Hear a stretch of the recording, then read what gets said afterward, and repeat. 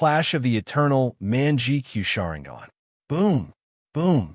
The cave trembled violently, its walls threatening to collapse with each colossal impact as two Susanoo warriors clashed in a battle of sheer devastation. The roars of their chakra avatars reverberated through the cavern, shaking the very foundation of the volcanic tunnel. Amidst the chaos, Orochimaru lurked nearby, watching with undisguised ecstasy. For him, witnessing a battle between two Susanoo wielders was a rarity beyond measure. Even more fascinating was the fact that Homusubi's Manjikyu Sharingan could stand toe-to-toe with Shimura Danzo's Manjikyu Sharingan. According to his research, Danzo's eternal Manjikyu Sharingan should be superior to any ordinary Manjikyu. Yet, Homusubi was matching him blow for blow. What did this imply? Orochimaru didn't have a definite answer, but one thing was certain. Homusubi's eyes were not ordinary. Danzo's shocked exclamation, "Your eyes!" only confirmed Orochimaru's suspicions.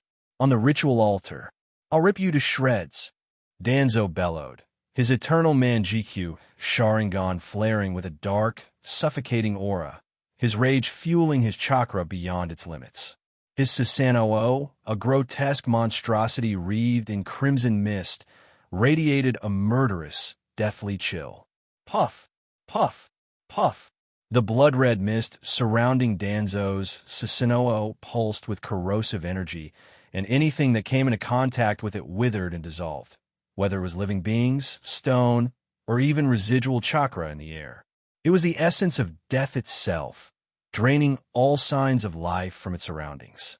Even Homusubi, who had seen her fair share of Uchiha Do-jutsu, found herself momentarily stunned.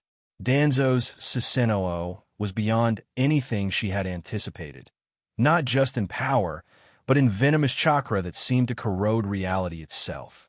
If this battle dragged on, she knew things could spiral out of control. With a deep breath, she made her move. Golden flames ignite. Voila! A radiant explosion of golden flames erupted, swallowing Homusubi's Susanoo in a blaze of incandescent fury, transforming it into a shining colossus that burned like the sun itself. The golden flames did not stop at her chakra avatar. They spread outward, devouring the crimson mist, purging it from the cave, and illuminating the volcanic tunnel in a dazzling golden light. Danzo's eyes narrowed, sensing the shift in power. Refusing to be outmatched, he poured even more chakra into his Susanoo, pushing his eternal Manjikyu Sharingan to its absolute limit. Their colossal avatars clashed, shaking the cavern like an earthquake, neither willing to relent. Even Orochimaru, despite his usual fearlessness, was forced to summon a massive serpent and hide within its coils, shielding himself from the sheer destructive force of the battle. The root shinobi, stationed nearby, could only watch in horror before desperately fleeing to a safer distance. Perhaps, for the first time in history, two eternal Manjikyu Sharingan users were truly clashing. The irony? Neither Homusubi nor Shimura Danzo were true Uchiha. A desperate struggle. Frustration began to boil within Danzo. "Why won't you just die?" he roared, his chakra raging like a storm. For all his overwhelming power, he still couldn't crush Homusubi. He needed to end this quickly. Danzo knew that time was not on his side. The longer the battle dragged on, the greater the risk, not just from Homusubi, but from the unforeseen side effects plaguing his eyes. His eternal Manjikyu Sharingan was behaving strangely. Something was changing within them, something beyond his control. And he hated it. Hated the way Homusubi's presence seemed to be triggering an unwanted reaction in his dojutsu. And most of all, he hated that he couldn't stop it. Homusubi, for her part, was just as shocked.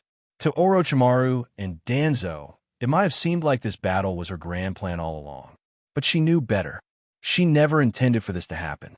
Yet, the moment their eternal Manjikyu Sharingan clashed, something beyond reason had begun. It was as if their dojutsu were fighting each other independently, as if the eyes themselves had their own will. A duel between eyes. This battle was no longer just between two shinobi. It was a battle of two eternal Manjikyu Sharingan. Their visual prowess was so evenly matched that a clear victor could not be determined. And so, the deciding factor was now the very reason for this conflict. The yin-yang chakra. This chakra was the key to evolving the eternal Manjikyu Sharingan into the Rinnegan, and whoever absorbed more of it would emerge as the ultimate victor. Thus, both Danzo and Homusubi pushed themselves to their absolute limits, channeling every ounce of power to steal as much yin-yang chakra as possible. But there was another problem. Both of them felt something off about their own eyes. To Homusubi, these eyes weren't even truly hers. They had belonged to Uchiha Ryota. And for Danzo, though his situation was different, it was still similar in nature. They were both wielding do-jutsu that weren't originally theirs. And as their eyes evolved, their independence will became even more apparent. The tide turns. Slowly but surely, the balance of power shifted. Homusubi's superior knowledge and experience with the Sharingan gave her an edge over Danzo. She adapted faster. She exploited openings more effectively. Bit by bit, she began to dominate the battle. Danzo, breathing heavily, stared at the impossible reality before him. How is this even possible? Everything was happening right before his eyes, yet he refused to believe it. He, who had awakened a do-jutsu stronger than the Manjikyu Sharingan, was losing to Homusubi. His eyes were supposed to be the strongest in the world, and yet he was being overpowered in the very domain of the Uchiha by a mere pretender. It was an absurdity beyond reason, and he couldn't accept it. The battle for power. Die! Die! Die!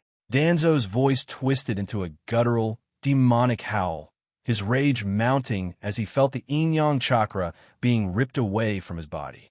The cave trembled under the violent battle, every sound swallowed by the roar of two titanic susanoo warriors clashing in a death struggle.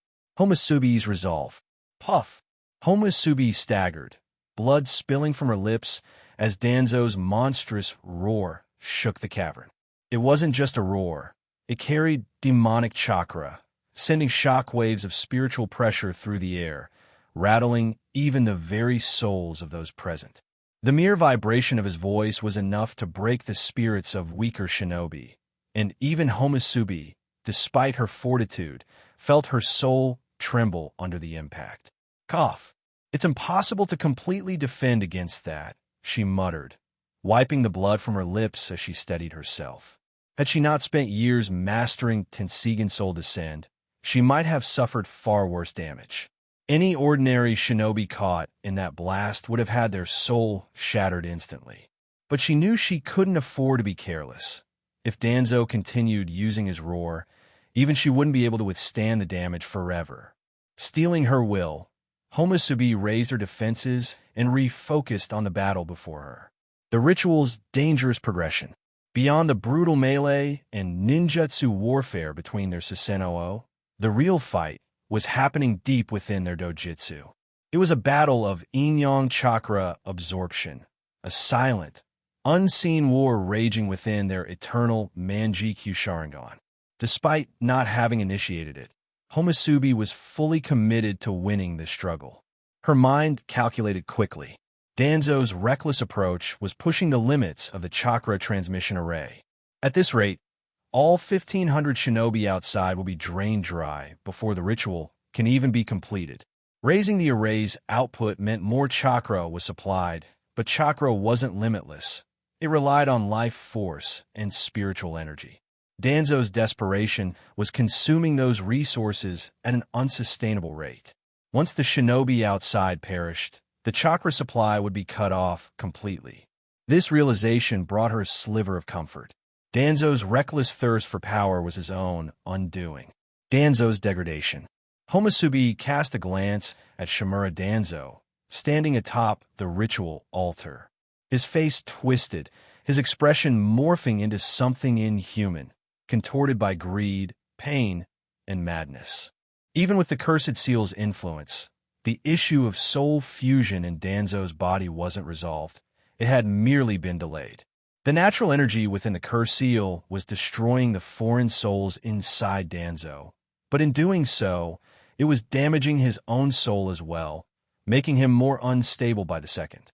At first, Homusubi had believed that awakening the eternal Manjikyu Sharingan had granted him some measure of stability, but seeing him now, she realized the truth. Danzo's soul was crumbling. Orochimaru's approach had been too brutal. But if his goal had been to completely dissolve all the souls inside Danzo's body, leaving behind an empty vessel imbued with multiple Kekkei Genkai, then everything made sense. Homusubi frowned. Orochimaru intended to steal Danzo's body for himself. But that plan had failed, and now things had spiraled into chaos. That snake always causes more trouble than he's worth, she sighed inwardly. The final push. Realizing she couldn't allow the situation to spiral further out of control, Homusubi made her move. Susanoo. At her command, her Susanoo evolved. A pair of massive wings unfolded behind it, and 4 golden arms, each wielding flaming swords, materialized into existence. Roar! The evolved Susanoo let out a thunderous battle cry, shaking the very foundations of the cavern. As soon as her eternal Manjikyu Sharingan fully synchronized with her chakra avatar, Homusubi could feel it. She was absorbing yin-yang chakra even faster. Danzo's frustration. Danzo clenched his fists, his teeth grinding together in fury. Despite all his power, he couldn't match her. His lack of mastery over his eternal Manjikyu Sharingan was showing. More importantly, he couldn't afford to use up too much chakra, or the ritual would consume him. He was stuck, forced to watch Homusubi overpower him. A low growl escaped him, filled with hatred. The truth behind Danzo's inferior eyes. Even if Danzo had full control, his eternal Manjikyu Sharingan was inherently inferior. To truly awaken the eternal Manjikyu Sharingan, 2 closely related pairs of Manjikyu must fuse. The natural fusion of Yin chakra creates a new, more potent version, stabilizing the user's soul and granting tremendous visual prowess. Danzo's eyes, however, weren't awakened through natural means. His eternal Manjikyu Sharingan had been forced into existence through Orochimaru's twisted experiments. That meant his visual prowess, while formidable, was still weaker than Homusubi's. This was the real reason why she had a clear advantage in their battle of Do-jutsu. The ritual nears its limit. Despite everything, Danzo had one advantage. This yin-yang chakra was a result of his own body's fusion process. From the very beginning, he had been able to absorb far more than Homusubi. But even she had managed to steal a considerable amount, and that was enough to make a difference. Suddenly, she felt it. A subtle shift in the chakra transmission array. The supply of chakra was fluctuating. Danzo felt it too. His eyes darted to hers, understanding the meaning immediately. They were running out of time. The supply of chakra was reaching its absolute limit. Once it ran dry, the window of opportunity for evolution would close. Only one pair of eternal Manjikyu Sharingan would have the chance to evolve further. Danzo's gaze darkened, his mind racing. Homusubi smirked. She knew what he was thinking. With only one chance left, only one of them would awaken the next stage of power. And she had no intention of letting it be Danzo. Hey, everyone! If you enjoy my quantum audiobooks, you can support me by becoming a Patreon member. Your support helps me keep creating, and you'll get exclusive perks. You can also access my audiobooks directly through Google Drive. Check out the link in the description. Now, let's get started. Only one pair of people can evolve. Is he going to be the one? Only one pair of people will evolve. Will it be her? No, never. It can't possibly be him. It can't possibly be her. It has to be me. Almost simultaneously, whether it was Danzo or Homusubi, they both had the same answer in their hearts. It's got to be me. They want their eternal Manjikyu Sharingan to evolve regardless of the circumstances. They both knew they couldn't allow the other party's dojutsu to evolve since they were fully aware of the long-term ramifications if the other party's dojutsu evolved. Both Homusubi and Shimura Danzo have their own motives and motivations in this regard. Leaving aside the matter of the other 6 Kekkei Genkai fusing in Danzo's body, the presence of eternal Manjikyu Sharingan in Danzo's possession is already a major threat that Homusubi must not overlook. If Danzo's eyes continue to transform into the Rinnegan, it will spell disaster not only for her but for the entire shinobi world. With Rinnegan in his possession and the identity of Konoha's interim Hokage agent, Danzo will be able to influence the whole shinobi world. Initially, this is not a bad thing, but with Danzo's mentality and aspirations of uniting and governing over the entire shinobi world under Konoha's flag, the path the shinobi world will progress under his supervision will be doomed for most. Not to mention that if Danzo is discovered, the actual potential of Chimera Jutsu and the Kekkai Genkai absorption ritual will be revealed to the whole shinobi world. So, whether for the sake of the shinobi world as a whole or for the sake of her own future intentions, Homusubi cannot stand Danzo. Danzo, like Homusubi, has his own motives, and to be honest, his predicament is far worse than Homusubi's. The lives of over 1,500 Konoha shinobi are on the line as a price for the evolution of his dojutsu. One of the darkest betrayals in the shinobi world's history is killing the shinobi of his own village in order to gain a higher level of power. If the entire shinobi world learns of this incident, Danzo will be labeled as one of the most dangerous renegade shinobi ever. Even yet, given his present strength, this isn't a major issue. The greater issue is the ramifications of becoming an enemy of the Amatsukami organization. Danzo is well aware that whether his dojutsu evolves or not, Amatsukami will pursue him. As a result, he wishes to obtain a higher-ranked dojutsu in order to ensure that he has the capacity to protect himself against Amatsukami. As a result, he can't let Homusubi succeed no matter what, because if she does, it will be a huge problem for him. With such thoughts running through both of their heads, their eyes met for a brief moment, and they each recognized what the other was up to. Both of them realized that this combat was unavoidable and that they could neither retreat nor surrender. Danzo realized this and, without caring about the implications of chakra consumption, he clasped his hands together with a snap sound, releasing all of his reserves with an explosive burst. Boom! An explosion happened as all of the chakras within his body appeared in physical form, powerful winds blew, and the ritual platform beneath his feet collapsed. Roar! The dark red susanoo he projected let out a ferocious demon-like roar and began to undergo new alterations with the help of Danzo's chakra reserves. As skeletal muscles grew, the susanoo quickly developed in bulk, along with gaining arms, legs, and wings. In less than a minute, it became a complete body susanoo. Danzo's susanoo had a pair of oni-like horns over its head and many monsters with sharp fangs in its mouth, which was an unexpected alteration. As a result of these two alterations, Danzo's susanoo appeared to be the incarnation of Imagine of War rather than the incarnation of God of War. Homusubi couldn't help but shudder when she saw Danzo's susanoo. Complete body susanoo? Is he already capable of using Susanoo's entire body? Even after awakening the eternal Mangekyou Sharingan, it takes a lot of time and training for the Uchiha clansmen to be able to use the complete body Susanoo, thus it's rather remarkable that Danzo can use it right away. Furthermore, the size of Danzo's complete body Susanoo, it's too large, twice as big as Homusubi's complete body Susanoo body.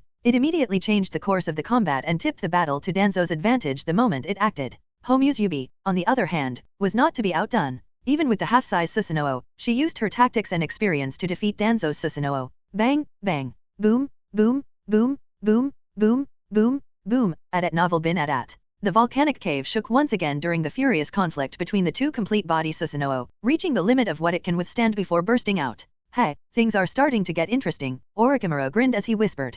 Orochimaru's demeanor was serene. Everything on the battlefield seemed to be going according to plan. And based on his behavior, he clearly has something up his sleeve that he hasn't shown yet. Maybe he's just waiting for the right moment. The chance to change everything and emerge as the biggest winner from this ordeal. Kakashi couldn't take it any longer as he watched the Konoha shinobi die one by one. He knew that acting irresponsibly here might make him a traitor to Konoha, but he couldn't keep watching and do nothing. His devotion to Konoha wouldn't let him stand by and watch as other villagers perish in vain before his very eyes. Kakashi couldn't help but think as he made up his decision to act. Otosama. Despite the fact that the circumstance I'm in is not the same as yours, what I'm experiencing right now is probably not too different from how you felt when you decided to abandon your mission. I finally understand you, and your intentions. He let out a sigh and then shook his head. Then the look in his eyes shifted. In his eyes, he exuded seriousness and maturity like never before. With a fresh look on his face, Kakashi reached into his shinobi bag and pulled out numerous kunao. Huish, huish, huish, huish, huish, huish. All the kunao were thrown at different angles. And the very next moment, he disappeared. Whoosh, huish. With an air-cutting sound, a specially marked kunao was nailed at the foot of a root shinobi. The sudden appearance of kunao out of nowhere surprised the root shinobi and prompted him to take the battle stance. Chirp. But before he had the time to figure out how and where the kunao came from, he found an arm clad in sliver blue lightning through his chest, and at the same time, the very iconic sound of chirping of thousands of birds entered his ears. Hada, K, Kak, as, H dash. Before he could finish his words, his body turned cold and he lost all signs of life. The death of the root shinobi was noticed by one of the other root shinobi who immediately alerted all the other shinobi present in the surroundings. Enemy attack. Everyone, be careful, it's an enemy attack. And the one attacking us is none other than Hatake Kakashi. Are you kidding me? As far as I know, Hatake Kakashi has mastered the Flying Thunder God technique. How are we supposed to deal with that bug jutsu? Instantly, Kakashi became the center of attention of all root shinobi, and the situation turned chaotic. Back in the volcanic cave, under the raw power of Danzo's demonic susanoo, Homusubi's golden susanoo was constantly suppressed and forced to the corner of the cave. Undoubtedly, in the battle of pure physical power, Homusubi's susanoo is no match for Danzo's susanoo. In fact, not only her, even Shisui and Obito's susanoo are not matched against Danzo's susanoo, in raw physical power at least. Danzo's susanoo is really strong. Damn it. Homusubi gritted her teeth. She could feel that Danzo was gradually gaining an advantage even in the battle of absorbing the yin-yang chakra, and this is clearly not a good thing for Homusubi, because it means that Danzo is reaching closer and closer to awakening the Rinnegan. Looking into Danzo's eyes, Homusubi noticed that the pattern of Danzo's eternal Mangekyo Sharinon has started to distort. The scarlet and black color of the tomo and copy wheel has started to change into violet color with a ripple pattern.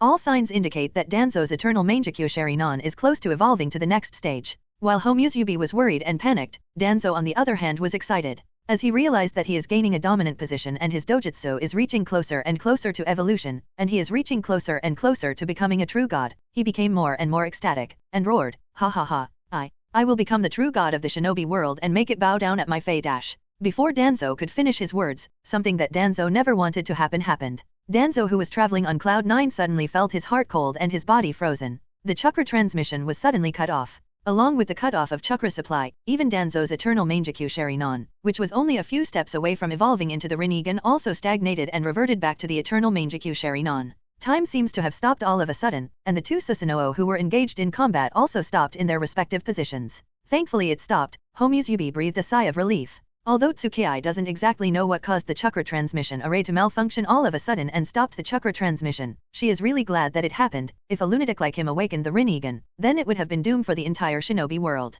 Just imagining the situation with Danzo having the Rinnegan scares Tsukii to the core. Seeing that the ritual has come to a stop midway, Orochimaru chuckled lightly. What a pity. I was just a step away from witnessing a miracle. Orochimaru's words brought everyone back to their senses, especially Danzo. He glanced at Orochimaru for a moment with a blank expression, then his expression started to change, and within a few seconds he was shouting like a maniac, "It's all because of you bastards? You people are again and again hindering me? Why are you bugs not kneeling before me like obedient servants? Why don't all of you just die?" With each of his words, the chakra emanating from his body became more and more violent. And different from before, this time Danzo wasn't restrained at all. Roar! Danzo's madness caused the dark red susanoo of his to enter the berserker mode and roar like a mad beast. Along with the roar, a spiritual attack that directly attacks the soul was also released and once again shook the entire cave. And as if that wasn't already more than enough, even the crimson-red corrosive mist also spread within the volcanic cave. I can't breathe.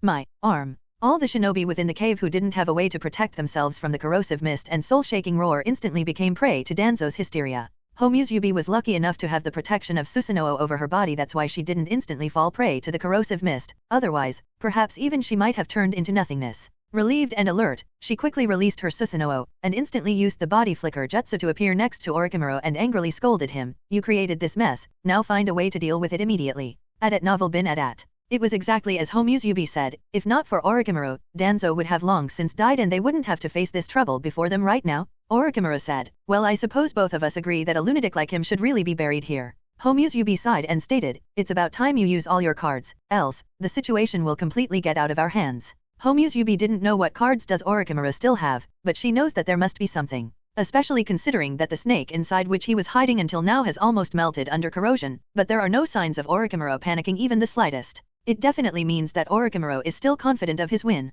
The only reason he hasn't used that card of his is that he is still eyeing Danzo's body. Homusubi understands this very well, so obviously, she won't be idiot enough to let Orochimaru take advantage here. Understanding that he can no longer act as a bystander, Orochimaru smiled awkwardly, and then without speaking any nonsense, he bit his finger, weaved the hand signs, and then tapped on the ground. Edo Tensei no Jutsu. Bang, bang, two coffins appeared out of nowhere, with the words Sho and Ni written on the lids. Edo Tensei of Showdown and Nightaim Hokage. Homusubi grimaced as she saw the two coffins. "Are they your trump card? Are you certain they'll be able to handle Danzo?" Homusubi has already confronted the two Hokage while using the Fujin clone a few months back. The two Hokage in the Edo Tensei form, as far as she knows, aren't too weak, and their strength should be slightly higher than Kage rank, but that's it. Showdown Hokage and Nightaim Hokage in their present Edo Tensei form would not be enough to fight Shimura Danzo, who now has 7 Kekii Genkai, including the Wood Release and Eternal Mangekyo Sharinon. Orochimaru grinned and remained deafeningly silent. He'd much rather have his masterwork demonstrated to Homusubi via action than through words. With a sigh and a shake of her head, Homusubi expressed her dissatisfaction with the situation. She has no idea how things will turn out now, all she knows is that she hopes it doesn't get out of hand. Tuck. Tuck. Two individuals with dull faces and cracked bodies walked out of the coffins step by step as the lids of both coffins slid off. Homusubi's pupils shrank as soon as she noticed the two of them with her eternal Mangekyo Sharinon. Orochimaru, how did he do it in such a short amount of time? The chakra fluctuations she was sensing from the bodies of the two former Hokages, particularly the Showdown Hokage, were exceedingly powerful, far more so than the ones Fujin had felt from them during his last combat with them. It's not impossible for an Edo Tensei to have such strength. Uchiha Madara's strength in the Fourth Great Shinobi War is clear proof of this. However, the possibility of them being able to show such strength at this point in time should have been next to impossible. But this is no longer the case, and it can only mean one thing, and it's extremely surprising. How did Orochimaru enhance the Edo Tensei Jutsu to this degree so quickly? Homusubi wondered. She has no idea what the answer is to this question. She can only assume it's due of the threat posed by the Akatsuki organization, which is always hovering above Orochimaru's head. Whatever the reason for his rapid improvement in Edo Tensei Jutsu, it is a positive thing for them right now. Even if Danzo is their former apprentice, Homusubi is confident that the two Hokages will not remain silent after witnessing Danzo's horrible crimes against the Konoha shinobi. The Showdown Hokage, dressed in the red shinobi armor of the Warring States period, stared at his broken hands and groaned miserably. This jutsu again. The Nidaime Hokage, dressed in Warring States period blue shinobi gear, folded his hands over his chest and studied the young figure standing not far away for a time before muttering, "Danzo, is that you?" Nidaime Hokage, as the superior and sensei of the 6 shinobi at the time, was a very dedicated sensei to his 6 followers. To defend his followers and Konoha's future, he even chose to face Kinkaku, Ginkaku, and their elite forces on his own to ensure that Konoha's future was protected. As a result, when Senju Tobirama saw the familiar face of one of those 6 children, he immediately recognized it as none other than Danzo. He was astonished when he observed something unexpected and exclaimed, "Mangekyo Sharinon," and shook his head. No, that pair isn't merely Mangekyo Sharinon. It's eternal Mangekyo Sharinon. His elder brother Hashirama, drawn in by Tobirama's comments, shifted his gaze to the young man who resembled Danzo and nodded slightly. "Well, you are right, Tobirama. That pair of eyes reminds me of Madara's. They are the eternal Mangekyo Sharinon." Showdown and Nidaime Hokage, who had dealt with the Uchiha clan before, were well versed in the Mangekyo Sharinon and the eternal Mangekyo Sharinon. Senju Hashirama, in particular, because he has frequently battled the strongest Uchiha, could tell just by looking at the youngster's dark crimson susanoo that the Sharingan's visual prowess in his eyes is closer to that of Madara back in the day. Showdown, on the other hand, believes that the eternal Mangekyo Sharinon of the child inside the crimson susanoo is far more malevolent than Madara's. It appears to be loaded with rage, greed, lust, and other vices. Tobirama's face became grave as he received his elder brother's affirmation, and he said, "Danzo, you are Danzo, right? Why do you have the Uchiha clan's eyes?" The eternal Mangekyo Sharinon can only be awakened by a Uchiha clansman, and Danzo isn't a Uchiha, so the pair of eternal Mangekyo Sharinon that Danzo holds must have been stolen from someone. Tobirama's heart was freezing. He couldn't believe his apprentice had become enamored with power and had strayed from the will of fire. This was too much for him to bear. He instilled in them the desire to be better than this. On the shattered altar, Danzo inhaled deeply and mumbled to himself, "Is that Sensei?" as he glanced at the two familiar figures with a puzzled expression. Danzo hasn't fully recovered his mind, but he did know the two figures, Showdown Hokage and Nidaime Hokage. Showdown Hokage-sama, Nidaime Hokage-sama, I believe it is appropriate to reminisce about the past days at a later time. Just now, the Konoha village and the entire shinobi world are in peril. Showdown and Nidaime both turned around and gazed at Orochimaru with a puzzled expression on their faces. First, this guy conspired against Sandaime Hokage Sarutobi Hiruzen and forced him to step down from the position of Hokage, and about a month after taking the power of Konoha village in his hands, he ordered nearly 1,500 high-ranking Konoha shinobi to secretly assemble outside this volcano, Orochimaru said, pointing at Danzo. "For a war?" Tobirama asked, frowning. If it was merely for a war, then the Konoha village and the entire shinobi world wouldn't have been imperiled by his acts, Orochimaru explained, shaking his head. He gathered those 1,500 Konoha shinobi outside this cave for the goal of absorbing their chakra and life force while performing a ceremony. Adat novel bin adat. A ritual. Showdown was perplexed this time. What type of ritual are you talking about? A ceremony to climb into a god, Orochimaru continued. If he succeeds, he will become a god, and I don't suppose I need to explain what it takes to become a god. The life of the 1,500 Konoha shinobi outside this cave. We attempted to stop him ourselves, but the strength he has already acquired is far greater than we can bear. As a result, I had no choice but to extricate the two of you from the underworld. Nidaime Hokage's expression darkened after hearing Orochimaru's explanation. Showdown Hokage sought to sense the condition outside the cave at the same moment, and he did detect over 1,500 chakra signals. Many of them were already dead, some were barely surviving, and the remainder were on the verge of death as they spoke. Showdown's face became somber as he realized there was some truth to that statement. Although Naidame didn't totally trust Orochimaru's words, he couldn't help but be suspicious when he felt the evil chakra encircling Danzo and saw people dying all around him. Danzo, did you really do all of this? He wondered. Did you truly plan to sabotage Hiruzen? You were mistaken, sensei. Hiruzen, he's not deserving of the title of Hokage. I am the only shinobi who has been it and will be worthy of the title of Hokage. Only I have the ability to take Konoha to new heights, said Danzo with a roar as if to add weight to his words. The current Danzo lacks the mental capacity to comprehend the circumstances. Instead of responding appropriately to Tobirama's query, he uttered the ideas that had always been hidden in his heart. Rather than sprinkling water on the fire that Orochimaru was attempting to start, Danzo added more oil to it. Tobirama, this pupil of yours has lost his head in the desire of power, Hashirama stated casually as he rubbed his brother's shoulder. Such a person cannot be allowed to remain Hokage because he would wreck Konoha. We must put an end to him at all costs. Showdown Hokage went so far as to kill Madara for the sake of Konoha, so how can he spare simply a Danzo? Tobirama drew a deep breath and stayed silent. He had not anticipated the day when he would be forced to murder his own apprentice. Tobirama, this disciple of yours has lost his mind in the chase of power, Hashirama said solemnly. Such a person cannot be allowed to remain Hokage because he would wreck Konoha. We must put an end to him at all costs. This is truly your responsibility, Orochimaru said with a smile. After all, Shimura Danzo is your own disciple, Senju Tobirama-sama. Showdown gave Orochimaru a harsh look and sighed, choosing not to say anything to him. After a brief moment of self-reflection, he shifted his gaze towards Homuzubi and exclaimed, "This is a surprise, another pair of eternal Mangekyo Sharingan? But now that I sense it, unlike Danzo's, your eyes don't seem to be full of wickedness or malice. Are you the current patriarch of the Uchiha clan?" Naidame awoke from his reverie and glanced at Homuzubi with a thoughtful expression. Elder brother, her attire is quite similar to that of the other guy we battled against the last time Orochimaru summoned us, he remembered after seeing the intricacies of Homuzubi's mask and cloak and told Hashirama. Perhaps they're both affiliated with the same organization. Tobirama was describing their battle with Fujin at the ruins of the shrine. Despite the fact that both Showdown and Naidame were under Orochimaru's control at the time, Naidame recalls the events of that battle vividly, as well as the foe they faced that night. But, unlike Naidame, Showdown isn't so convinced. That level of the fight was nothing to him.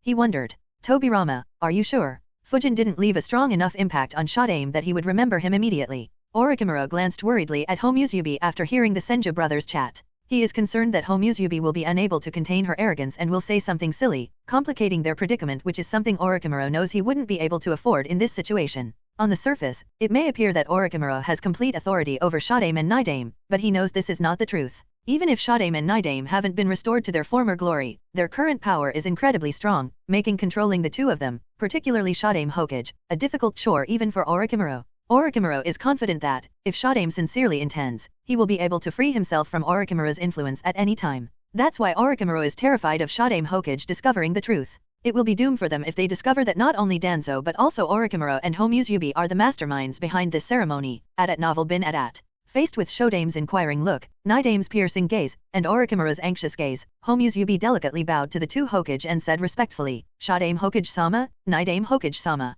I'm sorry, but I'm not the current patriarch of the Uchiha clan. Rather, I'm the Konoha Military Police Force's vice captain. Several mysterious disappearances of my clansmen have occurred in recent years, and we assumed that these disappearances are linked to the Amatsukami group. So, on the Patriarch's orders, I entered the Amatsukami organization in order to learn the truth and, if possible, rescue my clansmen. However, after more inquiry, I discovered that the disappearance is actually linked to Shimura Danzo, not the Amatsukami organization. I found a few more secrets, including this ritual and how Danzo planned to use my clansmen as a sacrifice for this ritual. In addition to this stunning reality, I ran here to put an end to his ambition, but I was a step late and couldn't save them. If only. So that's the situation," Showdown groaned. Danzo did indeed steal the pair of eternal Mangekyo Sharingan in his eye sockets. Naidame's eyes furrowed as he listened intently to Orochimaru and Homuzubi's explanation. Tobirama finds it difficult to comprehend that in this period, there are two pairs of eternal Mangekyo Sharingan. However, given the current situation and his knowledge of the ins and outs of things, he is unable to dismiss Orochimaru and Homuzubi's comments. While Naidame was pondering Homuzubi's comments, Danzo erupted in a violent roar from the rubble of the ceremonial altar, drawing everyone's attention. Danzo was stooped over, the tips of his fingers brushing the ground, his breath was heavy, and a massive plume of white smoke billowed from his nostrils with each exhale. With his tangled hair full of sweat and fluids, as well as the dark red erosive color surrounding him, he seemed like a devil crawled out of hell. "Sensei, your period has already passed. Today is the dawn of a new era, an era that exclusively belongs to me," said Danzo looking at Tobirama. "I will be the sole ruler of the whole shinobi world during this age." Tobirama sighed regretfully when he heard such remarks. "Danzo, you've become this because of your greed and hunger for power. It's partly my fault that you've become this. As your sensei, it is now my obligation to correct my mistakes, so I shall put an end to your goals. As he said these words, Tobirama's expression turned cold. His body flickered and vanished in a white flash as soon as he concluded his remarks. Whoosh! Shadaime clapped his hands and said, "Wood style, wood dragon jutsu," at the same instant. Instantly, a massive wooden dragon appeared from the ground and began to coil around Danzo's blood-red susanoo, getting tighter and tighter with each passing second, as if it would crush the susanoo within it.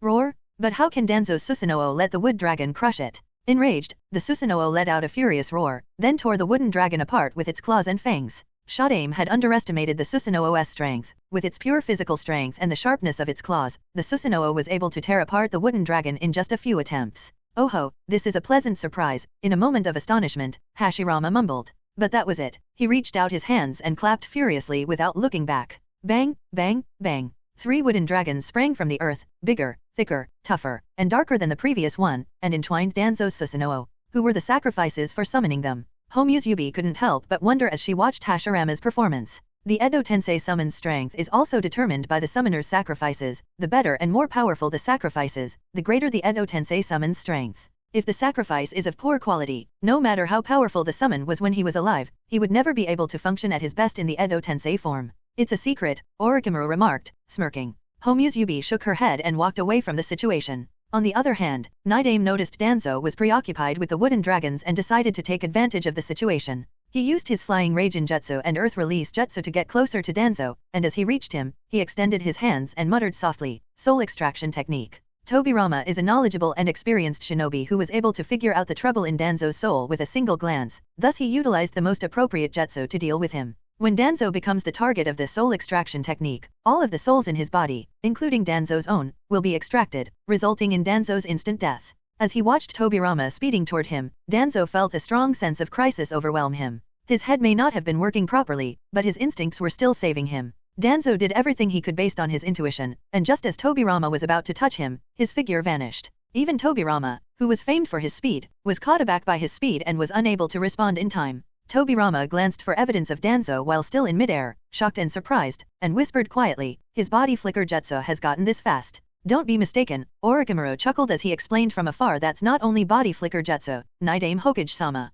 It's the outcome of Danzo stealing swift release Kekkai Genkai from a shinobi similar to the Uchiha clan's Sharingan." "Is that even possible?" both Naruto and Shadaime wondered. "Yes, it is feasible with the ritual he performed," Orochimaru nodded. "A ritual to take other people's Kekkai Genkai?" Naruto wondered. "Doesn't it sound strange? But it's the truth. He used this jutsu to steal not only the Uchiha clan's Sharingan and the swift release from an Uzumaki shinobi, but also several other Kekkai Genkai such as Wood Release, Dark Release, Crystal Release, Storm Release, and Boil Release, to become the most perfect shinobi in existence," Orochimaru said. Tobirama couldn't help but frown after hearing Orochimaru's explanation. The most ideal shinobi, he wondered. He immediately looked down at the remnants of the altar beneath his feet and studied the numerous funjutsu carved on the altar's ruins. After a while, he looked along the chakra-carrying lines and his face turned solemn. "Remember, Naruto Hokage is one of the top ninjutsu innovators and researchers in the world of shinobi. Senju Tobirama created some of the most famous and dangerous ninjutsu in the shinobi world, including but not limited to Kage Bunshin, Edo Tensei, Flying Raijin, and so on.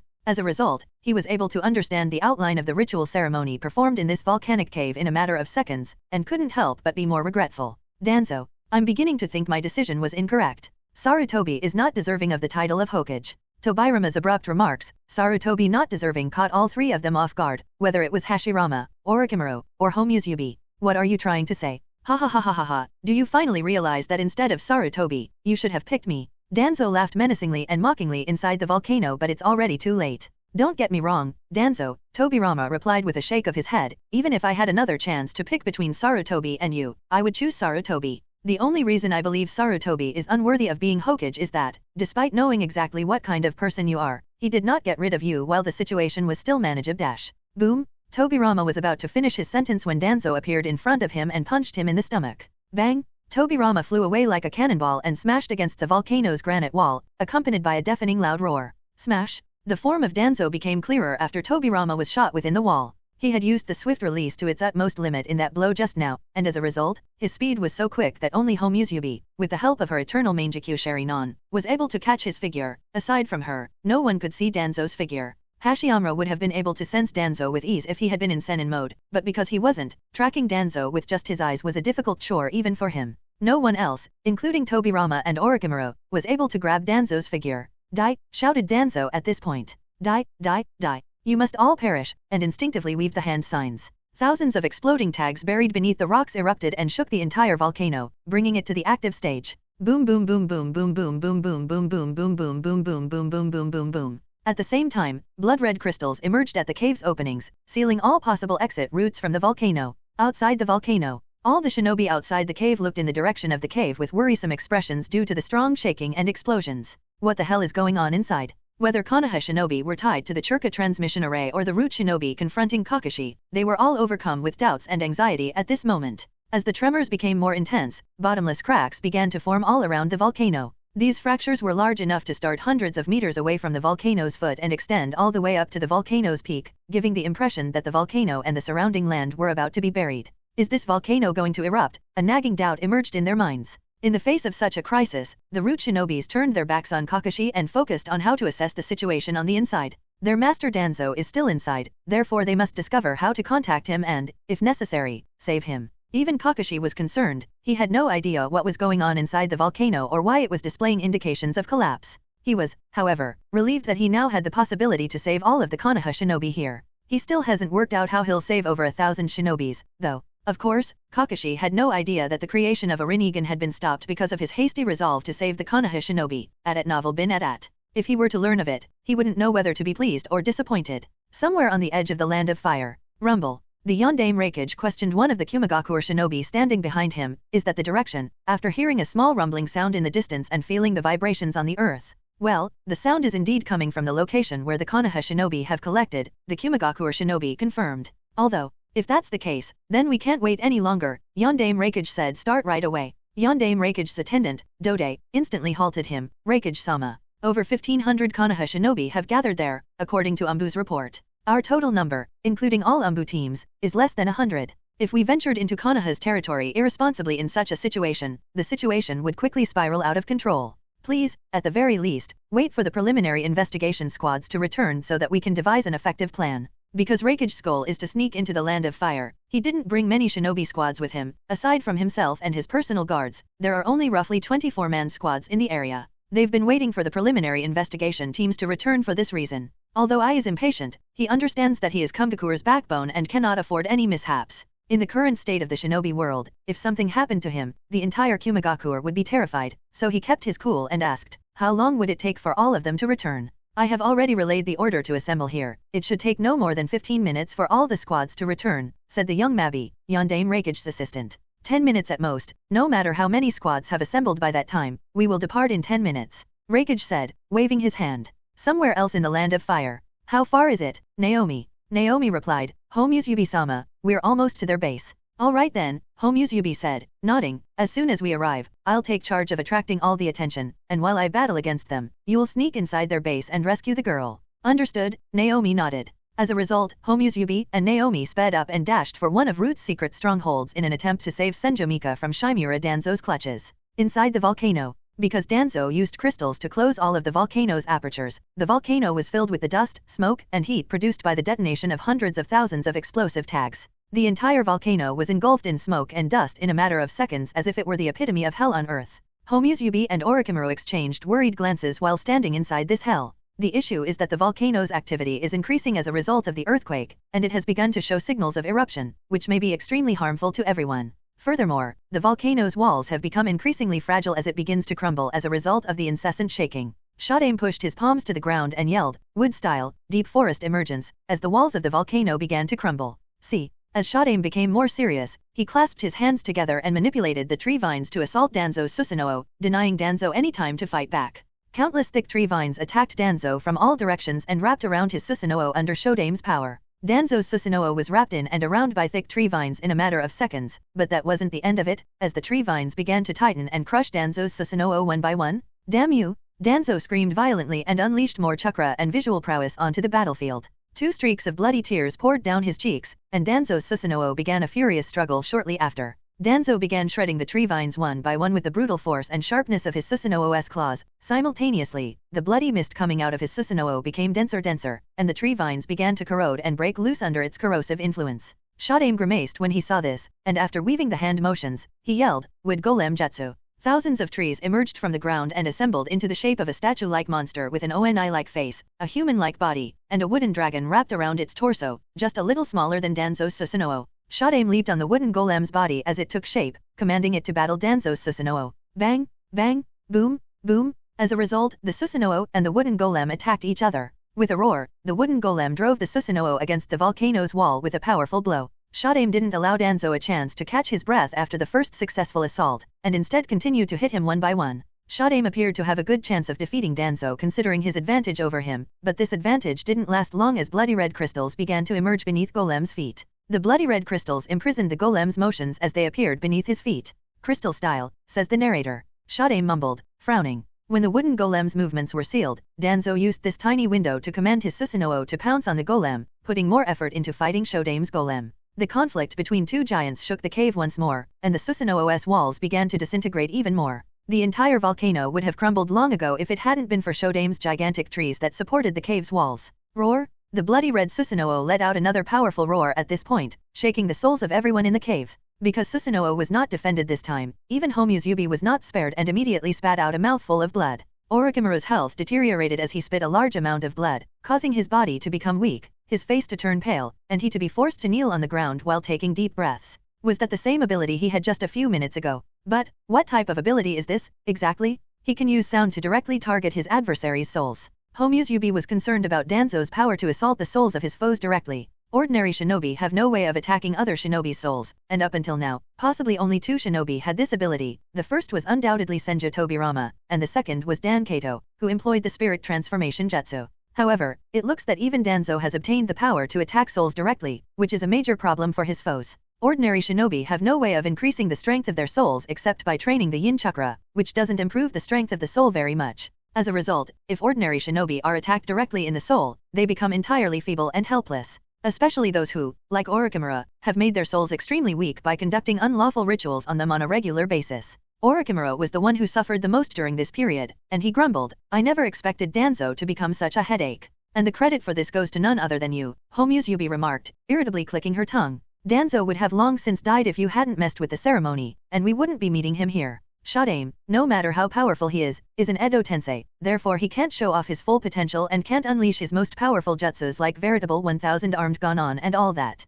Because Shadaim isn't at his best right now, Danzo can easily keep up with him. As a result, thinking that the most powerful Hokage will put a stop to Danzo is a naive concept that will never come true. And if Danzo managed to flee this volcano, the danger he would pose to the shinobi world, Amatsukami, and Orochimaru would be enormous. The reason for this is that he will be able to restore his sanity and become acquainted with the 7 Kekii Genkai in his body, which is something Homuzubi does not desire. As a result, she folded her fists in front of her and muttered to Orochimaru beside her, "Strike while the iron is hot. This is our best chance, let's all assault him at the same time and put a stop to this charade." Orochimaru nodded, agreeing with Homuzubi's point of view. "I guess I don't have much of a choice at this point." He then activated the cursed seals he'd implanted in himself at Novel Bin Adat. Homuzubi used an incredibly enormous flame jutsu on Danzo as soon as her hand songs were finished, and she also reactivated her golden Susanoo to the ultimate wing stage and pounced on him with it. Whoosh! As soon as she rushed toward Danzo, Homuzubi used the 4 golden swords of her Susanoo and slashed them at Danzo with all her might. Huiaish! The right arm of Danzo's Susanoo flew out as the golden sword dropped.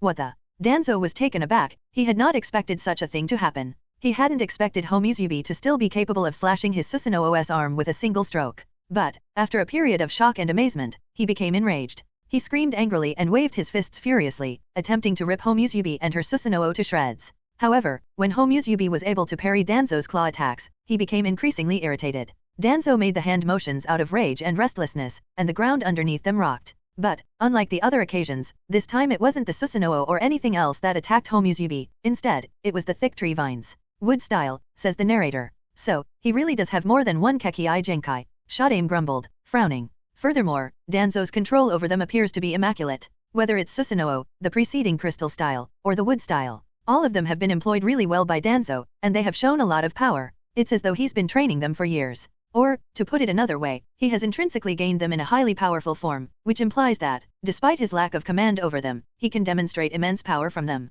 Homuzubi did not sit still as she saw innumerable tree vines approaching her and attempting to entwine around her contours. She woven the hand sings by folding her hands together. Except for Shadaime and Nidaime, others were shocked to notice that, in addition to Homusubi's hand signs, her Susanoo's arms were also weaving the same hand signs. Blaze Release, Asha Himemai, Golden Lotus of Hell. Homusubi whispered as the hand signs were completed. As soon as she said the name of the jutsu, golden flames flew into the night sky in a radius of almost 100 meters around her, as if the volcano had burst. Asha Himemai is not only Homusubi's distinctive Kekii Genkai, but also her Susanoo's natural ability. As a result, when she uses her Kekii Genkai while using the Susanoo, the effect is on another level. The bloody red smoke and the blazing golden flames soon began a tug of war. Orochimaru made his move just as Homusubi and Danzo were locked in a tug of battle. The eight-headed serpent's art. Orochimaru changed into a monstrous eight-headed serpent, similar to Yamato no Orokai from Tales and Folklore, and pounced on the gory red Susanoo after speaking these words. Strangely, contrary to mythology, Yamato no Orokai appeared to be the good man, while Susanoo, the god of thunder and storms who slew it in stories, appeared to be the bad person.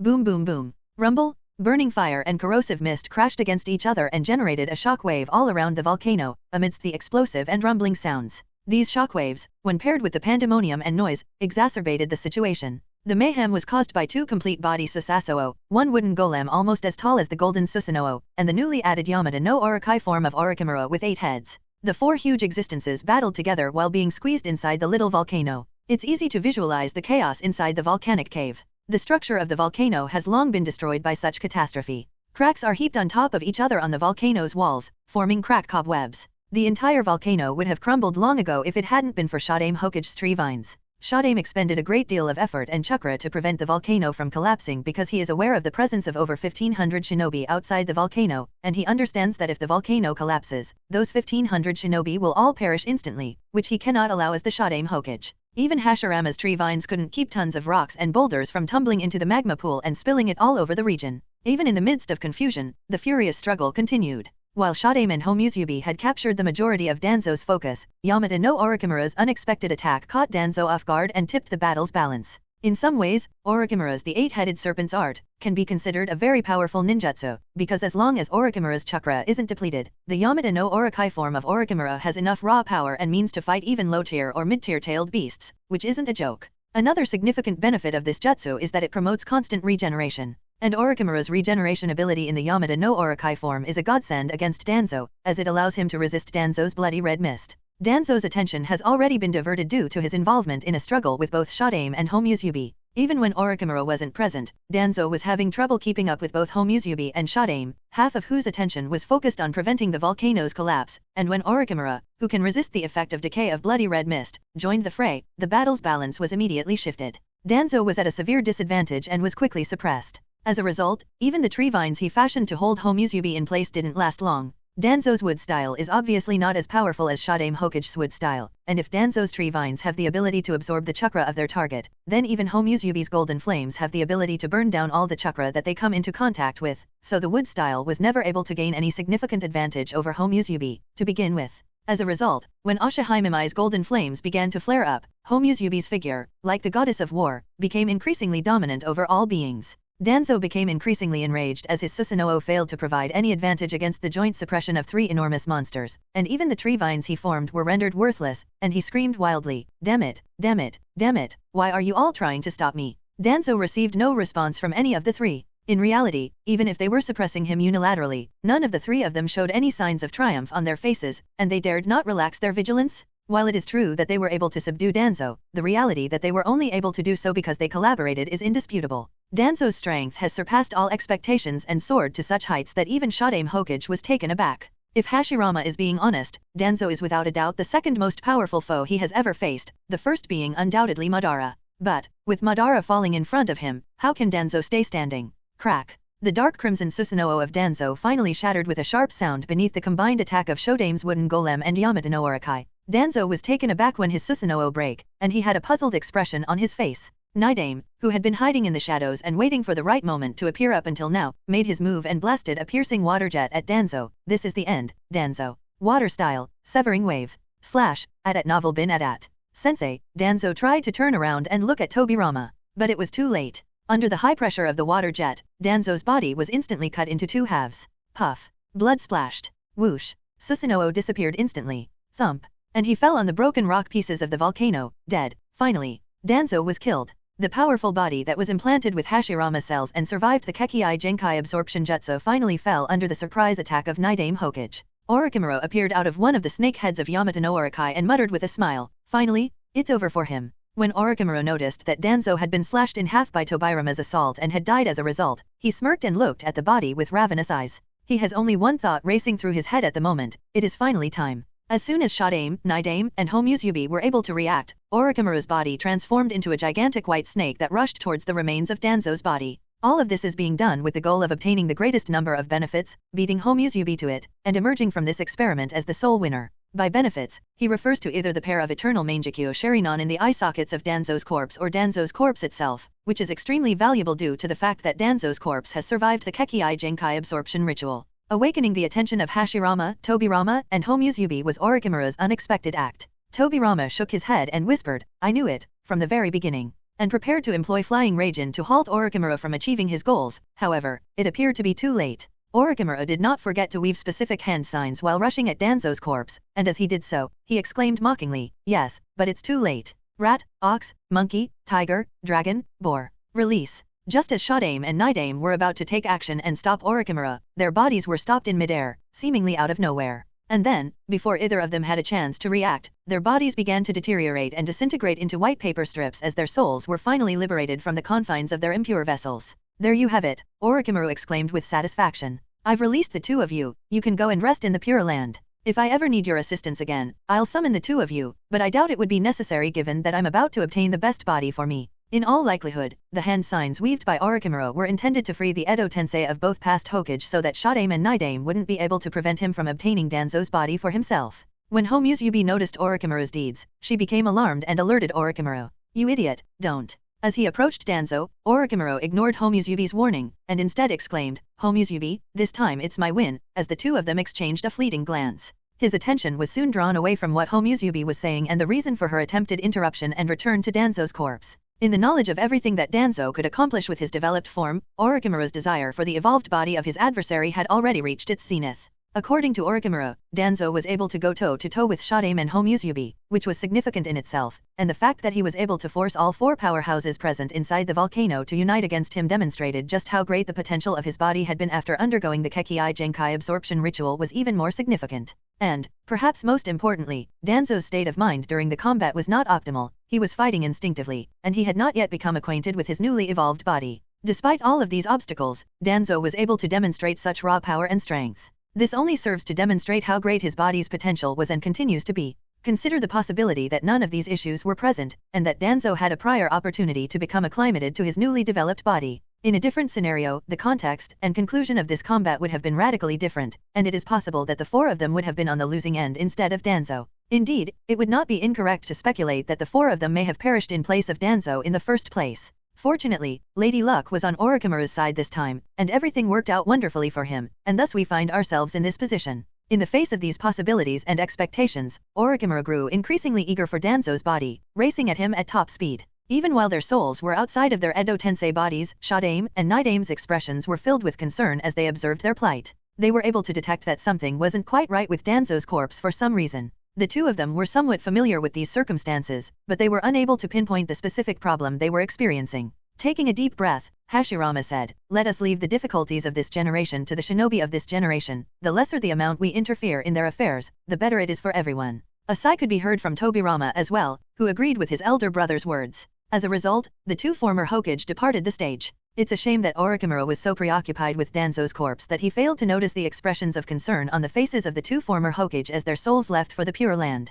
On the other hand, if you think about it, even if Orochimaru had noticed it, it's possible that he wouldn't have cared much about it because their anxiety and the reasons for it didn't matter to him all that much. As a result, he couldn't care less about what the other Hokages were attempting to say. The only thing on his mind at the moment is Danzo's corpse, which he intends to take possession of as soon as possible. The closer he got to the target, the more clearly Orochimaru was able to see a pair of scarlet-colored eyes, which made him even more ravenous, to the point where he couldn't stop himself from shouting. "That pair of eternal Mangekyo Sharinon, it's mine. That perfect body, it's mine. They're all mine." Whoosh! Orochimaru charged ahead and jumped towards Danzo's body, which was just a few steps away, making a harsh air-cutting sound in the process. At novel bin at. He laughed and dived ahead to get a hold of Danzo's body. Poof! Bang! Crash! But for some reason Orochimaru didn't understand. Instead of grabbing Danzo's body, He caught nothing in his grasp and fell into the rocks ahead. He glanced at his empty hands, perplexed, and questioned, what the hell happened? Orochimaru was baffled as to what had happened. All the delight and excitement on his face faded as he stared at his empty palms, leaving him with feelings of loss, incredulity, and perplexity. Orochimaru, startled, twisted his head mechanically and gazed toward the location where Danzo's body was supposed to be. But it was the fact that the body that had been lying there only a few seconds before had vanished into thin air as if it had been a trick of the light. Was it only a genjutsu? He questioned, but I'm certain Nidame Hokage-sama killed him. How can it be a genjutsu? It was an odd thing to behold, and no explanation. And, if Orochimaru appeared dazed and bewildered, Homusubi, on the other hand, appeared to be completely awake. At the same moment she noticed Danzo's corpse vanish into thin air, she spun abruptly around and with great control made a sharp slash with the golden sword of her susanoo. The golden sword slashed through the air, carving vast ravines into the earth. As a result of the ravines extending towards the magma pool not far away, magma began to flow through them and rise to the surface of the earth. Ah! As the magma began to pour in, a heavy and agonizing scream could be heard, which attracted the attention of Homusubi and Orochimaru. Increasingly perplexed, Orochimaru said, his mouth agape, how is this even possible? Hasn't Danzo already passed away? Obviously, as everyone has probably figured by now, Danzo was the one who let out this agonizing scream. However, as Orochimaru pointed out, Danzo should have been dead by now. Consequently, the question is, if Danzo was already dead, how is he still alive and able to cry out in agony? To answer your question, Danzo was certainly murdered by Tobirama's water-style ninjutsu, but the fact is that Danzo has mastered Uchiha's banned genjutsu Izanagi. Izanagi is a forbidden jutsu that has the ability to change the fate of the caster. Danzo, who has mastered this forbidden jutsu, instinctively used it when he sensed the approaching danger of death to change the fate of his death at the cost of one of the Sharingan implanted in his body, and as a result, he was saved from dying. Uchiha Madara was able to deceive both Shadame and Nidame utilizing Izanagi, so it shouldn't come as a surprise that Orochimaru was also duped in this instance as well. In terms of the suspicions that Hashirama and Tobirama harbored until recently, it is due to the fact that Danzo's mastery over Izanagi is not as perfect as Madara's, and that the two of them are already dead, and as such, they understand the state of death better than any living shinobi around, and as a result, they were able to sense that something was wrong with Danzo's death.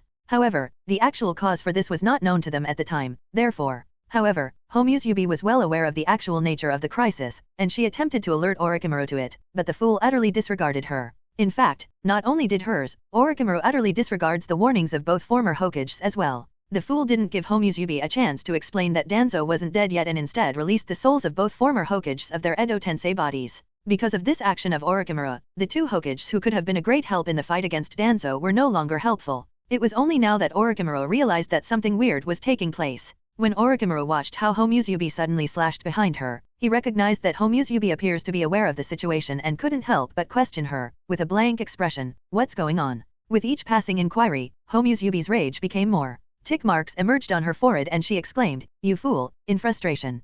Can't you keep your greed under control for a change and use your intellect? You're a snake, aren't you? Then act like one for God's sake. Orochimaru remained deafeningly quiet. In spite of the fact that he was embarrassed, he chose to swallow the insult and wait for Homusubi to explain the issue to him. As Homusubi sighed, she explained, this is the outcome when Izanagi is used. Izanagi. When Orochimaru spoke, he had a thoughtful expression on his face. I seem to recall reading this word on one of the scrolls while I was secretly sneaked into Konoha's forbidden archives, but, as far as I recall, there was no explanation about it on that scroll. What is Izanagi? He wondered.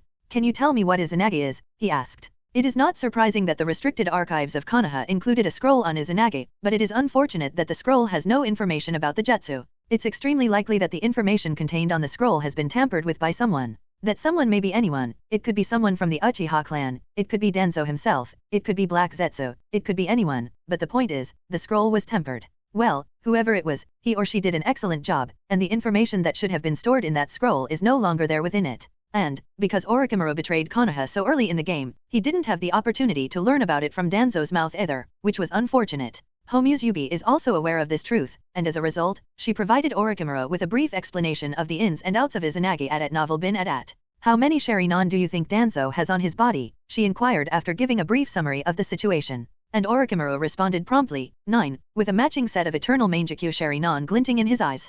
Prior to the ceremony, Danzo had a total of 8 Sharingan on his body, with 1 in his eyes and the other 7 in his arm. During the ritual, his other eye was also converted into a Sharingan, bringing the total number of Sharingan on his body to 9. It means that Danzo has a total of 10 lives, stated Homusubi, who rebuked Orochimaru fiercely. Only one of his 10 lives was finished, she added. And you lost yourself to your avarice, seeing that, not only did you disrupt the battlefield's flow, but you also undid the Edo Tensei of both the Showdown Hokage and the Night Hokage. Even if Danzo wasn't actually defeated at the time, Danzo still has 9 lives left despite the fact that the two of them are no longer present. And I have my doubts about your ability to summon them again. Orochimaru narrowed his eyes as he heard Homusubi say those words. Homusubi shrugged her head, completely ignoring Orochimaru's expression. Homusubi couldn't care less about the ideas that were racing through Orochimaru's head at the time because her attention was diverted wholly elsewhere at the time. Homusubi was able to detect Danzo's usage of Izanagi and his concealed appearance behind her at the time, which is why she was able to instantly react and deliver a sharp slash in the appropriate manner. The reason behind this is her pair of eternal Mangekyo Sharinon. It's almost as though both pairs of eternal Mangekyo Sharinon are connected to one another, which explains why she can foresee where Danzo will appear with the use of her pair of Sharinon. It is not incorrect to state that her pair, as well as Danzo's pair, have both far beyond the level of eternal Mangekyo Sharinon at this time. A strong hostility between the two couples appears to exist at the same time, as evidenced by the fact that they loathe one another. Because both sets of eyes appear to have some sense of reasoning, they appear to grasp that only one of them has the potential to evolve any further, which is why they both appear to harbor animosity toward one another, and clearly, as their users, Homusubi and Danzo are both adversely affected by their animosity toward one another. This explains why Homusubi was able to detect the presence of Danzo, who was attempting to sneak up on her from behind and launched a counterattack of her down on him. Homusubi had been able to take advantage of Danzo's lack of logic in his hurry to absorb visual prowess for the advancement of his dojutsu up until now and had slain him. In fact, even after murdering Danzo the first time, Homusubi didn't dare to relax her guard. Homusubi's nerves tightened as she realized Danzo may utilize Izanagi to affect the outcome of his death. Although she was scared, she knew Danzo wouldn't be able to survive for long if Showdown and Night were present. After all, she reasoned, with the numerical advantage and power of the two past Hokage, murdering Danzo n times wasn't such a difficult task. Furthermore, both Showdown and Night have learned some of the Senju and the Uzumaki clan's most deadly fuinjutsu. They would have used their enormous expertise battling against the Uchiha clan to find out a way to circumvent Izanagi in order to deal with Danzo if they had been told the facts and exact mechanism of Izanagi. There was no way Danzo could survive in such a battle. However, Orochimaru's blunder changed everything. Orochimaru, influenced by greed, made a blunder by hastily removing 2 key combat personnel, worsening the situation. Despite the fact that Homusubi was irritated and angry with Orochimaru, she remained silent. After all, Orochimaru had no prior knowledge of Izanagi, so his actions were fairly normal given his personality. And even Homusubi only knew about Izanagi because of her past life knowledge. If it hadn't been for that, she might have done something similar to Orochimaru. As a result, she has no right to dismiss Orochimaru. Sigh. Focus, she grumbled as she took a deep breath, and then she put all other thoughts aside and concentrated on the battle at hand. Homusubi poured as much chakra as she could into her eyes as she stood inside the protective armor of her golden susanoo, attempting to capture the location where Danzo would soon manifest himself. Tsukii sensed Danzo hadn't regained his sanity and was still acting entirely on instincts when she killed him a few moments ago. To be honest, relying on instincts isn't always a bad thing, because intuition can be more perceptive to danger than rational analysis. However, there are a few things that can't be done solely on instincts. Homusubi is well aware of this, which is why she believes that if she carefully prepares a plan, she might be able to dispose of Danzo within the volcano. Don't you want my eyes? Homusubi snorted coldly. Come and take them. Homusubi knows Danzo is after the pair of eyes in her sockets, so she realizes she can use them as bait to entice him out at Novel Bin Adat. And while Homusubi was planning on how to deal with Danzo, the overall situation of the volcano started to worsen. Rumble. Crash. Collapse. Because Orochimaru sent Showdown Hokage's soul to the Pure Land, the chakra supply to the tree vines that held the volcano came to a halt, and as a result, the tree vines were no longer able to support the volcano's structure.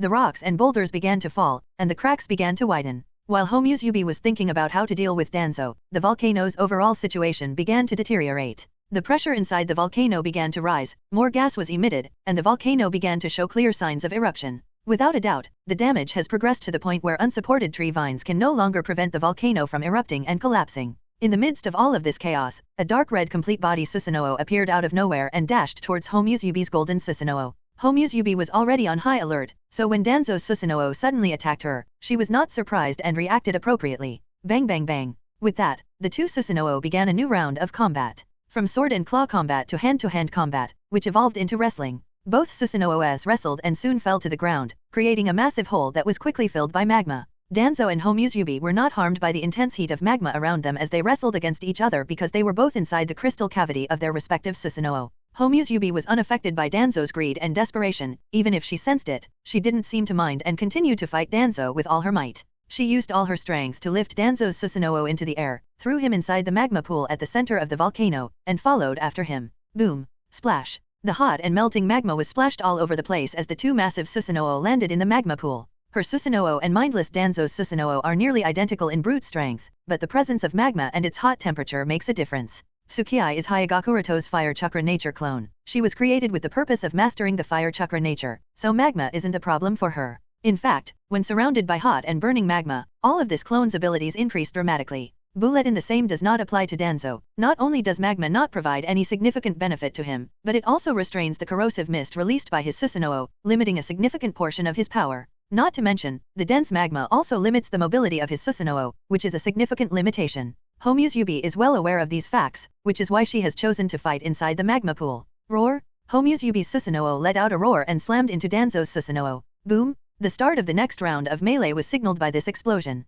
Orochimaru stood at a distance, a gloomy expression on his face as he watched the battle. Orochimaru wasn't feeling well after seeing Danzo resurrect twice. He had no idea that Danzo had already touched the immortality that he had been pursuing for years. Orochimaru is also furious with himself, wondering how he could have made such a blunder. Orochimaru is unsure whether or not he can participate in this battle now that Showdown and Nidame are no longer there. He feels as if he stepped on a stone. There's no way to take control of Danzo's body now, and Orochimaru isn't sure if he can even assist Homusubi in solving the problem they've created. He is very clear that he is not Danzo's opponent based on his own strength and without the help of Edo Tensei Showdown and Nidame. He can't do anything to Danzo, even if it's the Danzo, who has lost all senses and is acting solely on instinct. The movement inside the magma pool came to a halt while Orochimaru was cursing himself. It means the ferocious battle that had been going on inside has come to an end. Who won? Orochimaru muttered, his face unsettled. If Tsukii is the winner, Orochimaru may be able to negotiate with her and obtain a portion of the benefits. However, if Danzo is the winner, not only will he not be able to obtain some benefits, but he may not even be able to escape alive.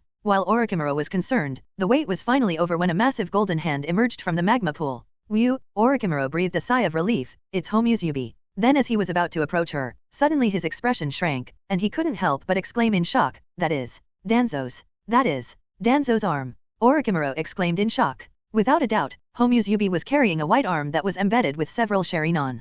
Just as Orochimaru was intently staring at the severed arm held by Homusubi, out of nowhere, an arm pierced his chest without him being able to react at all. Arg! Spew cough. Orochimaru screamed in pain and spewed blood, but more than pain, he was shocked. The reason? The reason is that when Orochimaru looked down at the arm piercing through his chest, he was stunned to find that this is the very same white arm that he transplanted into Danzo's body during the transformation operation. But how is this possible? How can the arm that is already severed by Homusubi appear back in Danzo's body? Even if Orochimaru thought about it, he couldn't get an answer, and this wasn't all that confused him. In fact, even if it was the very same arm, there was still something different about it. And this made Orochimaru more confused. The arm that pierced through Orochimaru's chest had no shurinan embedded in it. It was as if they were never there, to begin with. All this confusion and doubt, and yet no answer. And before Orochimaru could think anything more, he was kicked by Danzo standing behind him, and thrown out like a piece of shit. Plop. Already gravely injured, and bleeding, when he fell on the scorching ground, it seemed several more bones were cracked, and he soon lost consciousness.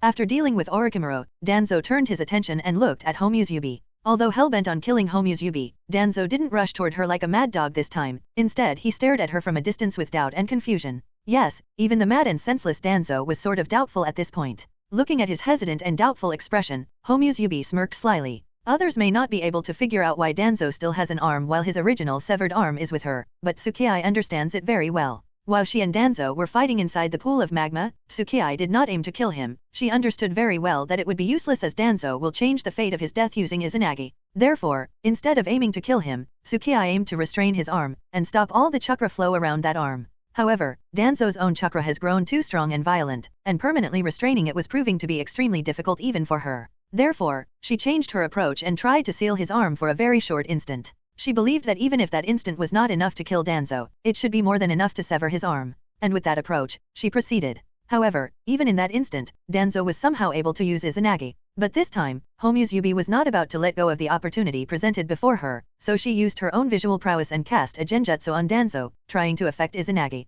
Homusubi and Danzo's eternal Mangekyou Shurinan were previously linked, therefore, Homusubi's approach worked, and the Izanagi was affected. It was not disrupted, but two fates, one created by Danzo, and the other created by Homusubi overlapped, tangled up, and resulted in a completely different outcome. As a result, the thread of the fate of escaping the death and the thread of the fate of the arm being severed overlapped with each other and resulted in a completely different reality where although his arm was severed he was resurrected with a new arm. It's just that the new arm didn't have all those shurinan implanted in it, unlike the original one. So, it turns out that I can interfere with Izanagi in this manner too, Tsukii muttered as she sealed away Danzo's severed arm in a storage scroll. This also leads to a new theory. Even the forbidden justice like Izanagi can be affected to some degree if appropriate means are deployed, which means that if the visual prowess of the caster is strong enough, then the effect of Izanagi can be completely eliminated through interference. Well, I suppose this is something that might prove to be useful in the long run. Anyhow, getting back on the topic. After hiding the storage scroll inside her cloak, Homusubi slowly walked toward Danzo. Seeing Homusubi walking toward him step by step, Danzo's bloodthirsty aura gradually subsided and a trace of fear became evident on his face. At this time, he is afraid at Novel bin Adat. And not only him, but even the pair of eternal Mangekyo Sharinon in his eye is also afraid. Having lost all the Sharinon, if Danzo is forced to use Izanagi again, then that would be at the cost of an eternal Mangekyo Sharinon, which is something he doesn't want to do at any cost. The eternal Mangekyo Sharinon themselves wouldn't want to sacrifice themselves, hence the fear. Danzo's sudden actions made Homusubi confused. Initially, she thought that Danzo has recovered back his senses, but now that she sees him again, she is not so sure. As far as she knows, Danzo is a veteran shinobi who would never show the unease and nervousness of a greenhorn, yet there were clear signs of unease, nervousness, and anxiousness on his face that only a novice would show, and this made Homusubi frown. After some thinking and observation, Homusubi felt that rather than recovering his senses, Danzo, as a person has completely changed. It's as if, even if his outer body is still the same until a while ago, the soul inside his body is not the same, it is completely different. Tsukii muttered, is he trying to put up an act in order to deceive me? Or is something really wrong with his soul? At Novel bin Adat. Watching Danzo escape, Homusubi hesitated. Homusubi wants to take away the pair of eternal Mangekyo Sharinon in Danzo's eye sockets, so, in her eyes, Danzo is nothing more than prey. But she doesn't want to forget that the same situation applies to her. In Danzo's eyes, she too is prey. If Homusubi manages to get Danzo's eternal Mangekyo Sharinon and obtain the Rinnegan, it would just be an extra ace up her sleeve. However, if Danzo manages to take away her eternal Mangekyo Sharinon and awaken the Rinnegan, then that will be much bigger trouble for not only her but for everyone living in the shinobi world. Knowing this, Homusubi obviously can't take a risk and will have to be extremely careful. Hence the hesitation. If it is exactly as she thought, then perhaps she will be able to take away that pair of eternal Mangekyo Sharinon with quite an ease, but if not, and if Danzo manages to pull up a reverse Uno, then the situation will take a bad turn for everyone. What to do? By the time Homusubi recovered from her thoughts, Danzo had already escaped out of the cave. Seeing that Danzo is no longer in sight, Homusubi regretted a little being too lost in thought. She then looked around and saw that Orochimaru is also not present where his body lay until a while ago. She muttered, no surprises there, Orochimaru is still alive. Knowing full well that the longer she stays inside this volcano, the more dangerous her situation will become, she also dashed out of the cave. Outside the volcano, watching the hundreds of meters tall volcano exploding and collapsing, the one-eyed silvered-haired shinobi showed a despairing expression. In the face of such a level of disaster, Kakashi feels powerless. And what's worse is that he has felt this sense of powerlessness over and over again in his life without being able to do anything about it at all. Back when his father committed suicide, when his friend and squad mate Obito died, when his other friend and squad mate Rin died, and when his sensei sacrificed himself, all those times, Kakashi felt helpless. Whenever he remembers those painful memories, Kakashi regrets, and wonders, if only. And now that over 1,000 Konoha shinobi are about to die here, in front of his very eyes, Kakashi feels the same powerlessness. Even if he wants to do something to save them, he doesn't know how to save over 1,000 shinobi in such a short period of time. Even if he has gotten much stronger compared to those times, even if has become much more resourceful compared to those times, right now, at this very moment, he still feels the same powerlessness he felt back then and doesn't seem to have a way to save the lives of people in front of him. As he was struggling to figure out a solution, Kakashi looked around and saw despair in the eyes of all the Konoha shinobi. The only good thing about the current situation is that no root shinobi is present around to stop him or hinder him from doing anything. Seeing the disaster coming towards them, all the root shinobi who were fighting him and stopping him up until now have escaped without giving a shit about what happens to all the Konoha shinobi still present at the foot of the volcano. For those root shinobi, if all these Konoha shinobi were to die, then it is not necessarily a bad thing as the inhuman actions performed by them will get buried here along with these 1,500 men. As for whether their wishes will be granted or not is all up to Kakashi. In fact, if he has to save just himself, then Kakashi is not worried, all he has to do is teleport away, and he will be safe.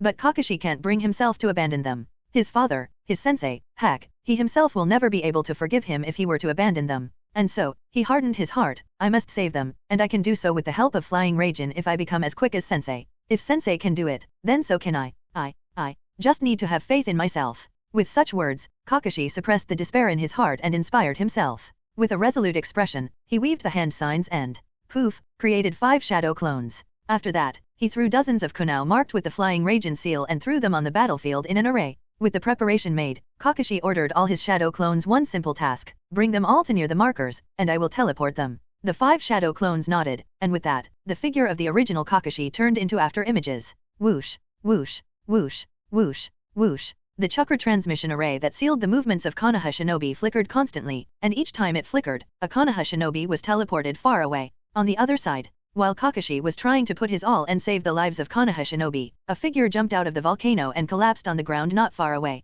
The area he fell at conveniently happened to be surrounded by several masked shinobis who are part of the root. The root shinobis saw the man, and exclaimed in worry and excitement, "Hokage-sama." That's right, this man is none other than the very same Hokage-sama. However, the Hokage-sama didn't act according to what the root shinobi expected of him. Their leader, Hokage-sama, or better yet Shimura Danzo, looked uneasy and immediately used swift release and crystal release justice to slaughter the leader of the unit, and after doing that, he didn't even waste a second before he rushed out and disappeared into the dark. The remaining ones were taken aback by the actions of their Hokage-sama. They stopped all their movements and looked at each other in shock and fright as an unexpected silence dawned upon them. As this event occurred, a snake slid out of the hole in a tree not far away and looked in the direction where Danzo disappeared with a doubtful expression. The snake here was unable to understand the reason why Danzo killed his own man and ran away. This made no sense. While giving it some thought, the snake used body flicker jutsu and followed after him. Earlier, he was knocked unconscious inside the volcano, but was able to regain consciousness soon enough. Even after he recovered, he didn't act recklessly, knowing full well that he might die. But of course, he wouldn't let Danzo escape so easily, as Danzo has what Orochimaru wants. Therefore, when Danzo escaped, Orochimaru closely followed, and is going to do the very same thing right now in the hopes that he might get his opportunity soon enough.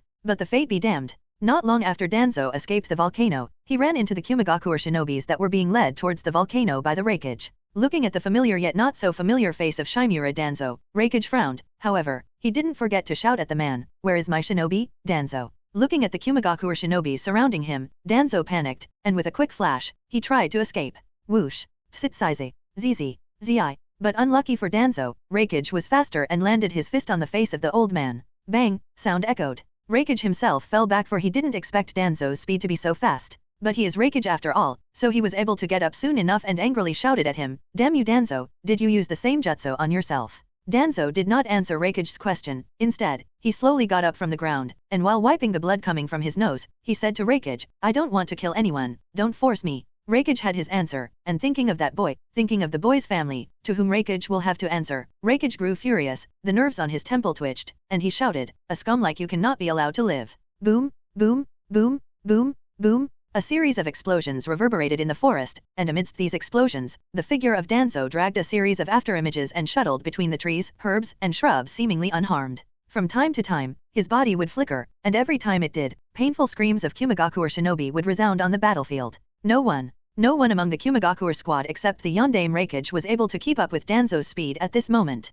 Damn. Seeing his shinobis being slaughtered by Danzo one after another, and that too in his very presence, Yondaime Raikage grew furious by the minute. However, he was helpless. Earlier, I was able to beat Danzo in terms of speed and power, so he was confident that no matter what means Danzo uses in the battle, the old man will be beaten by him. But as the battle started, I quickly realized how wrong he was. True, he has mastered the lightning chakra mode that gives him good reflexes, immense power, and most of all, speed, but that speed seems to be nothing in the face of Danzo's swift release. Much less stopping. Raikage is finding it hard to be able to keep up with Danzo's speed. Raikage wondered, how is it possible? Even Hiriko wasn't as fast as he is? Just how? In fact, Raikage was finding the situation before him quite strange. Danzo's speed is too fast, fine, but what's up with his combat skills? Oh, and for all those wondering that Danzo's combat skills have also improved significantly along with his speed, they haven't, rather, they have degraded far too much. Based on what I is seeing, it is as if Danzo doesn't even know the first thing about combat. All he is relying on at this moment is his speed, which is quite strange and a matter to be frowned upon, but it is also a blessing at this moment, for if that was not the case, the number of casualties his shinobis would have suffered at this moment would have been much more.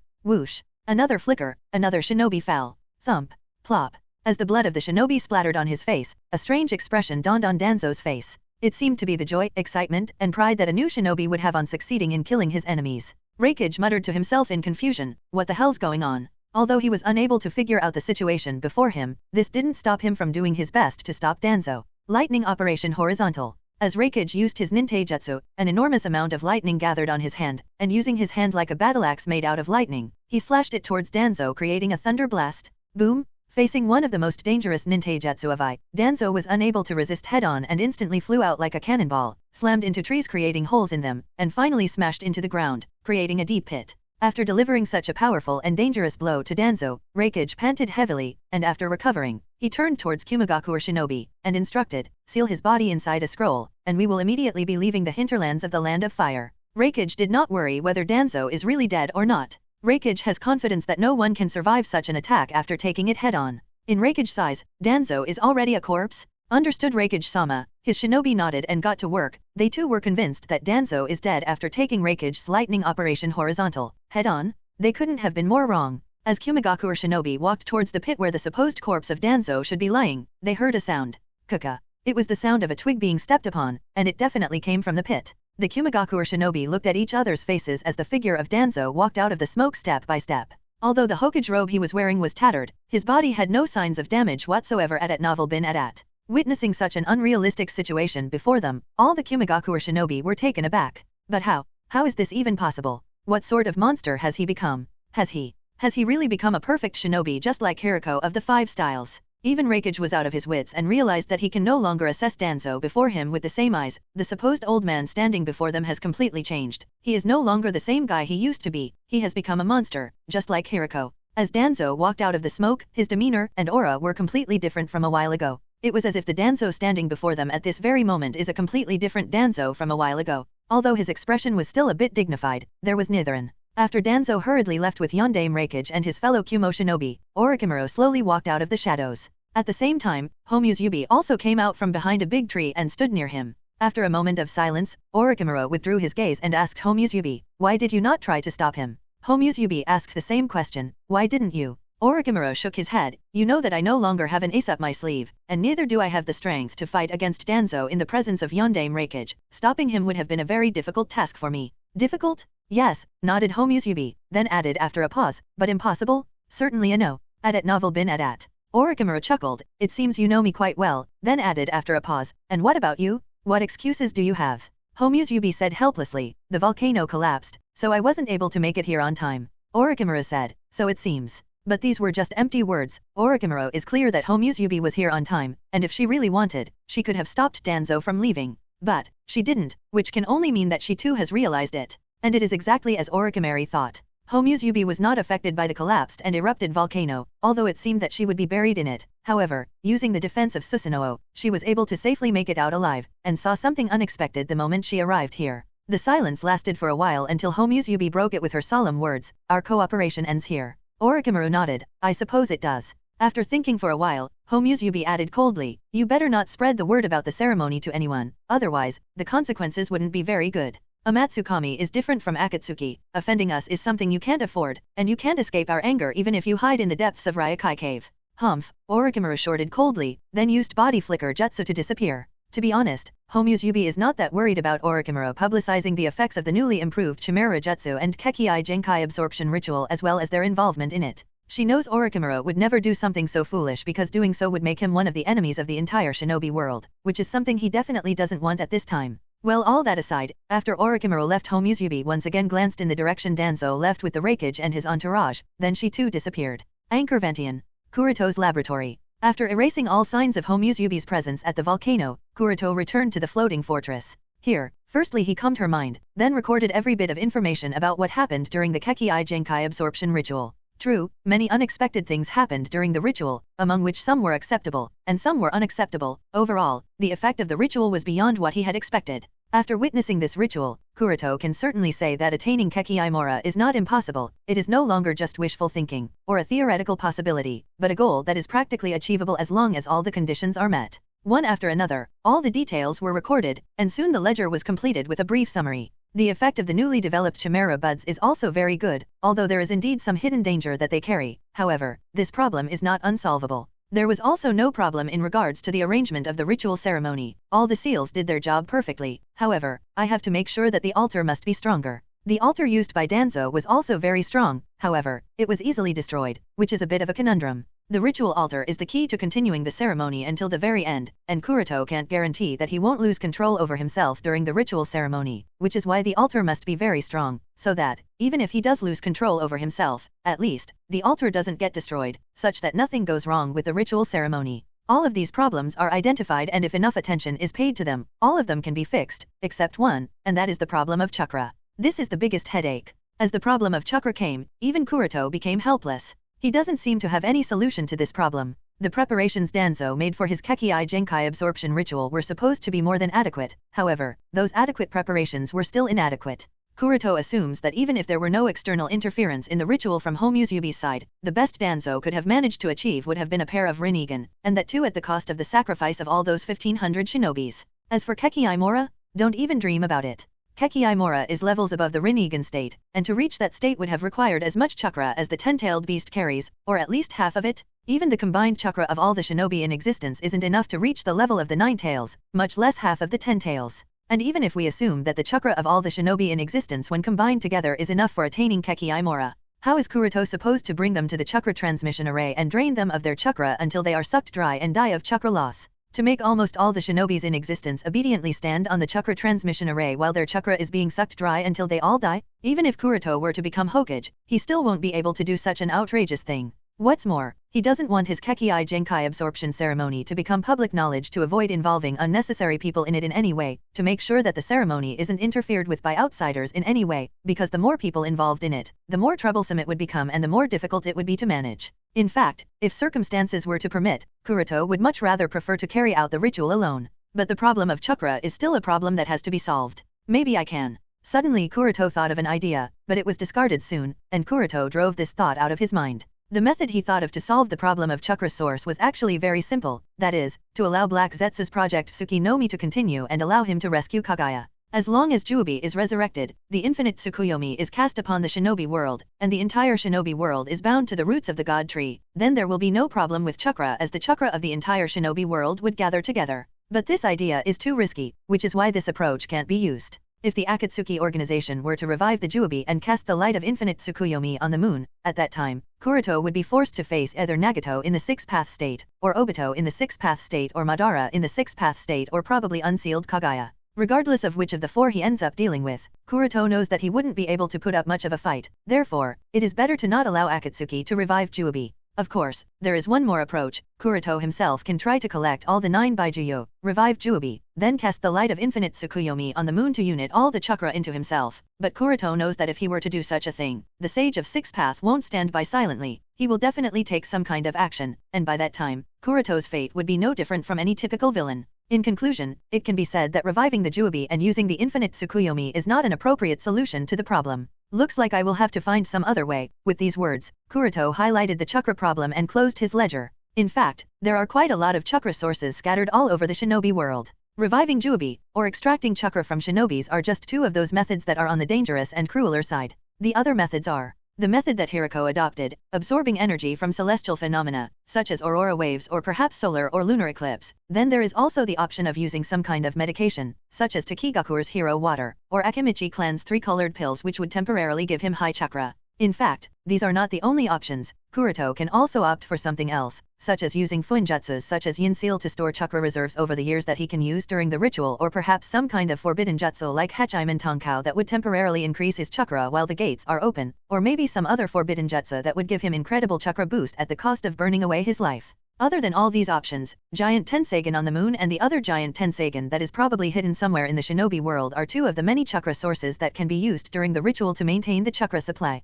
As long as Kuroto obtains these two Giant Tenseigans, to some extent, he will be able to solve the problem of chakra. In short, there are many methods to solve the problem of chakra. All Kuroto has to do is identify the useful ones, and get his hands on them. After making a list of things he can use to probably solve the problem of chakra, Kuroto walked out of the archive room of Anchor Vantian and came to the cloning room.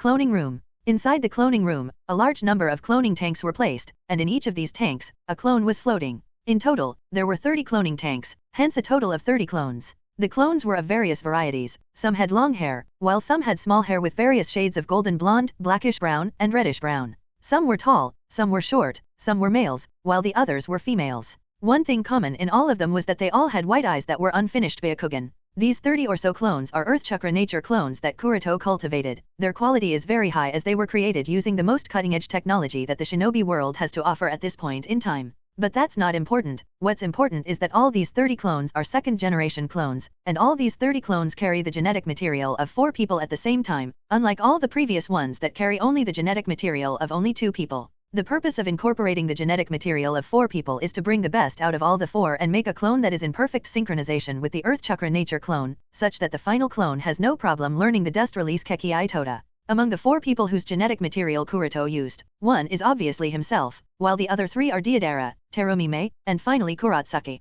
Although this is the first time he created a clone using the genetic material of 4 people, given the status of clones before him, he would say the result is not bad.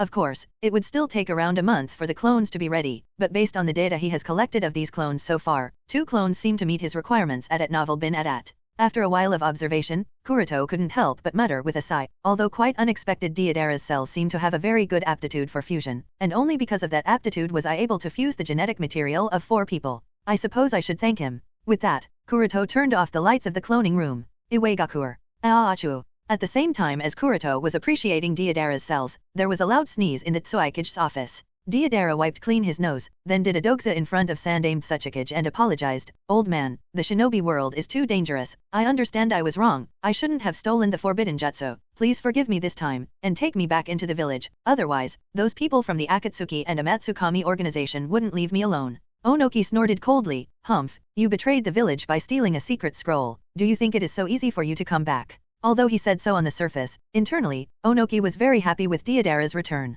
The situation of today's Iweigakur is very bad. That's not to say that the strength of the village is weak or anything. The strength of the village is fine and there are many elite shinobis in Iweigakur. The only problem is all of them are elites. There is no other Kage class shinobi in Iweigakur except him. As such, the burden on his shoulders is a bit too much. Fortunately, Onoki has been able to hold his own up until now even with his small stature and old shoulders. Otherwise, Iweigakur would have fallen by now, and its status as one of the 5 great shinobi villages would be in jeopardy. But Onoki has already passed his prime, and he is aware that his strength is declining with each passing day, so he needs someone, possibly a Kage-class shinobi as his successor. Someone who can lead Iweigakur, and carry the village on their shoulders. But it's a pity that Onoki wasn't able to find such a candidate up until now. In Onoki's eyes, Deidara did have that potential, but the kid turned out to be defiant and had no other interests other than his art and how that art is an explosion. The waste of potential really ached Onoki's heart. But, now that Deidara has returned, a hope has awakened in Onoki's heart. He may not show anything on the surface, but as said before, he is really joyful within.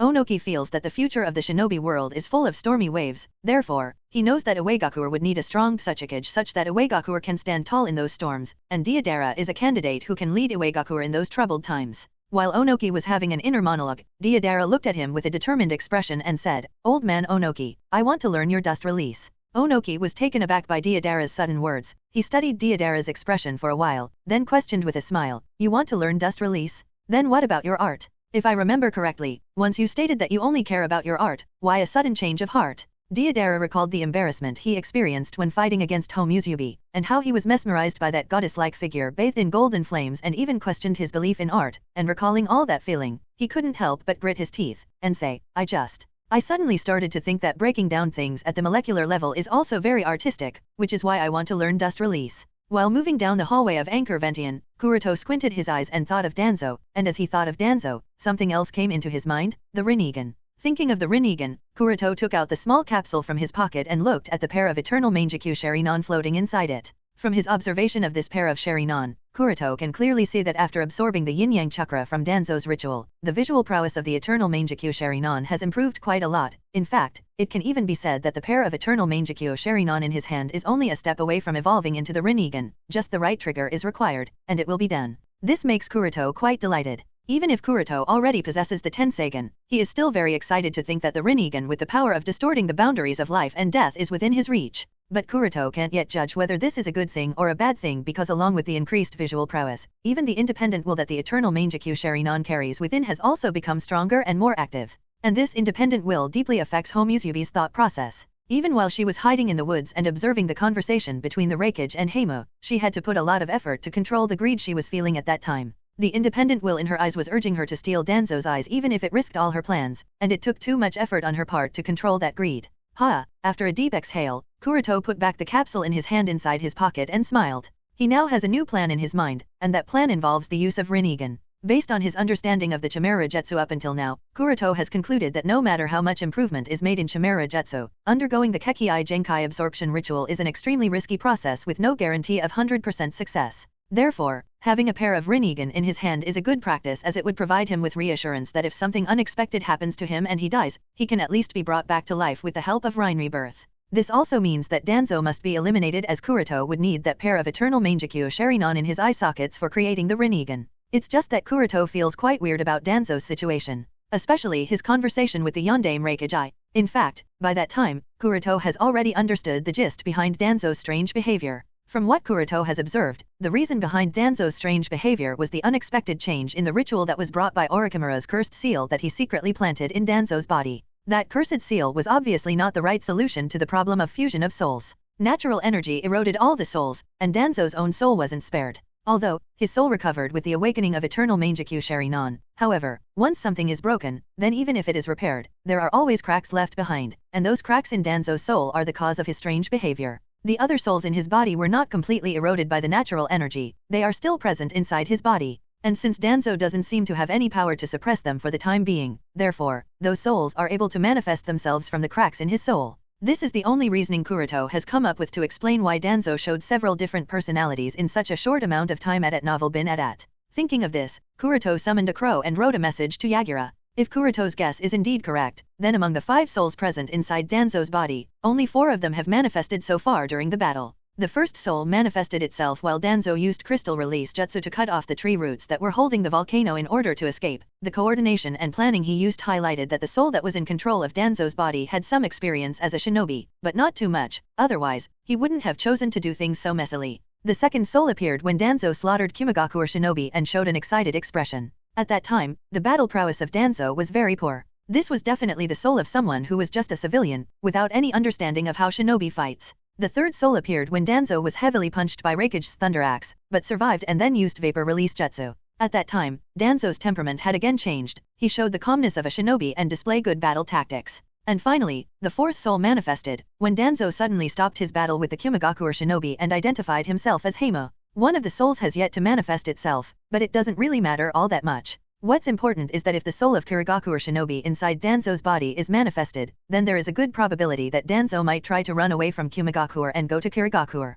Kuroto is not sure if this will really happen, it's just a possibility. Precisely why, Kuroto informed Yagura of the situation and instructed him to be prepared in advance so that encircling Danzo becomes easier. As for the possibility that Heimo A.K. Danzo will not leave Kumigakuer, Kuroto highly doubts it. Raikage has indeed taken Heimo to Kumigakuer, but Raikage is no fool, obviously. He won't give Heimo the kind of treatment Danzo might be expecting. This is Shinobi World, where benefits are the first-most priority. Moreover, even if Raikage is willing to give shelter to Heimo, they wouldn't do so without complete reassurance that he won't be a danger to the village and he will be useful to the village because nobody wants to carry baggage. And even if he is willing to provide shelter to Heimo, the senior staff of Kumigakuer wouldn't allow it to happen so easily. Therefore, the most likely thing to happen to Heimo is that he will be locked up in some dark cell or tied to a test bench, and then his nightmare will start. Kuroto believes that Danzo should also understand this, as such, he won't dare stay in Kumigakuer any more than necessary. This is more evident from the fact that while Heimo explained Raikage quite a lot of things related to the ritual, he didn't mention a thing about wood release and eternal Mangekyo Sharingan that Danzo can use. Knowing this, Kuroto's worries in regards to the safety of the pair of eternal Mangekyo Sharingan also diminished, because at this point in time, other than him, Orochimaru, and Danzo, no one is aware of the presence of eternal Mangekyo Sharingan in Danzo's eye sockets. As soon as Kuroto returned to the village, he sensed the tense atmosphere of the village. The security of the outer wall was much stricter than a few days ago. In fact, the number of guards has almost doubled as compared to what Kuroto remembers, and not only that, even a few perception barriers that aren't easily deployed were also activated. This tight security also caused problems for Kuroto as it took quite a lot of effort on his part to sneak inside the village without alerting any barrier. Of course, he was able to pass through without any trouble and made his way toward the Konoha Ninja Academy. After entering the principal office, Kuroto deactivated the shadow clone he left behind and hurriedly sorted out all the memories that were experienced by the shadow clone. With that done, Kuroto smiled slightly. He walked towards the window of the principal office and muttered while looking towards the Hokage building. Surprisingly, the village's response wasn't slow either. According to the memories of the shadow clone, not long ago, Sandaime Hokage gathered hundreds of shinobi present inside the Konoha village and hurriedly led them outside the village at novel bin at. Obviously, the location where Sandaime is headed is the volcano where Danzo's Kekii Genkai absorption ritual took place. Kuroto is so sure about this is because other than that, it doesn't make any sense for Sandaime to hurriedly rush out of the village with such a large force, given that the Akatsuki organization has not made any move recently, and nor does any other village has taken any aggressive action Konoha in the recent times. Kuroto muttered with a thoughtful expression, well, this is no surprise. The chakra transmission array used over 1500 Konoha shinobi. Obviously, Sandaime would be able to track them one way or other. Despite the measures Danzo took to cover up the transfer of Konoha shinobi outside the village, his secret maneuvers were discovered by Sandaime, which means that it is impossible to bypass everyone's eyes. As long as people are involved, it is impossible to achieve complete secrecy. This has further strengthened Kuroto's determination to carry out his Kekii Genkai absorption ritual alone. Only then will his ritual not be discovered or tracked by anyone and ensure total safety and non-interruption. Thinking so, Kuroto held his chin and muttered with a thoughtful expression, I should put learning Yin Seal and 8 inner gates to the agenda. Kuroto has thought of learning 8 inner gates even before. Not only will this be beneficial to him in terms of chakra level while the gates are open, but learning 8 inner gates will also increase his physical strength, which will help him overcome the only problem he has been facing in perfectly mastering senjutsu. Therefore, it's time for Kuroto to delve into learning the 8 inner gates technique. Kuroto knows that the 8 inner gates jutsu is different compared to all the other forbidden jutsu out there. Unlike others, mastering this jutsu requires regular training. Only daily training, grinding, and constantly breaking through their limits allow the user to be able to make progress in the 8 inner gates formation. According to Kuroto's estimation, the first 6 gates are pretty useless to Kuroto. Even now, with his pure physical strength, Kuroto can compete with Guy while he has opened the 6 of 8 gates. Therefore, what's Kuroto's target is to breach the 7th and more importantly, the 8th gate before the ritual. But Kuroto also knows that opening the 7th and 8th gates will be an incredibly hard process for him. I mean, just look at Might Guy. He has been training himself for the past 15 years. Even then, he has only opened the 7th gate. The 8th gate is still far too ahead. This goes to show how much effort and training is required to open the 8th gate. This is why Kuroto needs to immediately start his training, because if he doesn't, then it is very likely that all of his chakra clones will be created, but he won't be able to open all the 8 gates. Creating the Yin Seal is just as important for him as the 8 inner gate technique, so the sooner he starts working on it, the better for him as he will be able to start accumulating chakra. The chakra reserves of current Kuroto are far higher compared to Tsunade. Therefore, his efficiency in collecting chakra will be much better than her, and he will be able to collect large volumes of chakra in a very short period of time. Kuroto isn't sure how much chakra he will be able to gather, but it should amount to at least something. Danzo, Yin Seal, 8 inner gate formation, and of course, the Earth Chakra nature clone, all of these are important matters that I have to work upon, muttered Kuroto. Among the 4 tasks before him, he can learn the 8 inner gates formation from Guy. Might Guy is a good friend, so there won't be any problem with it. Kuroto knows that as long as he approaches Guy with the intention of wanting to learn it, Guy will definitely teach him. And the other 2 matters are also not that problematic. Cultivating the Earth Chakra nature clone is going to take some time, so that's not urgent. As for dealing with Danzo, it is also not of immediate concern as it's going to take some time and planning. But the matter of learning Yin Seal is a bit troublesome, or should it be said that rather than learning Yin Seal, obtaining it is a more troublesome task. As Kuroto was wondering how to get his hands on Yin Seal, he suddenly thought of a method. Perhaps I can ask Yui to help me. She is Tsunade's disciple. There is a good chance that Tsunade-sama won't deny her request. Thinking of this, Kuroto planned to go to Konoha Hospital and ask for her help, but just as he was about to jump out of the window, Shisui hurriedly rushed into his office and said, Kuroto-san, Danzo-sama, he defected. Hokage building. Kuroto calmly sat on his seat and glanced at all the people attending this meeting. The former Hokage Sarutobi Hiruzen, Elder Yudiden Kohara, Tsunade, Sunin Jiraiya, the patriarchs of major shinobi clans such as Uchiha, Hyuga, Inoshikacho, the captains and leaders of various important departments such as Umbu, Intelligence, Medical, and so on were also present at the meeting. As for Kuroto, he participated in this meeting as the principal of Konoha Ninja Academy. Oh, and the meeting? It was organized by Elder Hiruzen as soon as he returned to the village after the expedition. As everyone observed the solemn expression on the face of Elder Hiruzen, everyone felt that something bad has happened. Elder Yudiden was the one who broke the silence and questioned him, Sarutobi, what happened? At Elder Yudiden's inquiry, Elder Hiruzen took a deep breath, then told the details of what transpired at the volcano. As everyone present at the meeting became aware of what actually happened at the volcano, their expressions turned solemn, and a silence dawned in the meeting room. The most angered person was obviously Elder Hiruzen himself, followed by Elder Yudiden. Both of them were burning with rage. As for the others, some were shocked, some were stupefied while others were calculating the impact of this incident on them and their clans. After a while, Hiruzen broke the silence of the meeting room, and questioned, what are your opinions on this matter? Hisashi hesitated, then asked, Sandaime-sama, is this news really true? Did Danzo-sama really do such a thing? Hiruzen nodded with a helpless expression, unfortunate as it may, what I have told everyone here is indeed true. As soon as Hiruzen received information sent by Kakashi, he immediately summoned a few hundred Konoha shinobi and led the army towards that particular volcano. Unfortunately, by the time he arrived there, whatever was happening there was already completed, and the volcano had already collapsed after erupting. He and other Konoha shinobi saw only death and destruction there. Seeing the corpses of hundreds of Konoha shinobi, and no sign of Kakashi or Danzo, Hiruzen was worried, especially because he had no idea of what actually happened there. After that, he did what he had to and led the shinobi squads in search of Danzo and Kakashi. After a while of the search operation, they finally found the unconscious Kakashi and nearly 1,000 unconscious but alive Konoha shinobi with him. Although he wasn't sure why everyone was unconscious, the fact that they were all alive greatly relieved him. But there was still one problem: there were no signs of Danzo. The search operation continued for the next few hours until the search unit was able to capture a few root shinobis. The root shinobis were mercilessly tortured until they finally confessed the details of what actually transpired at the volcano. After collecting all the information piece by piece, the entire story became clear to Hiruzen. The former Hokage was shocked to learn that Shimura Danzo actually held a Kekkai Genkai absorption ritual inside the volcano, and he had gathered those 1,500 Konoha shinobi outside the volcano to use them as chakra sources. And none of those 1,500 Konoha shinobi would have survived if it wasn't for Kakashi to rescue them. Learning all this, Sandaime was already in disbelief, but the news that he received next made his mind blank. Danzo, who successfully completed the ceremony, actually defected and left the Land of Fire. Shimura Danzo, the Hokage agent, and the former leader of the Root Division of the Umbu defected? Such a ridiculous thing actually happened? Although Danzo was only Hokage agent, neither was he officially coronated as the Godame Hokage, nor was his face engraved on the Hokage rock. However, he was the highest political authority in Konoha, so he was practically the village's unofficial Hokage? And he actually defected?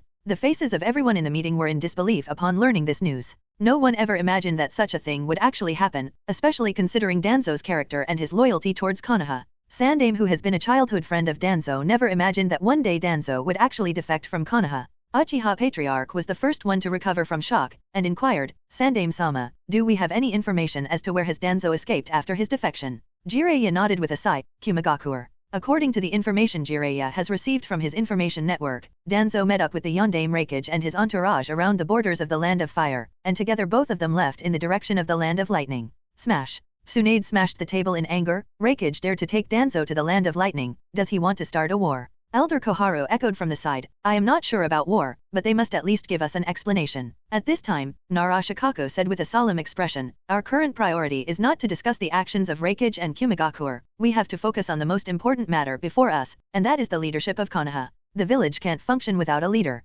Since Danzo has defected, he can no longer be called the leader of the village. This means we must choose a new Hokage, or someone to fill up the role of the leader. At Novel bin at. Everyone agreed with Nara Shikaku's words, and after a while of thinking, all of them, without any difference, looked in the direction of Elder Hiruzen. While Konoha is facing such a complex situation, the best and safest choice would be to let Hiruzen, the most experienced person here, hold the power in his hands. With that, voting began. And without any twists and turns, Elder Hiruzen was reinstated as Konoha's Hokage. After resuming the Hokage's position, the first order he issued was to propose negotiation with Kumagakur. The negotiation team was led by Elder Koharu and immediately planned to depart for the Land of Lightning. After that, some further instructions were issued, and then the meeting was concluded. One thing to note is that there was no mention of Amatsukami or Orochimaru whatsoever in the meeting. This means that anyone who was aware of their involvement died except Danzo and the two people in question. And unless Danzo makes this news public, the involvement of Amatsukami and Orochimaru is going to remain buried underneath the ashes of that volcano. While thinking these things, Kuroto left the Hokage building and made his way toward the Konoha hospital.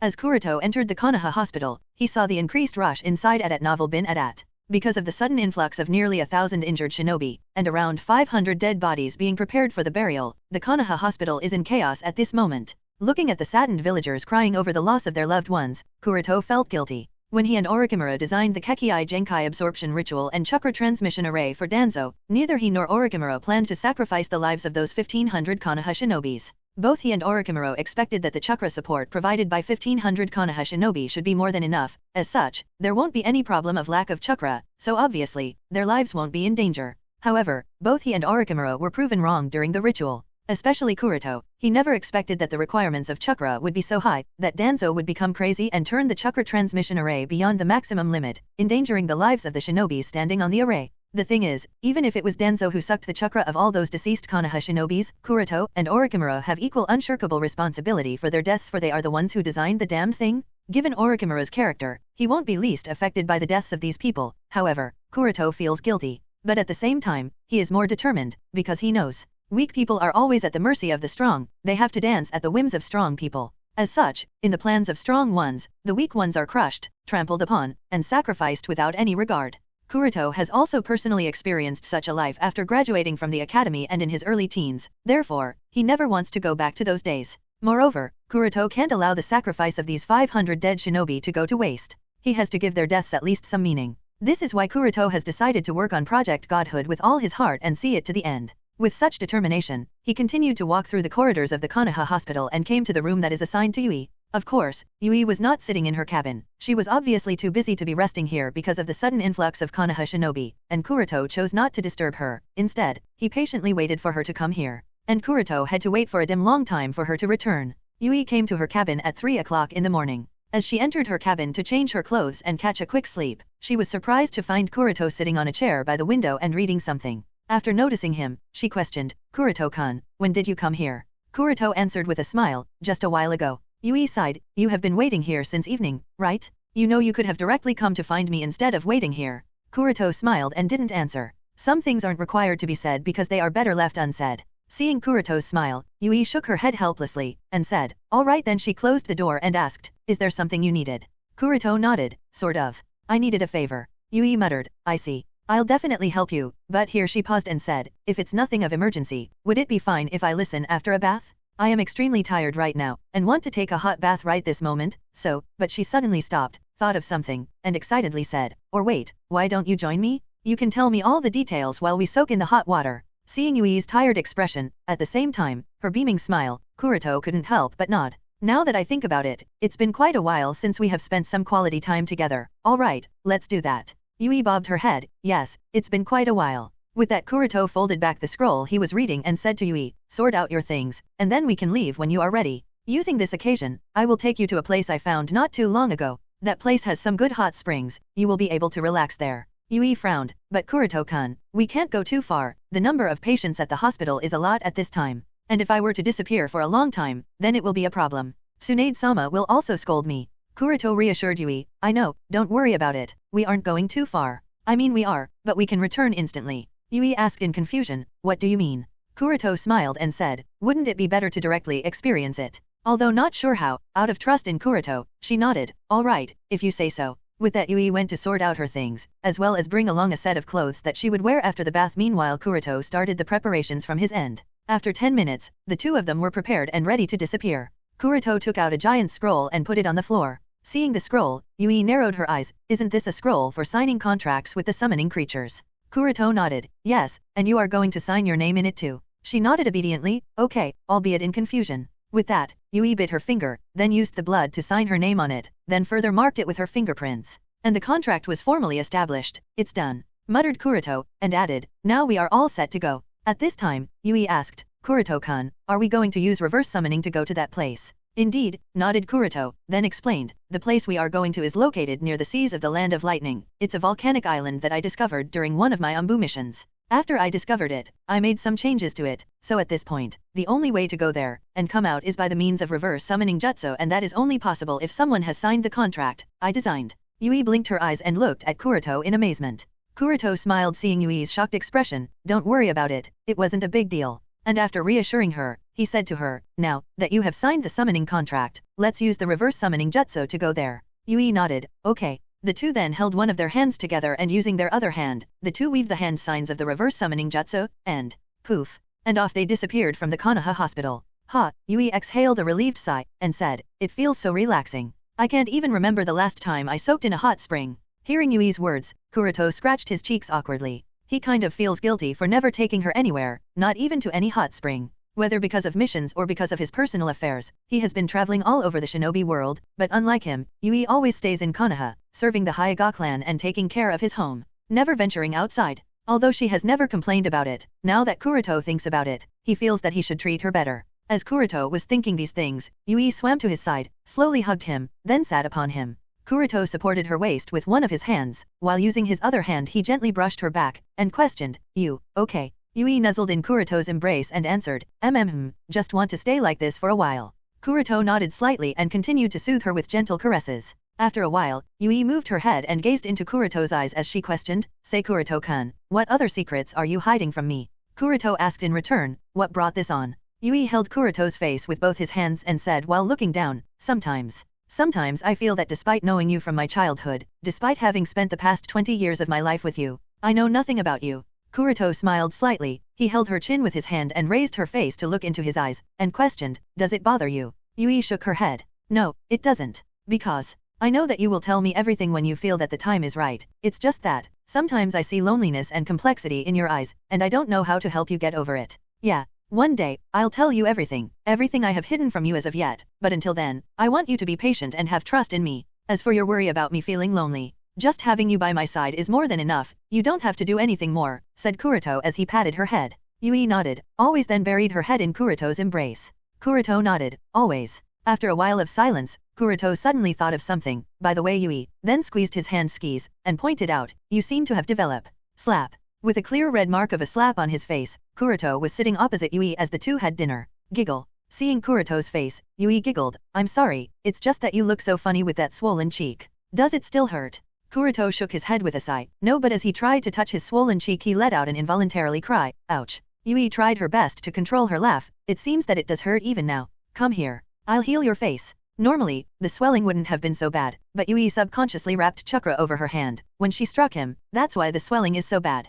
Kuroto nodded and let her do her thing. Soon, the gentle warmth of medical chakra appeared over his cheek and the swelling started to heal. While Yui was healing him, Kuroto questioned, what is the status of casualties caused by the recent incident? Yui replied in an emotional tone, a lot of senior shinobis died while being tied down to that array. Even among the shinobi who have survived, there are many who can no longer work as a shinobi. Their chakra pathways are severely damaged. So, they are no longer suitable for carrying out missions, at novel bin at. Kuroto muttered, is that so? Not so surprised. Yui nodded, yes, then added with a bitter smile, you know Kuroto-kun, isn't it an irony that shinobi who wouldn't have hesitated to sacrifice their lives for the sake of the village were killed by the village and died at the hands of their Hokage?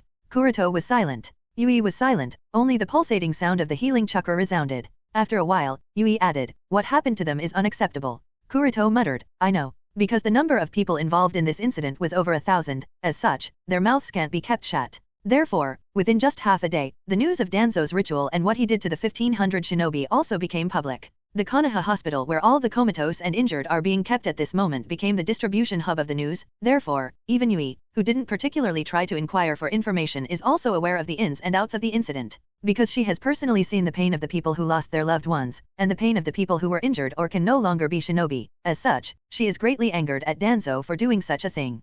Kuroto patted her head, and questioned, I heard that Kakashi was the one to discover the site of the ritual, is that true? Yui nodded lightly, based on what people are telling, Kakashi-san teleported near the array and fought against Danzo's men in an attempt to save them. Initially, he was struggling, but something happened which made Danzo's men run away. With those people gone, Kakashi-san used his flying Raijin jutsu and rescued all those people who were still alive. You know, he didn't leave even a single person who was alive out there to die. Kuroto has already heard all these details about Kakashi at the meeting. After this achievement, Kakashi is now being compared to Konoha's Yellow Flash. This is basically a transformation. A transformation from an elite Jonin class to a full-fledged Kage class shinobi. Ultimately, losing the Mangekyo Sharinon that Obito gave him proved to be a boon for him. It won't be wrong to say that Kakashi is also growing up.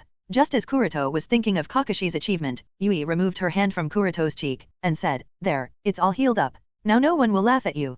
Kuroto nodded, thanks. Yui smiled sweetly and squeezed his nose, no problem, then she thought of something, and asked, Kuroto-kun, wasn't there something you needed my help with? Kuroto nodded, yeah, I almost forgot about it. He turned the topic and spoke, Yui, I need the Yin Seal. Yui was taken aback, the Yin Seal? But Kuroto-kun, the Yin Seal is. Kuroto nodded, I know all those details. But I still need it. Yui thought for a while, and said, I can try and ask Tsunade-sama. But I can't guarantee. Kuroto agreed, yeah, try asking her, if she gives it to you, then very well, otherwise, I will try to take it from the Scroll of Seals. Yui nodded, alright, I'll see what I can do. In order to minimize the adverse effects of Danzo's ritual and his defection, the Elder Council announced that Shimura Danzo would no longer hold the position of Konoha's agent Hokage. At the same time, he was branded as a wanted criminal and a rogue shinobi with a bounty of several 100 million ryo for killing and injuring hundreds of Konoha shinobi. The position of Konoha's Hokage, as discussed in the meeting, was filled up by Sarutobi Hiruzen who soon took over the command of the village with Daimyo's agreement.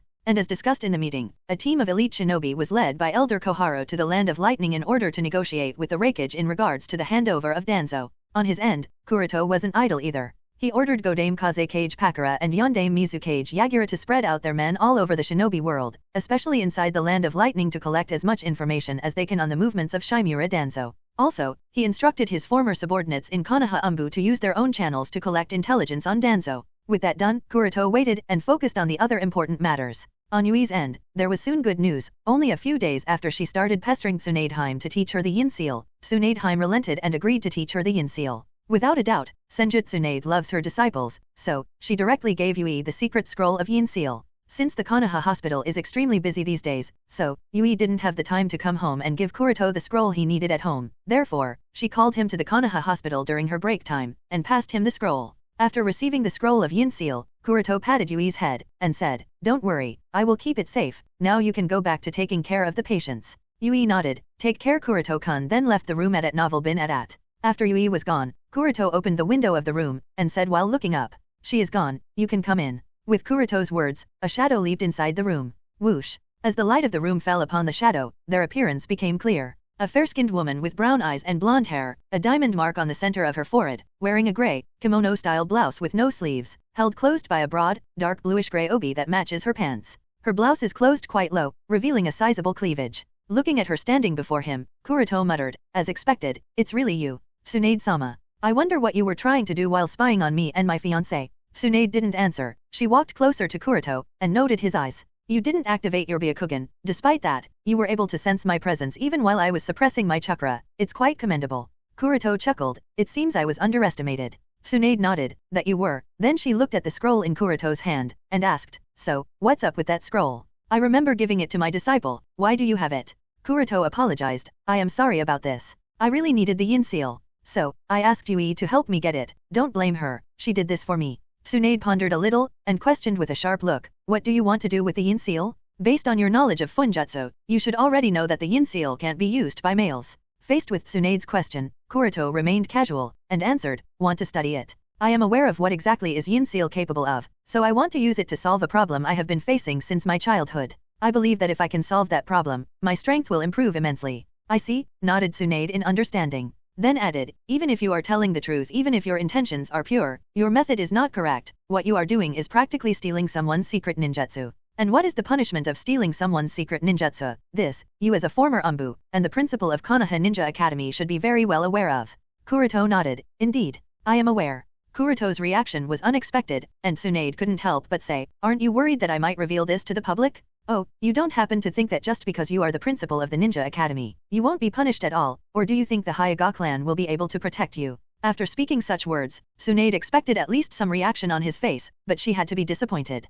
Rather than being intimated or getting worried, Kuroto sighed tiredly and said, "Don't you think it would save both of us a lot of time if you directly move to your main objective rather than beating around the bush? We both know that there is something you want from me. As for what exactly that is, you will have to tell me yourself. I won't know it unless you tell me." Hearing Kuroto's words and seeing his calmness, Tsunade was annoyed and questioned, "What makes you think that I want something from you?" Kuroto answered as a matter of fact, "It's too obvious." Tsunade was confused. "How is it so obvious?" Kuroto explained, "You didn't directly take the scroll from me. Instead, you engaged me in a conversation and attempted to intimidate me about the consequences and all. It's obvious you want my help with something. It's just that you don't know how to ask for help, or maybe your pride as a Sunin isn't allowing you to openly ask for help, so you are trying to scare me into doing that thing for you." Seeing that her intentions were seen through by Kuroto so easily, Tsunade pouted, all right. I need your help with something." Kuroto asked, "See, was that so difficult?" Tsunade glared, "Beat it, kid."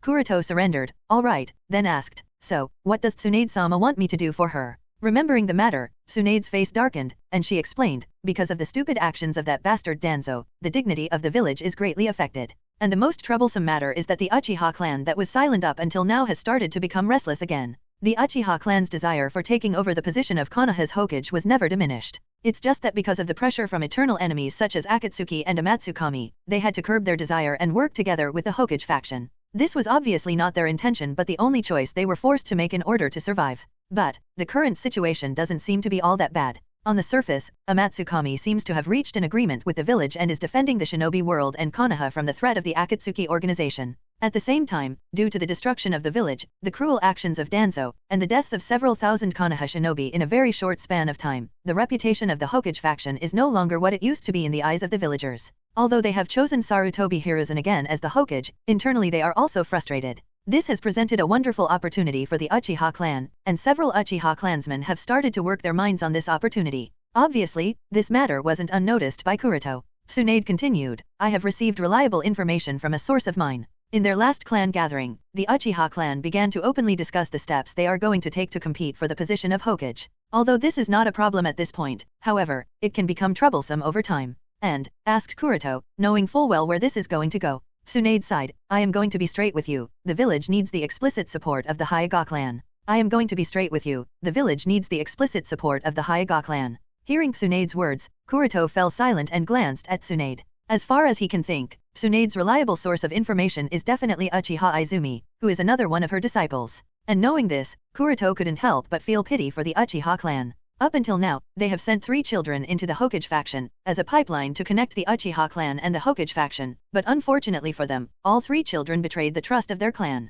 Shisui did so, Itaka was no different, and now, Izumi has probably followed suit. Neither of the 3 seems to support the intentions of their clan and seems to have sided with the opinions of the Hokage faction. This shows the scary side of the Hokage faction, especially their brainwashing abilities. But that is a different matter altogether and we won't be discussing it now. As for what Tsunade has said, to Kuroto, it does make some sense. As far as Kuroto sees it, at this point in time, other than Sarutobi Hiruzen, no one is more suitable to serve as the Hokage in Konoha. There are several reasons behind this line of thought. First is that Sandaime Hokage is highly experienced and will be able to stabilize the situation of the village one way or the another, and the second reason is that he is quite old, which means he won't be able to serve as the Hokage for very long, which means, sooner or later, others will have their chance. So whether it is someone who is ambitious for the position of Konoha's Hokage, or not, everyone will be willing to serve him for a while. To be honest, Kuroto doesn't really have any problem if someone from the Uchiha clan serves as the Hokage, but what worries him is that that person should also consider the overall situation, not just their clan. As far as Kuroto can think, other than Shisui and Itake, no one seems to match that criteria at this point.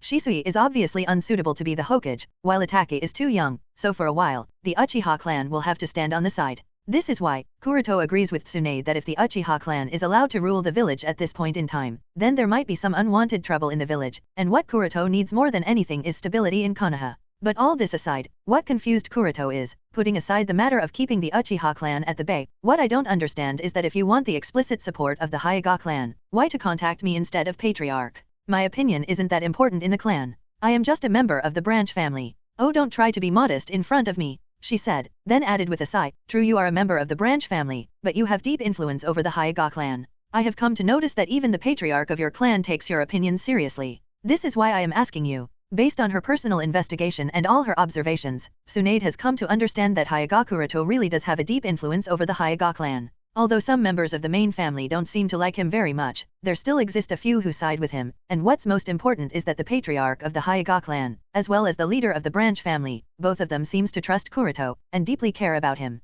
And that's not it. Most of the members of the branch family seem to love him, admire him, and feel proud of his achievements. I see, murmured Kuroto, you seem to have done your research. Tsunade nodded, Kuroto pondered a little, then said, I can try to do it, but are you really sure it would work? We both know that the Hyuga clan may be one of the 2 major clans of Konoha, but it doesn't stand in the same league when compared with Uchiha clan. Tsunade was surprised. It's surprising for a member of the Hyuga clan to admit such a thing so openly. Kuroto said, what's true is true. Not accepting it won't change it. Accepting it leads to the possibility of changing it if we work to change it, but if we don't even accept the reality, then nothing can be done. But that's not important, as I said, are you sure it would work? Tsunade shook her head, probably for some time.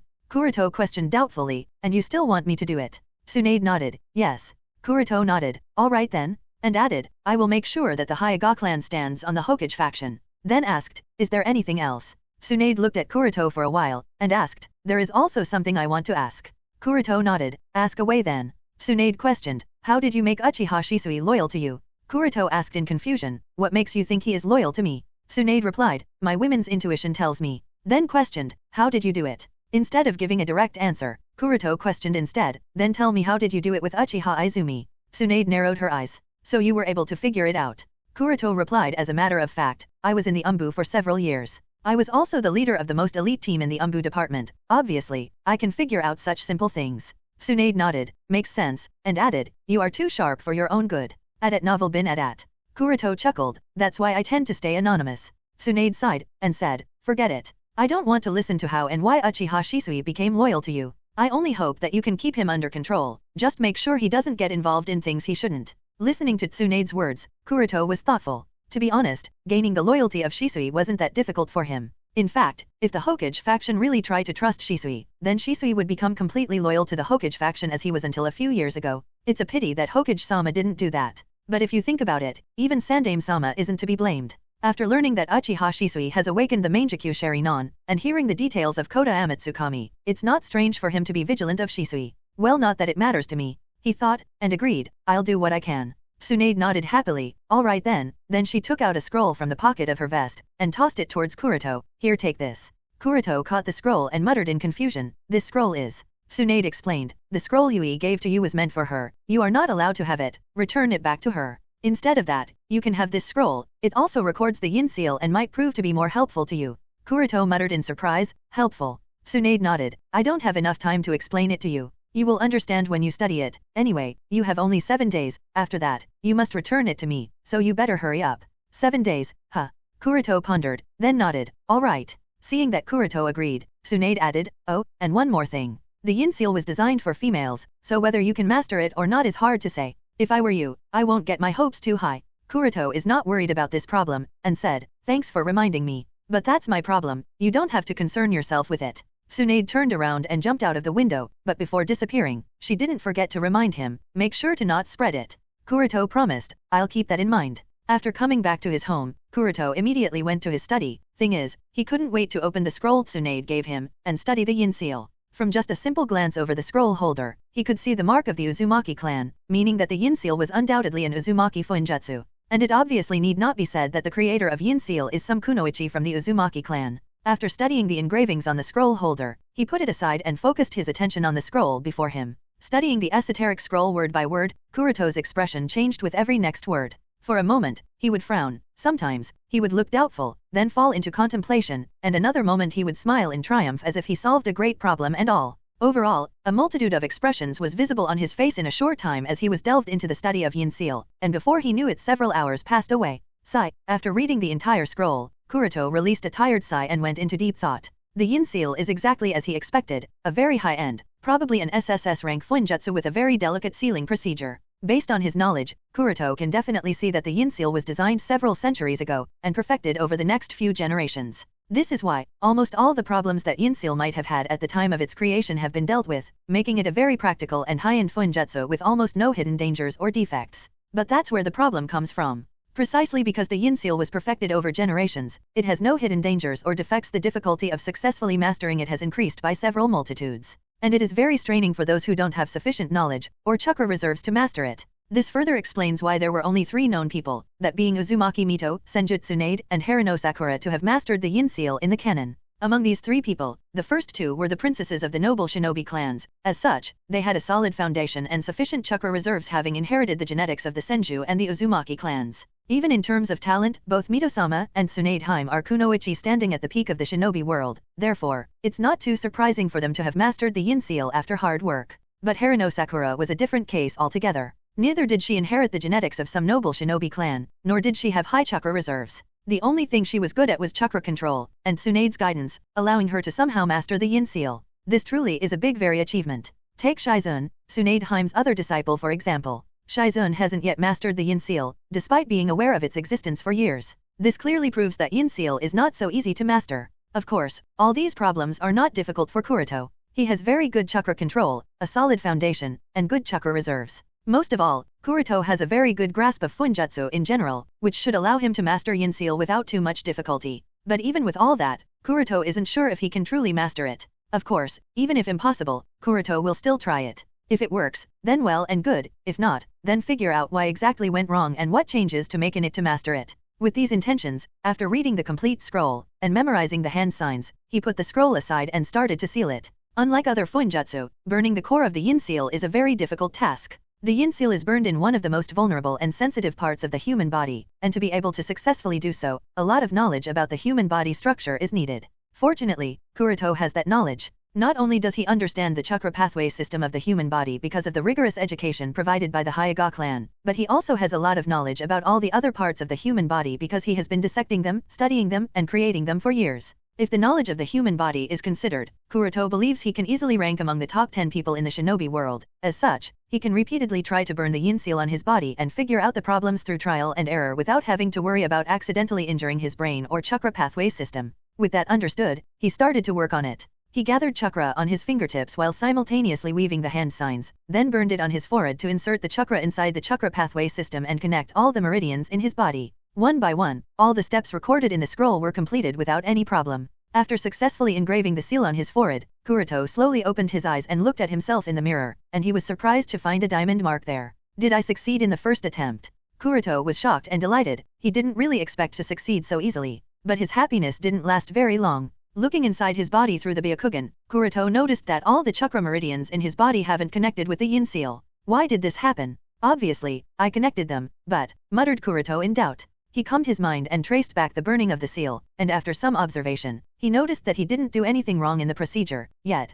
there was a problem in the procedure that confused him. Then why? Confused, he retried it, but failed again. But he wasn't one to give up so easily, and he tried again and again, but no matter how many times he performed it, the result was the same. All the chakra meridians in his body weren't being connected. But his attempts didn't go to waste, and after a while of trial and error, he finally figured out the issue. The problem is the difference in the chakra pathway system between the males and females. Males and females obviously have some differences in their chakra pathways, and the Yin Seal he was burning is designed for the female chakra pathway system, which is why all the meridians weren't connecting with the seal. When she said to not get my hopes too high, I guess, she wasn't kidding, Kuroto muttered with a sigh. Tsunade was indeed right. Yin Seal is truly designed to be a funjutsu that is to be used only by women in general. When the Yin Seal was created, the creator might have had the idea of creating it for both males and females. However, the males rarely tried using it, and as such, all the perfections that were made in it were made by females, and were made to suit the needs of females. This continued to happen for several generations, and over time, Yin Seal became a funjutsu that can only be used by women at novel bin at.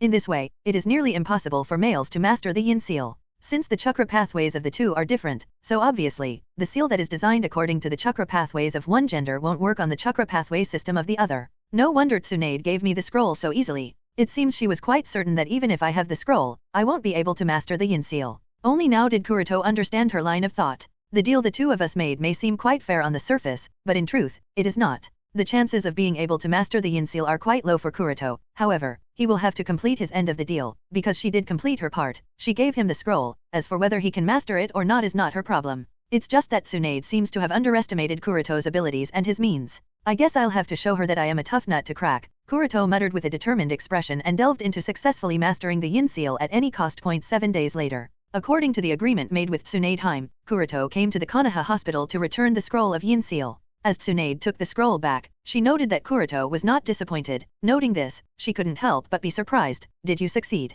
Kuroto just smiled mischievously and chose to remain silent. Tsunade wasn't sure. She had the feeling Kuroto hasn't succeeded, but at the same time, his expression was telling that he has. Kuroto said, well, now that I have returned back the scroll, I'll take my leave. As for my end of the deal, if any situation arises, I'll do what I promised, then turned around and left. Tsunade nodded absent-minded, as she watched Kuroto disappear from her office. As for Tsunade's state of mind, Kuroto sort of expected it. And if he has to tell the truth about whether he has mastered the Yin Seal or not, then the answer would be, he has, but at the same time, he hasn't. It is an indisputable fact that the Yin Seal is more suitable for females as per its design. As for whether it is impossible for males to master it, then the answer is no. There is nothing impossible in this world. All that there is the level of difficulty. Kuroto knows that as long as he is given some time, he can make the necessary changes to the seal, and make it suitable for males to use it. It's just that 7 days is not enough to make all those changes. So, what Kuroto did was use another approach. He believes that if he gets the chance to personally experience the working of Yin Seal, then mastering it isn't a big deal. And to do so, he used his Tsukei clone and tried to burn the Yin Seal in that clone. Since the Tsukei clone is biologically a female, so the chakra pathway system of that clone is that of a female, hence, there was no problem in regard to burning the Yin Seal in it. When tried, he succeeded in the first attempt and experienced the feeling as all the meridians in the body were connected to the seal. He was really happy about the success, and for the next few days, he experienced the process of chakra gathering inside the Yin Seal. Using this approach, Kuroto was able to understand the Yin Seal quite well, and also figured out how to improve it so that males can also master it. Of course, it would take some time as the goal is quite far, but since the road is smooth and clear, so, there won't be any problem. With these thoughts in his mind, Kuroto returned to the Ninja Academy. Standing by the window of the principal's office, and looking at the children on the training field, Kuroto pondered over the other matters. This entire week he was busy cultivating the Yin Seal, but, even if he was busy, his attention on the intelligence of the shinobi world was never relaxed. According to the information given to him by his various sources, the shinobi world has recently fallen into turbulence because of the incident that recently occurred in Kumagakure. Let's start from the beginning at novel bin at. As it is already known, after Sandaime took back the position of Konoha's Hokage, he sent a negotiation team to the Land of Lightning with the intention of recovering Danzo back to Konoha and punishing him for his crimes. However, this didn't go exactly as planned. The negotiation team led by Elder Yudiden was intercepted at the border of the Land of Lightning by the Kumagakure shinobi and an argument broke out between the two. The people of Konoha accused the people of Kumagakure of providing shelter to Konoha's criminals and destroying the unity of the 5 nations. Meanwhile, the people of Kumagakure accused Konoha of kidnapping their shinobi and using them to perform forbidden and inhuman rituals. Both sides were accusing each other, and at the same time, both were right on their part, so obviously no negotiations could be held unless a third party gets involved. When the two sides were arguing with each other, and the matter was starting to escalate, an unexpected, inexplicable fierce battle broke out inside Kumagakure. The battle was of such a degree that it affected the entire village. Although Kumagakure tried to block the news, such a thing is obviously impossible. The spies of one village are always inside the other, therefore, other villages such as Konoha, Suna, Kiri, and Iwa soon learned of it.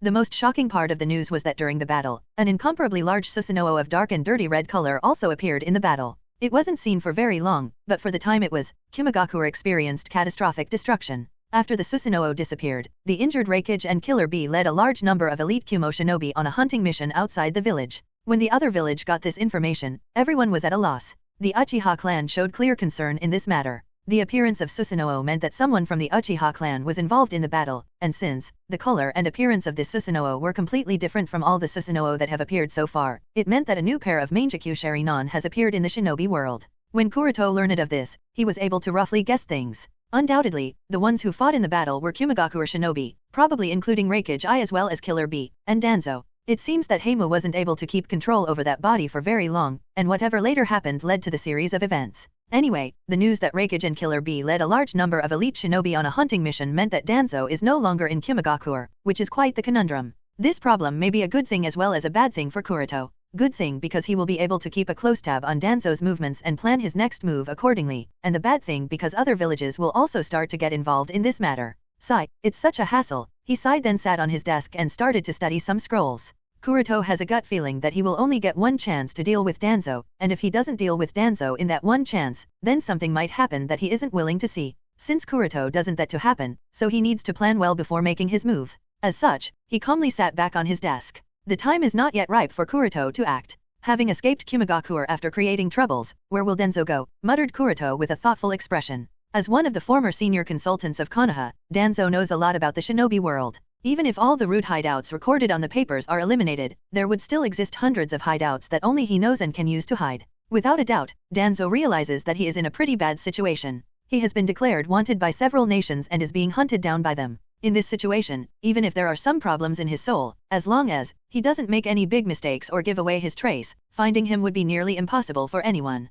What's more, even if someone does manage to find him, they won't be able to do much damage to him, given his current strength. The current Danzo is nothing to scoff at. His strength has surpassed most of the shinobi out there, and he can no longer be taken lightly. The damn old man has 7 Kekii Genkai, each one more dangerous than the other, giving him the ability to survive the fights against most of the shinobi out there. In fact, it wouldn't even be wrong to say that there exists only a handful of shinobi out there who can defeat him. What happened in Kumagakure is the direct proof of this.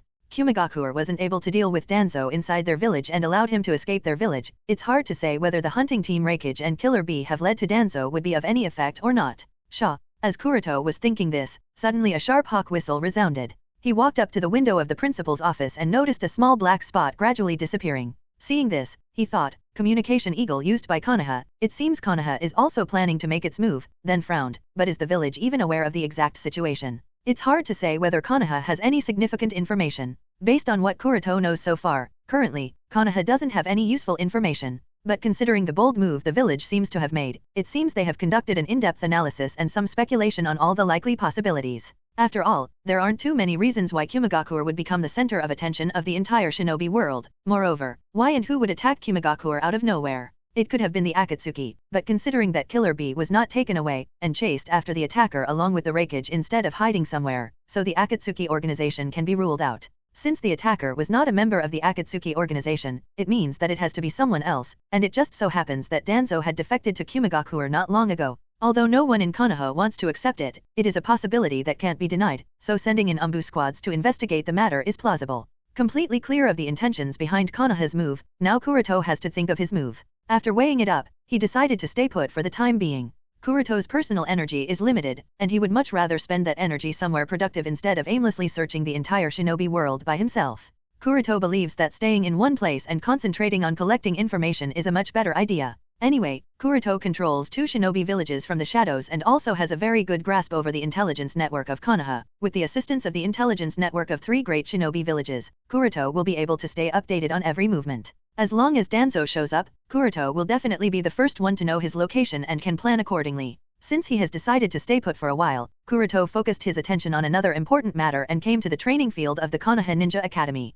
The person he is looking for is none other than Might Guy. Since he has almost mastered the Yin Seal, the next step is mastering the 8 inner gates. And the best way to master this forbidden jutsu is to learn it from the pro. After strolling for a while, Kuroto came to the place where Might Guy was present. And looking at what Guy was doing, Kuroto smiled lightly and walked up to him. Bang, bang, bang. As he walked closer and closer, the rhythmic sound of fists and feet colliding on the wooden stump could be heard. He walked up to Guy's side and asked with a smile, "Has that kid caught your interest?" Undoubtedly, Guy was hiding behind a tree and observing a child in the distance. And yes, the sound of fists and feet colliding on the wooden stumps was the result of the child carrying out his training. Guy has of course noticed Kuroto approaching by his side, and hearing his question, Guy nodded. "Kuroto, isn't that kid similar to you and me? We used to be the same, don't we?" Hearing what Guy said, tick marks appeared on Kuroto's forehead, and snorted coldly, "What do you mean similar to me and you? He is only similar to you. I was never like that." Guy rubbed his forehead sheepishly, and nodded with a melancholic expression. "Yes, now that I think about it, you were more of a book guy, lazy and absent-minded in the classes, but still the smartest among all of us.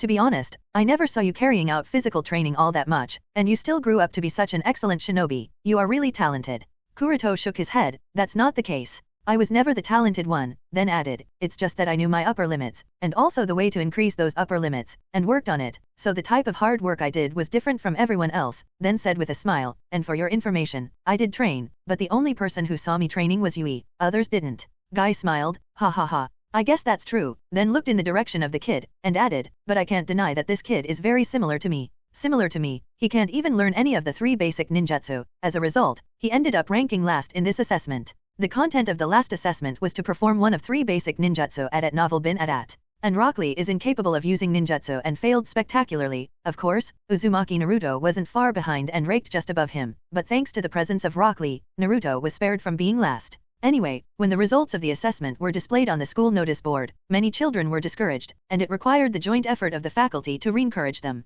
Might Guy thought that Rock Lee might also be discouraged, and come here to help the kid get over it. However, what Guy saw surprised him. He didn't see Rock Lee mewling or crying. Instead, he found the kid training. Of course, this isn't the first time Guy has observed Rock Lee's training. However, there is something different about Rock Lee this time. His eyes are filled with determination and perseverance that is beyond his peers. And it is this determination and perseverance that has moved Guy, who has experienced a similar situation in his childhood. Looking at Rock Lee, who seemed to be tired as hell and sweating buckets, Kuroto stated, "In fact, his situation is way worse than you. Rock Lee lacks the skill necessary to use ninjutsu and genjutsu. However, I have come to notice that he has an unrivaled talent for taijutsu. If you feel that he is up to it, why don't you take him under your wing?" Guy nodded. "I am thinking of doing the same. However, I need to see more. Having been through this experience, I fully understand that ordinary people cannot easily stick to the path that my father and I have walked. It takes unmatched struggle. Therefore, I need to be extremely certain about Rock Lee before taking him under my wing. Years of same, simple, and monotonous training that is extremely hard upon oneself. Not everyone can endure it. About this, no one can know more than Guy. Guy doesn't yet know whether Rock Lee can endure taking such a path. This is why, even if he was moved, he didn't plan to start Rock Lee's training immediately." Hearing Guy's words, Kuroto sighed. He wasn't too surprised by this. After a while of silence, Kuroto no longer paid attention to Rock Lee's matter, and touched on the matter for which he was here. "Guy, I too wish to learn the 8 inner gates." Guy looked at Kuroto in surprise. It's really strange and surprising." Kuroto was confused about Guy's reaction, and asked, "What's so strange about it? Can I not learn the 8 inner gates?" Guy waved his hands. No, you can. You definitely can learn the 8 inner gates. It's just that." Kuroto asked doubtfully, "Just what?" "It's just that Kakashi also expressed his intention of wanting to learn the 8 inner gates technique," said Guy, then asked, "Did you two discuss this with another?" "Kakashi also wants to learn the 8 inner gates?" That's news to me, muttered Kuroto in surprise. Guy nodded, and said proudly, in fact, Kakashi has wanted to learn the 8 inner gates for a very long time, but he was too lazy to train all that much, and didn't want to do anything troublesome. But recently, he found me himself and asked me to teach him the 8 inner gates. Kuroto nodded in understanding. I see. Kuroto is indeed surprised. In the canon, Kakashi was indeed capable of using the 8 inner gates, but that was only superficial use and he could open only the first gate. However, in this world, that would no longer be the case. Thinking so, Kuroto asked Guy, so, what is your reply? Will you help me? Guy laughed out loud, and said with a thumbs up, obvious yes. You and Kakashi have finally asked for my help in something, obviously I can't refuse. It just so happens that I and Kakashi decided on the time of our first training session tomorrow, join us at that time, and we can get started with both of your training.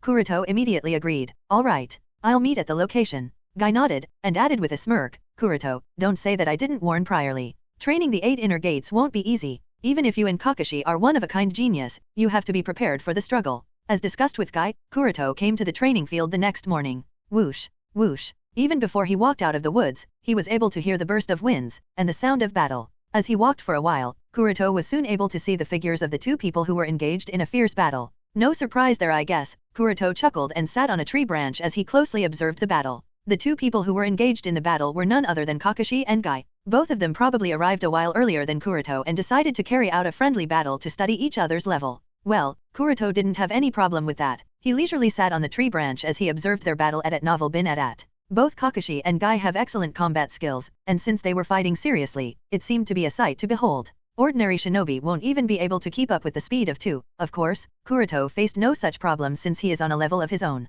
Holding his chin, Kuroto muttered with a thoughtful expression, Guy's physical strength has increased significantly, and his moves are also getting more and more fierce. For a shinobi of steel fist style, improving the physical strength is not an easy task. And there is no easy way to do so. Only through sheer hard work and training can one improve their physical strength and speed. Due to this reason, the growth of such shinobis is relatively slow compared to other shinobi who use other forms of combat too. Of course, this doesn't mean that the steel fist style has no future. On the contrary, the upper limits for the shinobis who practice only steel fist style are much higher compared to other shinobi. Of course, there are strict requirements. As long as a person is willing to endure rigorous training, years of hardship, and continuous struggle, then their growth is a sight to behold. Might Guy is a very good example of this. Back when he was in the academy, his strength wasn't that good. However, as years passed, the scenario started to change, and now, except for a very few shinobi like Kakashi and Kuroto, the growth curve of almost everyone has hit the plateau. However, Guy is different. Not only he has not hit the plateau, but in fact, from the same generation, he has left almost everyone except Kakashi, Kuroto, and Obito behind him. And Kuroto is very clear that within a few years, as he reaches the state of being able to open the last gate, there would only be a handful of shinobi in the shinobi world who will be able to stand up against him. Thinking of his future achievements, Kuroto couldn't help but sigh, might Guy, what a guy. After a while, he focused his attention on Kakashi, and muttered, he seems to, but Kuroto's words came to stop as he couldn't think of the accurate words to describe his state. When Kuroto looked at Kakashi, he felt that Kakashi seems to have reached a critical point, as if he is in the midst of some kind of major transformation, but what exactly it was, Kuroto couldn't exactly describe it in words. He found this quite weird. Before Kuroto could continue to ponder on this matter, Kakashi and Guy stopped their battle. Seeing this, Kuroto put the thought to the back of his mind and jumped down the tree. The 3 walked closer to each other and greeted each other. Morning guys, you 2 seem to have come here quite early. Might Guy showed his unique toothy smile, and said with a thumbs up, early morning sweat keeps our youth aflame, right Kakashi? Kakashi didn't speak but nodded in lightly. Now standing next to Kakashi, Kuroto felt it again. Kakashi is no longer the same person who was lost on the path of life. At this time, standing next to him, Kuroto can feel a sense of sharpness being emitted from his body. Normally this is a good thing, but Kuroto isn't sure whether such a stark transformation in such a short time is a good thing or not. Somewhat concerned, he asked Kakashi, Kakashi, are you alright? Kakashi nodded lightly, yes. Kakashi actually knew what Kuroto was referring to. He realizes that he has gone through a lot of changes in terms of both character and temperament in his pursuit of strength. However, he has no regrets because this is the path he has chosen. Kuroto smiled, well if you are alright then it's fine, it's just strange to see you so energetic, especially in the early morning. I am really not used to you being early. Guy nodded with Kuroto, yes, you used to always make everyone wait. Honestly, I was kinda freaked out when I saw you here. You came here earlier than even me. Kakashi remained silent. He didn't seem to be in the mood to joke around. Seeing that all the 3 of them were here, he said to Guy, let's start. Kakashi's words brought the attention of all 3 to the matter at hand. With that, the three of them came to the riverside, and Guy said with a serious expression, "To be honest, there isn't much to explain about the 8 inner gates formation. If the two of you need to know one thing, then it's that the 8 inner gates formation is not just a forbidden jutsu that can be learned with training for a few days. No, it's a habit that you follow for years, and make your body get used to with time and training." Both Kuroto and Kakashi nodded. Guy continued, "Both of you know the basics of our body. Among all the chakra points in our body, there are 8 special chakra points. They are like centers." And added while pointing at the specific centers, and these 8 chakra centers are the 8 gates. Gate of opening, gate of healing, gate of life, gate of pain, gate of limit, gate of view, gate of wonder, and finally, gate of death. These 8 gates exist in order to limit the flow of chakra within our bodies. Ordinarily, we are only capable of using 20% of our body's full potential. This is our brain's way of protecting ourselves from harming our body through overexertion. And the 8 inner gates formation is a forbidden technique that helps us with bypassing these limiters. Kuroto asked, "It means that the people who practice 8 inner gates formation train their brain to bypass those limiters, and also trains their body to be able to bear the overload of chakra when the limiters are bypassed. Is that correct?"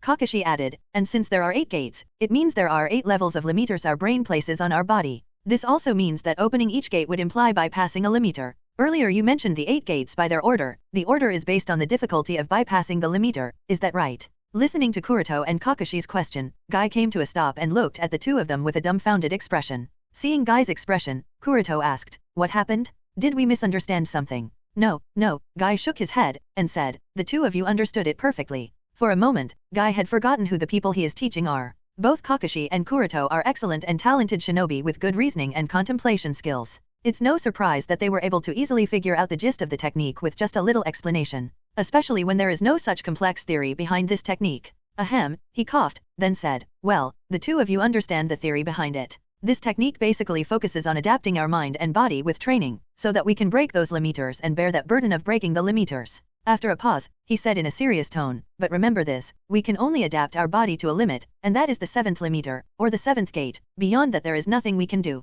There is no method to adapt to the 8th gate, so that limiter must never be touched easily." Kakashi asked, "What happens if the last limiter is broken?" Guy answered with a solemn expression, "Once the last limiter is broken, it would mean certain death. Of course, the result is very tempting as the strength, speed, and chakra would increase exponentially, but the price is also not cheap. The price is one's own life. Therefore, it should never be opened, unless..." Hearing the details of the 8th gate, Kakashi fell into deep thought. He was seriously considering his chances. At the same time, Kuroto was also busy thinking about something. Seeing that after hearing the description of the Gate of Death, and the consequences of opening it, not only were they not scared, but in fact, they started to consider something. It is as if they really planned to use the Gate of Death. Guy was speechless and asked strangely, Hey, the two of you can't be serious, are the two of you considering it?" Kakashi shook his head in response, and while restraining his thoughts, he answered, "No, nothing." At the same time, Kuroto also retracted his thought and said with a smile, "Don't worry Guy, we understand the benefits and consequences of opening the Gate of Death. Obviously, we won't try to use it unless we are left with no other choice."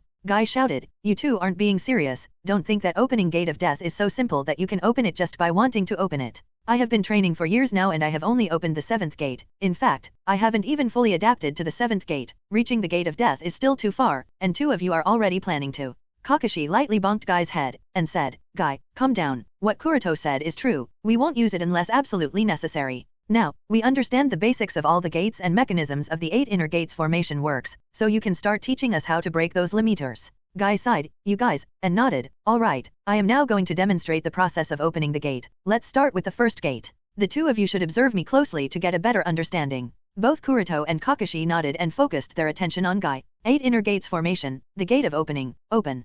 Huieish. As Guy opened the first gate, the air around him swirled. In fact, with the help of his Byakugan, Kuroto was even able to observe a rush of chakra around him. "Now, look closely," he said and disappeared from his position. Immediately afterward, he appeared a dozen meters away, and said, "My speed has increased several times." Then he took a punching stance, and he landed a punch on the tree smashing it into countless small fragments, and pointed out, "My physical strength has also increased several times." For the next few instants, Guy performed a series of movements such as kicks, jumps, dashes, as well as body flickers, then appeared back in his original position, closed the gate of opening, and then explained, "You see, the gate of opening breaks the first limit that is placed on our body by our brain, and this limiter limits the extent of physical energy we can use." Kuroto nodded. "Well, the effect isn't too obvious to the eye, but it exists. Kuroto could clearly see that after Guy opened the gate of opening, apart from the increase of chakra in his body, the muscle movement of his body has improved, especially the expansion and contraction of muscles, as well as the blood flow. Kakashi also nodded with a solemn expression, as expected.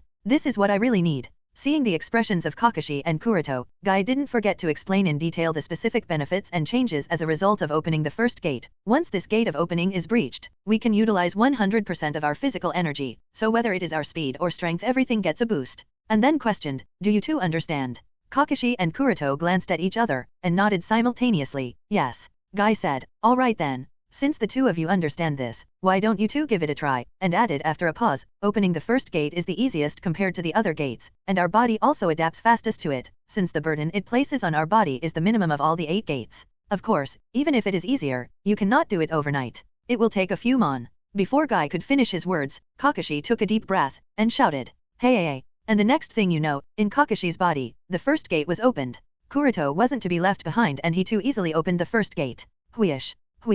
Seeing Kakashi and Kuroto so easily open the gate of opening, Guy was so shocked that he forgot to close his mouth. All he could do was blob his mouth like a fish and mutter in disbelief. You guys, how? When his father Might Guy first introduced him to the 8 inner gates formation, it took Guy several months of targeted training to be able to open the gate of opening, and even then, he wasn't able to sustain that state for very long and soon collapsed due to exhaustion. And here are Kuroto and Kakashi who without any prior targeted training or explanation were able to directly open the first gate. Obviously, such an experience is going to shock him. As for Kuroto and Kakashi, neither of the two had enough energy to pay attention to Guy at this moment. Having successfully opened the gate of opening, they seemed to have been introduced to an all-new world, and their minds were busy processing the changes of this all-new world. Looking at Kakashi and Kuroto who were immersed in their thoughts, Guy complained, the two of you are really beyond every limit. It's no exaggeration to say that you people are true geniuses. Hearing such words, Kuroto shook his head. He was pretty clear of what actually happened. Kakashi was able to open the gate of opening, indeed because of his talent, but not purely because of it. As for Kuroto, he was able to open the gate of opening, because he has already broken the first barrier that is placed on his body. It's just that he didn't know how to completely breach it up until now, but now that he does, he successfully broke it. Of course, he didn't bother to explain this to Guy and chose not to comment on this matter, because being a genius can often be used as an excuse to cover up a lot of things. After all, Kuroto doesn't want to explain to Guy that even his normal strength has long since surpassed the level of a Kage, so opening the gate of opening is just an understatement for him. Well, all that aside, after a while, the two brought their attention back to the training field, and Kakashi said, Guy, the first gate is opened, now let's move to the second gate. The gate of healing. Guy looked at Kakashi with a weird expression, and asked, hey Kakashi, you don't happen to want to learn the 8 inner gates formation in just one day, right? Kakashi asked with a puzzled expression, is it possible to learn the technique completely in just one day? At novel bin at. Kuroto shook his head and said, obviously not. This is 8 inner gates formation, how can it be learned in just one day? Guy nodded, right. But apparently, he nodded a little too early, because Kuroto's next words made him almost fall. It should take around a week or so. Kakashi added from the side, okay, then maybe a week it is. Guy was annoyed, are you kidding me? So annoyed that he couldn't help but say, alright fine, do it. I want to see how many gates can the two have opened today, and in 1 week. In fact, Might Guy wasn't really jealous of Kakashi or Kuroto. With years of training, Guy's mind has reached the state where he would never get jealous over such simple things. It's just that he was genuinely curious. He wanted to see how fast will Kakashi and Kuroto make progress when learning the 8 inner gates formation. So, without any delay, he immediately explained the details of the second gate, that is, the gate of healing. After a few hours Guy finished the explanation and demonstration, Kuroto successfully opened the gate of healing. Kakashi wasn't to be left behind. Only about an hour later, he too was able to open the gate of healing. With the second gate opened, both Kakashi and Kuroto looked in the direction of Guy, the third gate. Guy gritted his teeth, and said with a dangerous glint in his eye, alright then. I will now explain the details of the third gate, the gate of life. Looking at the orange hue of the sunset in the distance, Guy smiled his iconic smile. What a fulfilling day it was. Kuroto, Kakashi, how are the two of you doing? Were the two of you able to find the secret of opening the gate of life? Both Kuroto and Kakashi didn't pay attention to Guy, they were stuck in their thoughts. Both Kuroto and Kakashi were able to open the gate of healing with not too much difficulty. However, when the matter of opening the gate of life came, they are stuck in a bottleneck. Even after they struggled for the entire day, neither of them has made any progress. Seeing the two strugglings, Guy said with a smug face, I already told you that if you want to master the 8 inner gates formation, you must be prepared for struggle. With talent alone one can only go so far. Mastering the 8 inner gates formation purely based on talent is impossible. Kuroto said, sigh, the difficulty of opening the gate of life is indeed much higher than I imagined. It seems it's going to take some to open it. Well, the sun is about to set. Let's finish here for today. I will do my own research on the gate of life, and discuss with you guys next time. Kakashi nodded while looking at the setting sun, then said to Guy, I have really bothered you today. But still thanks, for giving your time today. Now I know the training method for opening the gate of life. For the next part, I will train it myself, and find you if I face any problem. Guy hurriedly warned him, hey you two, don't mess around after going back. Training and exercise should also be done in moderation. Both of you need to give your bodies some rest else your core will get weak. Kuroto chuckled, don't worry, I understand my limits, and won't overexert myself. Kakashi replied, me too. Seeing that neither of the two seemed to heed his warning, Guy said with a sigh, you two be careful. Truth be told, the speed that the two of you have shown in opening the first two gates is already amazing. No doubt, the two of are worthy of being unrivaled geniuses, but it is also necessary that the two of you listen to me. The 8 inner gates. This technique is different from all the other techniques. It requires time. Hurrying to open the gates won't do you any good. Instead, it will weaken you, and even if you both manage to somehow open all the gates, you won't be able to display the complete potential of this technique unless you both give your body the time it needs to adapt. So, my suggestion is to take it slowly and steadily. This will allow your bodies to adapt and your foundation will be stronger, and the two of you will be able to go farther on this road. Kuroto said lightly, I see. I'll keep your words in mind. Guy nodded to him, then looked at Kakashi. In fact, Guy wasn't really worried about Kuroto. He knows that Kuroto is the most sensible among the three and he won't do anything that would harm himself and his future, but Kakashi on the other hand. Well, Kakashi sort of worries him. Guy fears that Kakashi would overexert himself, way beyond the limit of what he can handle. This is why Guy couldn't help but say to Kakashi, Kakashi, your current state worries me. I know you are carrying it yourself and don't seem to want to involve others, but... Facing Guy's concern, Kakashi bowed his head and chose to remain silent. In his opinion, only he can solve this matter. Seeing that Kakashi didn't seem to have any intention of saying anything, Guy said, all right. If you don't want to share it, then, you don't have to. I just want to remind you that we are friends. We will always be there to help you. Kakashi nodded lightly, I understand. Then without giving Guy any chance to say anything he disappeared with a silver flash. Looking at the spot where Kakashi was present until an instant ago, Guy sighed.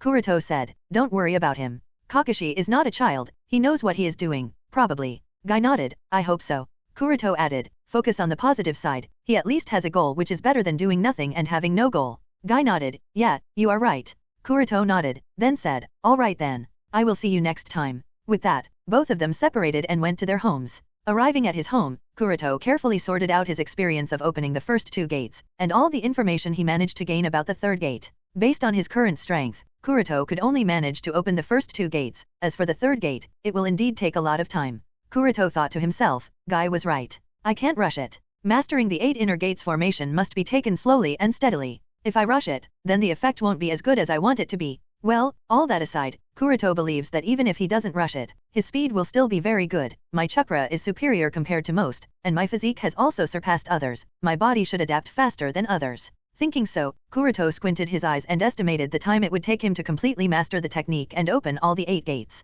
If his analysis and estimation are correct, then it should take about a week to open the gate of life. After that, it would take about 3 to 4 weeks to open the gate of pain, then approximately 3 months to open the gate of limit. The 6th gate, that is the gate of view, will take about 7 to 8 months, and the gate of wonder will take about 2 years. As for the gate of death, Kuroto isn't sure how much time would it take to open it. It is difficult to calculate based on his understanding. Now that Kuroto understands the training method to open the 8 gates, the thing he has to focus on is working hard and actually opening all of them. To this end, Kuroto plans to use his privileges as the principal of the Ninja Academy and set up a personal training field in the woods around the Academy campus at Novel Bin Adat. The reason is so that Kuroto can continue his training at the Academy. Of course, if Kuroto is being honest, he doesn't really need this training field as he can always disappear from the Academy, but, still, it's better to have it, and carry out this training while staying inside the campus. After all, it's no secret that he is learning the 8 inner gates, so why to the trouble of carrying out the training somewhere else when he can always train it here? The students of Class A were brought to the training field for their regular taijutsu training, and as usual, currently, they were either warming up their bodies or thinking of who to carry out their training against.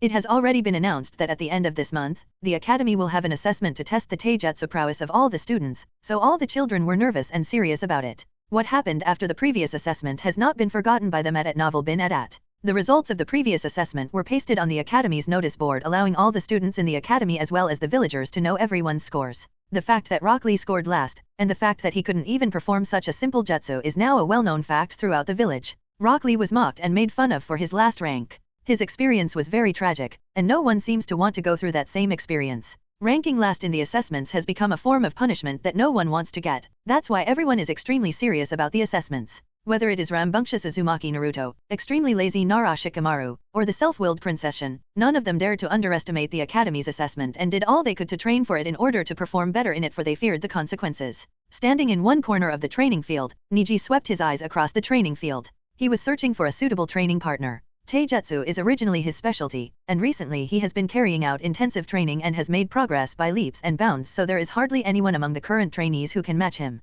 This left Niji in a bit of a dilemma as he couldn't think of any suitable training part, and just then, his gaze met with another kid who had the same thoughts in his mind, Suzuki. Seeing Suzuki also looking at himself, Niji thought to himself, train with Suzuki. Although Niji felt that this wasn't the time to train with Suzuki, seeing that there was no other option before him, he didn't mind it. Suzuki is indeed the best training partner he can have, so without thinking too much, he activated his Byakugan. Intentions were clear. However, before that thought could go any further, Niji was distracted. Perhaps it would be better to say that his attention was attracted by something else. That something else is a vastly deep and concentrated chakra, and it unexpectedly appeared in the field of vision of his Byakugan. This chakra, he muttered with a startled expression and subconsciously stepped backward in shock. Never in his life has Niji ever seen such a strong chakra. Of course, Niji hasn't seen the chakra of too many people, but among all the people whose chakra he has seen, this is the first time he has seen such a chakra that made his hair tingle. Niji looked in the direction of the chakra source and muttered to himself in shock and confusion, I am afraid that even Patriarch's chakra is nothing in comparison, heck, let alone the Patriarch, even the chakra of the three Sunin, and the chakra of Hokage-sama is nothing in comparison, just whose chakra is it really?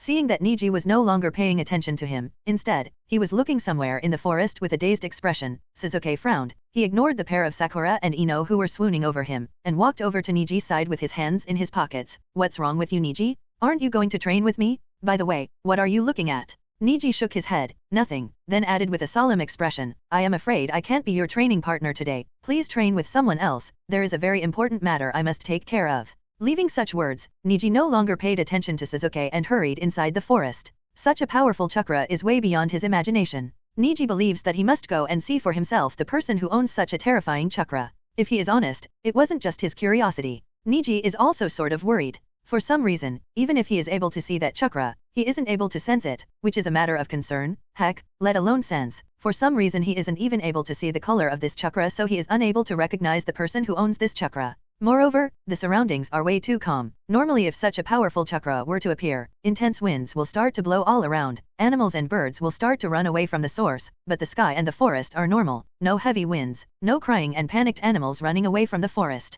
This normality makes Niji very confused. Therefore, he must go and verify. Of course, he could have also chosen to inform the teachers about this, but that thought escaped his mind, and so here he is, running towards the forest. Seeing Niji ignoring and running away, Suzuki was annoyed. Hey Niji, come back here. Where the hell do you think you are going? But Niji didn't pay attention to Suzuki's words and continued ahead. Annoyed, Suzuki chased after him. Seeing Suzuki coming after him, Niji asked him, why are you following me? Suzuki questioned back, I should be the one asking the question here, where do you think you are going? Don't tell me you did this on purpose because you are afraid of losing. Niji said, me and run away from you? Oh please Suzuki. You should know that when it comes to pure taijutsu you are no match for me. Suzuki snorted, when did you start assuming that I am no match for you in taijutsu? Niji said, I didn't assume anything, it's a fact. Suzuki said, well I say, it's not. Niji shook his head, you can't deny what's true. I can deny whatever I want, I am an Uchiha, Suzuki said, then added, while activating his Sharingan, and if you have any problem with that then why don't you prove me wrong?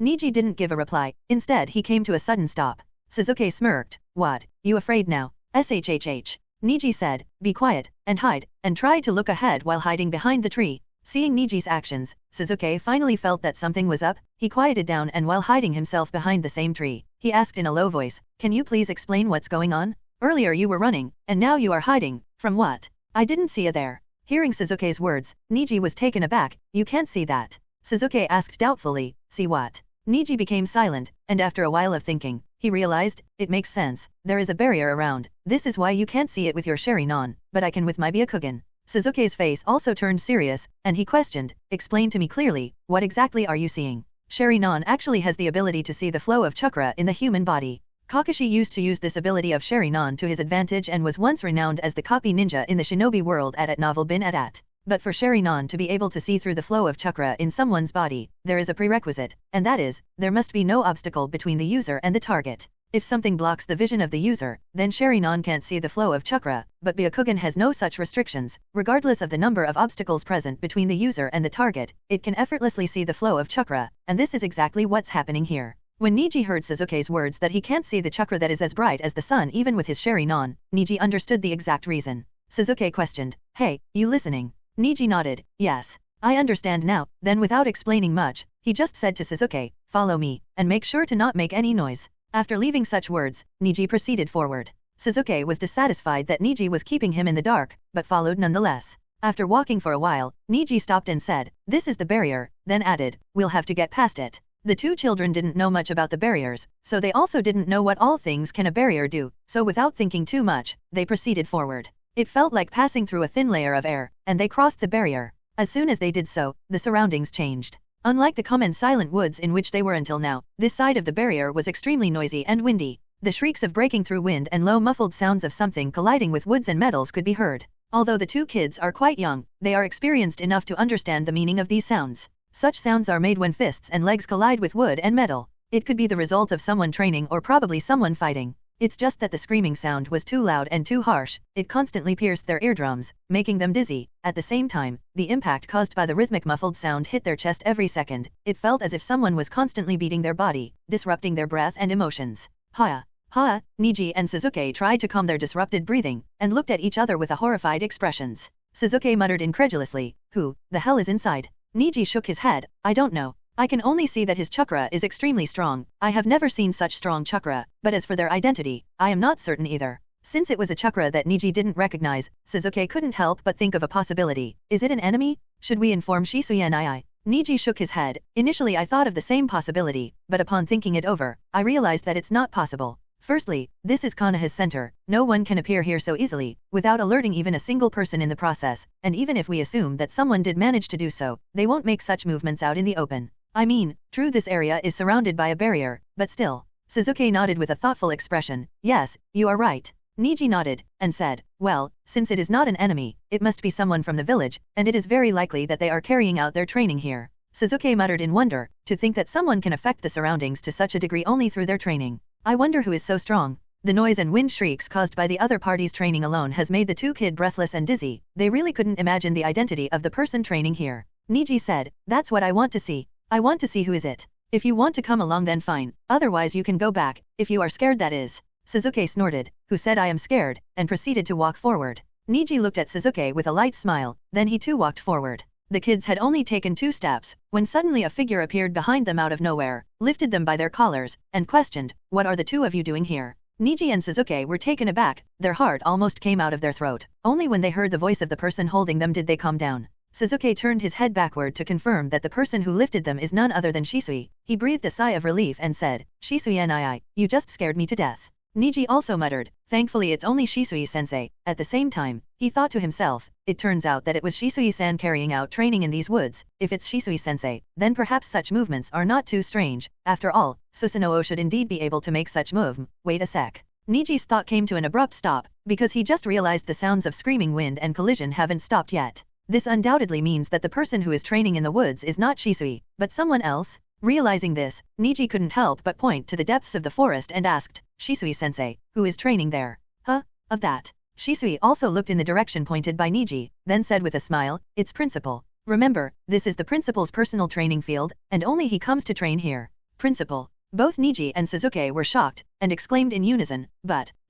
Before the two children could finish speaking, Shisui waved his hand, "Don't be too surprised.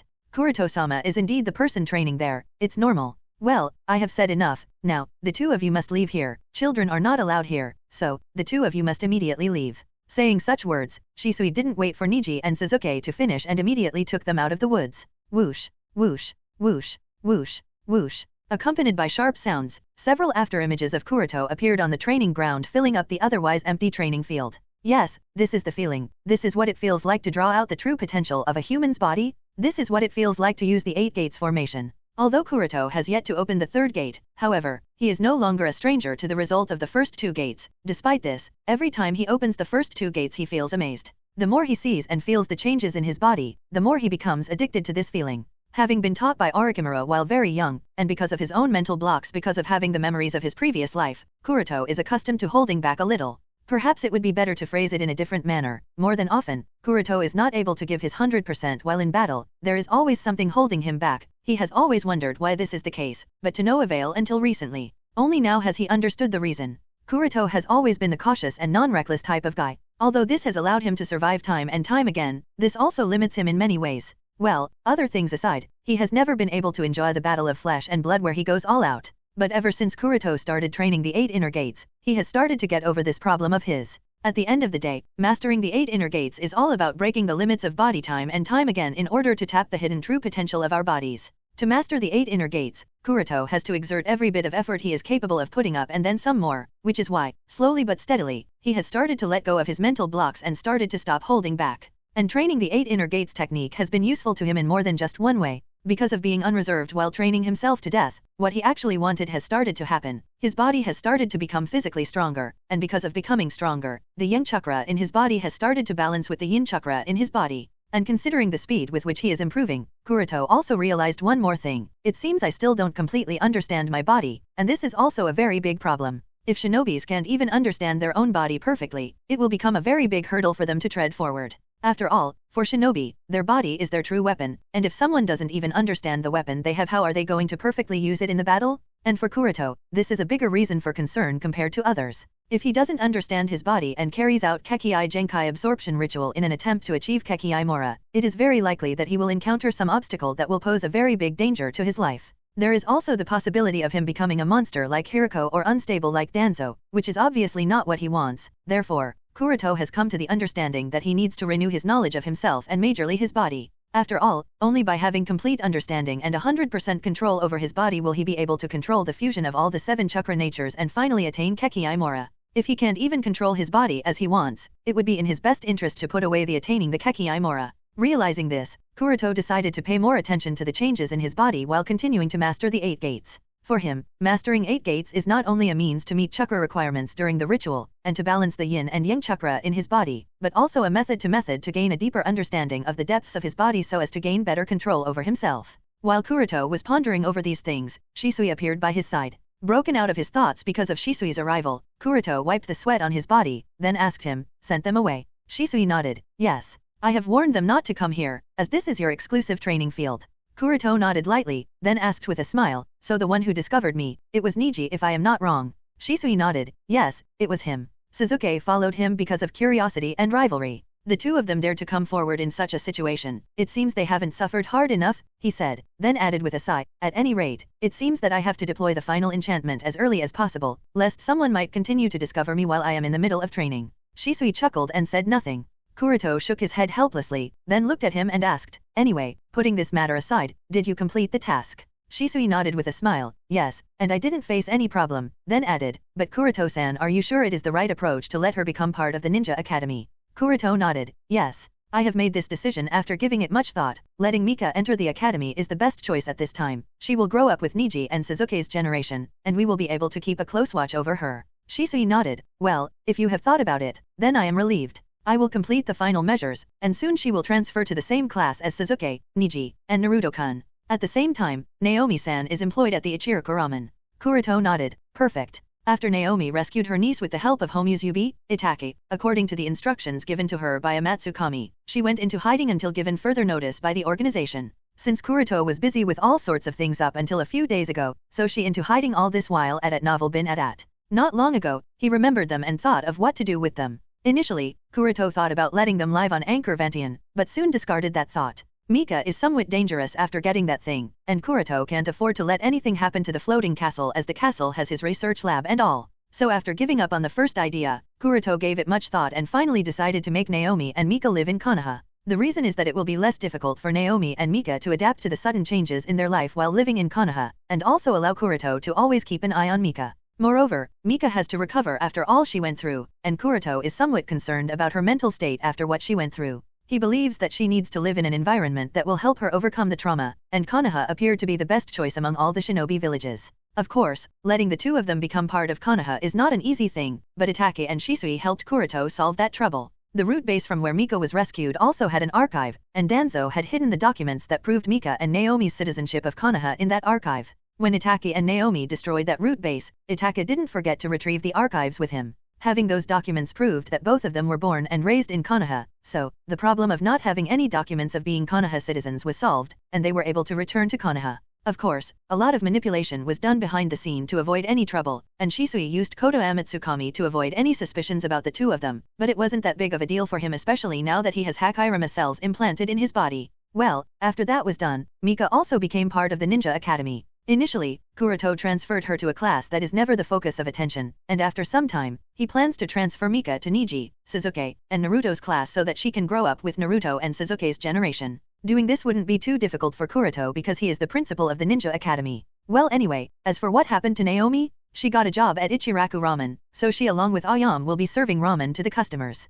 In the following days to come, during the daytime, Kuroto continued to train in the Steel Fist Taijutsu style in order to train his body and become familiar with the second gate. To make sure that his body constantly hits the limit so that he can break them time and time again and allow his body to quickly adapt and become stronger, Kuroto decided to keep the gates open while carrying out his Taijutsu training. If Guy were to learn of this, he would be stunned and might even berate Kuroto for overexerting himself too much. After all, even if the gate of opening and the gate of healing are the first two gates, the burden they exert on the body is still a lot. There is no problem opening them for a short time, however, when kept open for several hours, it's definitely not an easy task. The body gets completely drained, this is so dangerous and it's practically self-harm. And Kuroto is barely able to carry it out, provided that his food intake has increased quite significantly as he constantly needs to recover energy. But of course, all this trouble and inhuman penance are not without its benefit. The results of carrying out this form of training are also very obvious. On the afternoon of the fifth day, while Kuroto was carrying out his training, he managed to successfully hit the third gate, and breach the Gate of Life.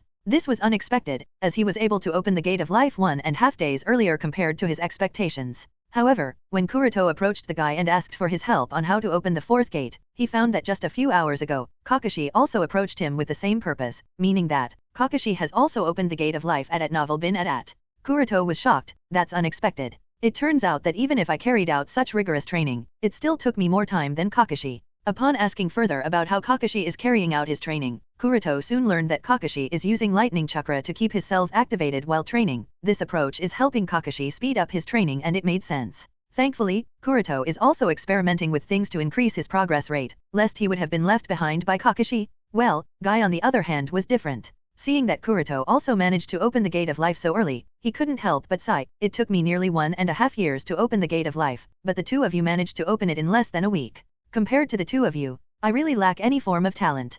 Kuroto shook his head, that's not the case. While you were training, you had to start from the start, and you also had to carry out the basic training, to build up a solid foundation. That's why it took you so long. I and Kakashi don't have to carry out the basic training. We already have a strong foundation because of years of training, which is why our speed of progress is fast for now. Eventually, it will slow down. Guy smiled at Kuroto's attempt to console him, and said, Kuroto, you don't have to comfort me, and I was just kidding around. To be honest, seeing the two of you learning the 8 gates, I feel excited and challenged, and I am loving this challenge. Kuroto knows that Guy is telling the truth, so he no longer discussed anything off topic, and directly asked Guy's advice on how to open the 4th gate. After Guy gave him a detailed explanation about the 4th gate, that is the Gate of Pain, and the training procedure for opening it, Kuroto thanked Guy and soon left. Coming back to his home, Kuroto made sure no one was spying on him, and after he had confirmed, Kuroto made sure to lock the doors and windows of his house, as well as shut the curtains, then took out the storage scroll as well as the contents stored in it. The storage scroll contained an incomplete diagram of a shinobi's chakra pathway system, as well as scrolls of hundreds of types of funjutsus.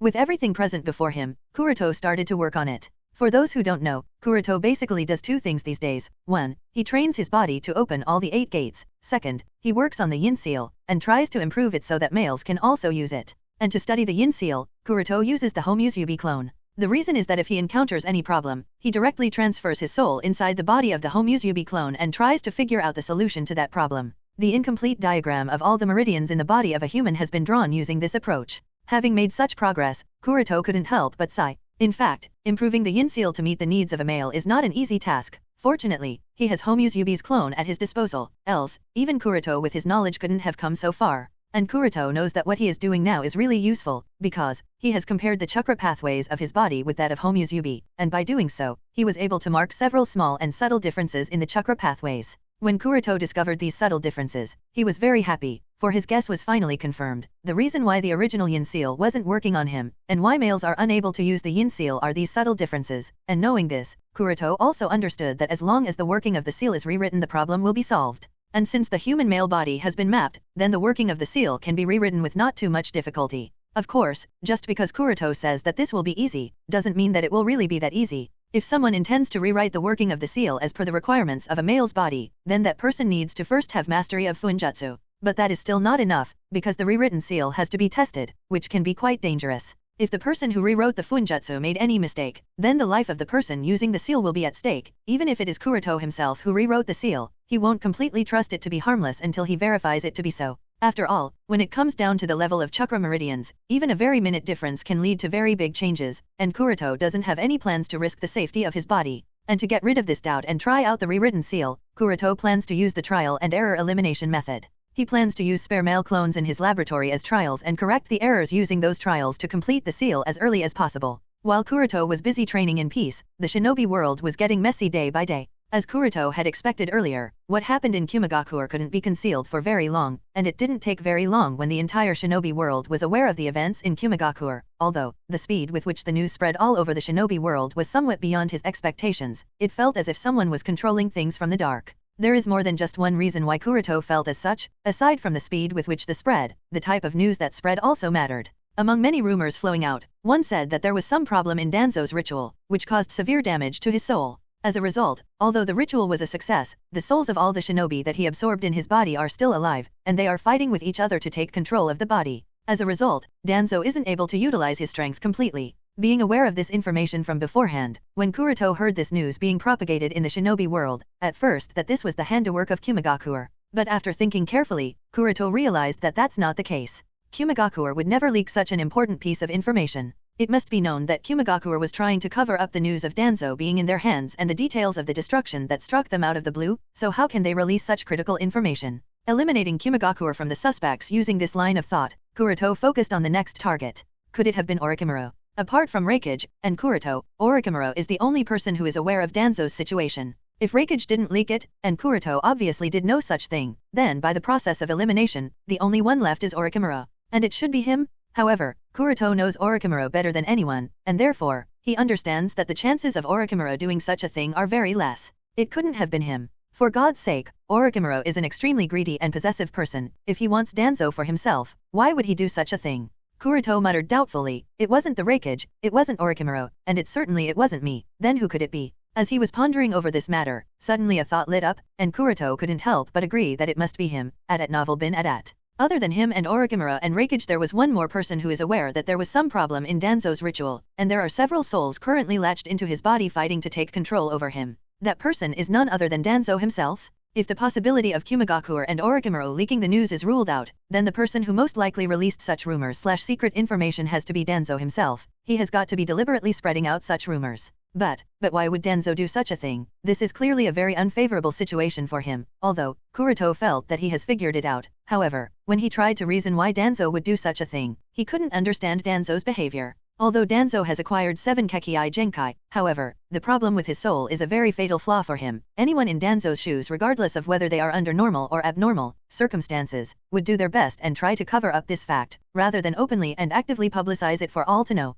Spreading it out in the open and allowing the entire shinobi world to know of your weakness just didn't make any sense, especially in such a situation where the entire shinobi world is beginning to target him. By now, almost everyone has figured out that the unknown susanoo that appeared in Kumogakure some time ago was Danzo. Most people think that using some means that no one has yet figured out, Danzo seems to have acquired a pair of Mangekyou Sharinon and therefore can open the susanoo. Of course, the head of the Uchiha clan knows better, but they are silent right now, choosing not to comment on this matter. Of course, this doesn't mean that all the Uchiha are silent. There are some voices saying that Danzo had probably stolen Uchiha Kagami's Mangekyou Sharinon. Yes, that's right, the Mangekyou Sharinon of Uchiha Kagami. There are rumors circulating in the village that Uchiha Kagami had also awakened Mangekyou Sharinon in his prime. However, what happened to that pair of eyes after Kagami's death? Nobody knows about it. Well, nobody knew about it until now. Well, these are just people voicing out their opinion and stuff and part of the political struggle, so let's ignore it for the time being, and come back to the matter at hand. What's known is that Danzo has a pair of Mangekyou Sharinon, and he has gone senile.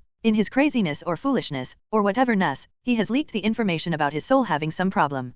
Currently, Danzo not only has a pair of Mangekyo Sharinon and several other Kekii Genkai, but also information about the Kekii Genkai absorption ritual. Of course, the pair of Mangekyo Sharinon that Danzo has is very tempting to everyone, but what's more tempting is the scroll recording the information about the Kekii Genkai absorption ritual. Any power-hungry person would want to become a perfect shinobi and acquire a lot of Kekii Genkai, so anyone who wants power at any cost will be coming after him. Considering that Danzo is a rogue shinobi and a wanted criminal, they have a valid reason to target him. By killing him, they wouldn't be inciting Konoha's anger, rather they would be doing a favor to Konoha, which is why Kuroto believes that it won't be long before the entire shinobi world starts to target him. All these things aren't too difficult to deduce, so Danzo should be able to figure it out as well, yet he chose to do it. He chose to leak information about him despite being aware of the consequences. This only implies one thing, that is, Danzo wanted others to know that there was some problem in the ritual and he has a problem in his soul. Kuroto muttered with a doubtful expression, but why does he want others to know? He is unsure of what was going on in Danzo's head.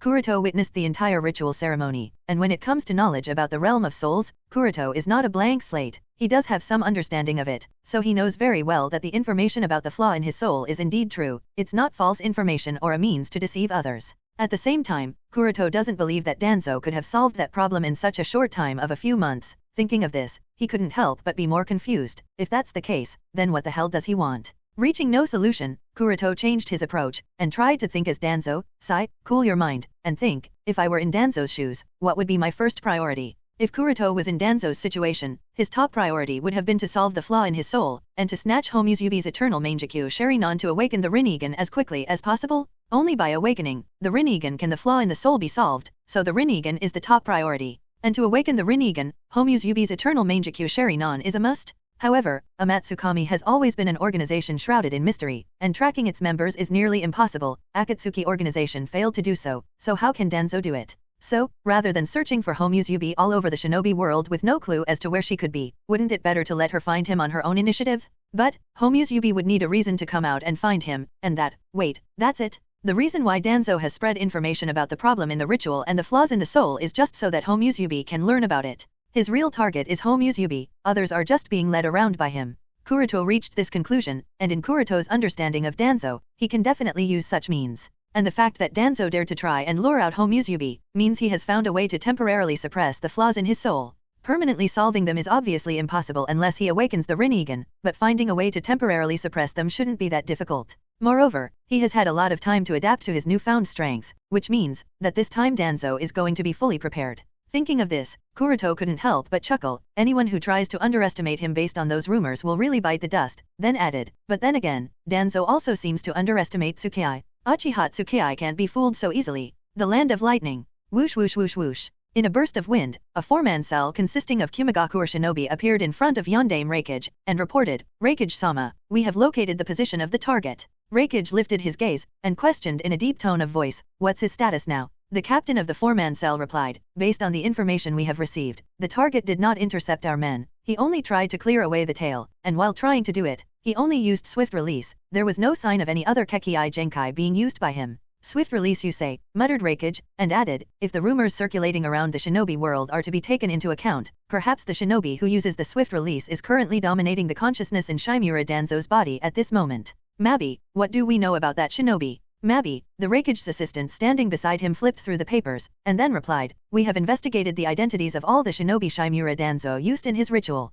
From what we know, the sacrifice who possessed swift-release Kekii Genkai was one of the few remaining Uzumaki clansmen, and since he didn't belong to any shinobi village, he didn't receive any sort of formal shinobi training, so, he is not very skilled. Apart from his Uzumaki descent, and the swift-release Kekii Genkai that he possesses, there is nothing remarkable about him. The captain of the four-man cell said, if the rumors are true, and if Mabi-sama's analysis is correct, then capturing him shouldn't be too difficult for us. Raikage nodded, and instructed, all right then, we will depart immediately. At the same time, a few dozen miles away from Kumigakure, the three black Tomo in the scarlet wheel stopped spinning, and returned back to normal black eyes, as Danzo muttered to himself, it seems the plan is working well. Having figured out Danzo's plan, Kuroto didn't pay him much attention and returned back to his busy schedule. In the next 2 weeks, most of Kuroto's attention was on creating the clones that he plans to use in improving the Yin Seal through trial and error. For this, he frequently ventured to the Anchor Ventian, and this slowed down the progress of 8 inner gates. But, not everything is so bad. Anchor Ventian. Because the clones required for the improvement of the Yin Seal have no hard requirements, so, Kuroto doesn't have to focus too much on the cell fusion or the cultivation process.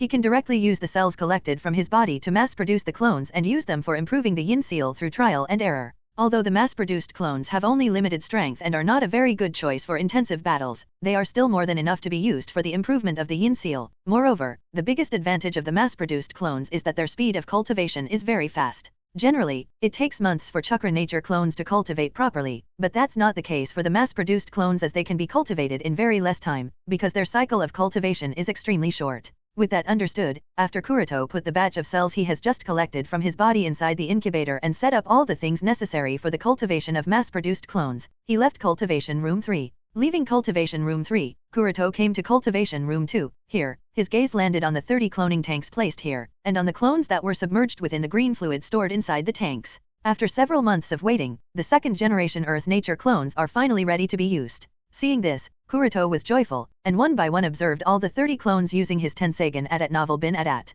Using his Tenseigan, Kuroto was able to see the similarities and differences between each clone, and without a doubt, even if all the clones were cultivated together and at the same time, there are a lot of differences in them. Even if we just talk about the hair color, there is no less than 7 different hair color. There is black, there is chocolate brown, then there is reddish brown, there is blonde, as well as several mixes of more than one hair color at the same time. And, aside from hair color, there are also differences in physique of all clones. Some are buff type, some are thin type, some have the body of a trap, and a few clones are females. Even though there are differences in height, weight, and body proportions, overall, there is a very large variety. But Kuroto's focus was not on how the clones looked, and what's their physique type. He was mainly focused on the strength and potential of the clones. Using his Tenseigan, Kuroto was able to get a brief understanding of the strength and potential of all the 30 clones, but of course, this alone is not enough to convince him into choosing one of the clones. He needs more specific data on each clone and then chooses the best one. With this intention, one by one, Kuroto took out all the clones from the cloning tanks, placed them on the operating table, and did a full-body examination. And the results of the examination weren't too different. Among the 30 clones, 2 caught his attention. Whether in terms of strength or in terms of potential, these 2 clones far outran all the other clones. Of course, even these 2 clones can't be compared to the Fujin, but that's not a problem. The Fujin clone was an anomaly, and it's hard for such an anomaly to occur again and again, and this is natural, not a big deal, anyway. Putting aside the matter of the Fujin clone, Kuroto looked at the 2 Earth Chakra Nature clones lying on the operating table. As already mentioned, the potential of these 2 Earth Chakra Nature clone is also very high, the reason being that Kuroto's own inherent potential has become very high because of awakening the Tenseigan, and the potential of shinobis whose cells are used for the cultivation of these clones is also very high. Whether Deidara, Terumi-me, or Kairetsuki, all 3 of them have very high potential. Moreover, while Kuroto was carrying out cell fusion, he also focused on the natural selection process, allowing the final cell sample to inherit the best characteristics from the parent cells. Therefore, there is no denying that the potential of all the Earth Chakra Nature clone is also very high. Not to mention, that the 2 clones he is focusing upon are the best among the bests.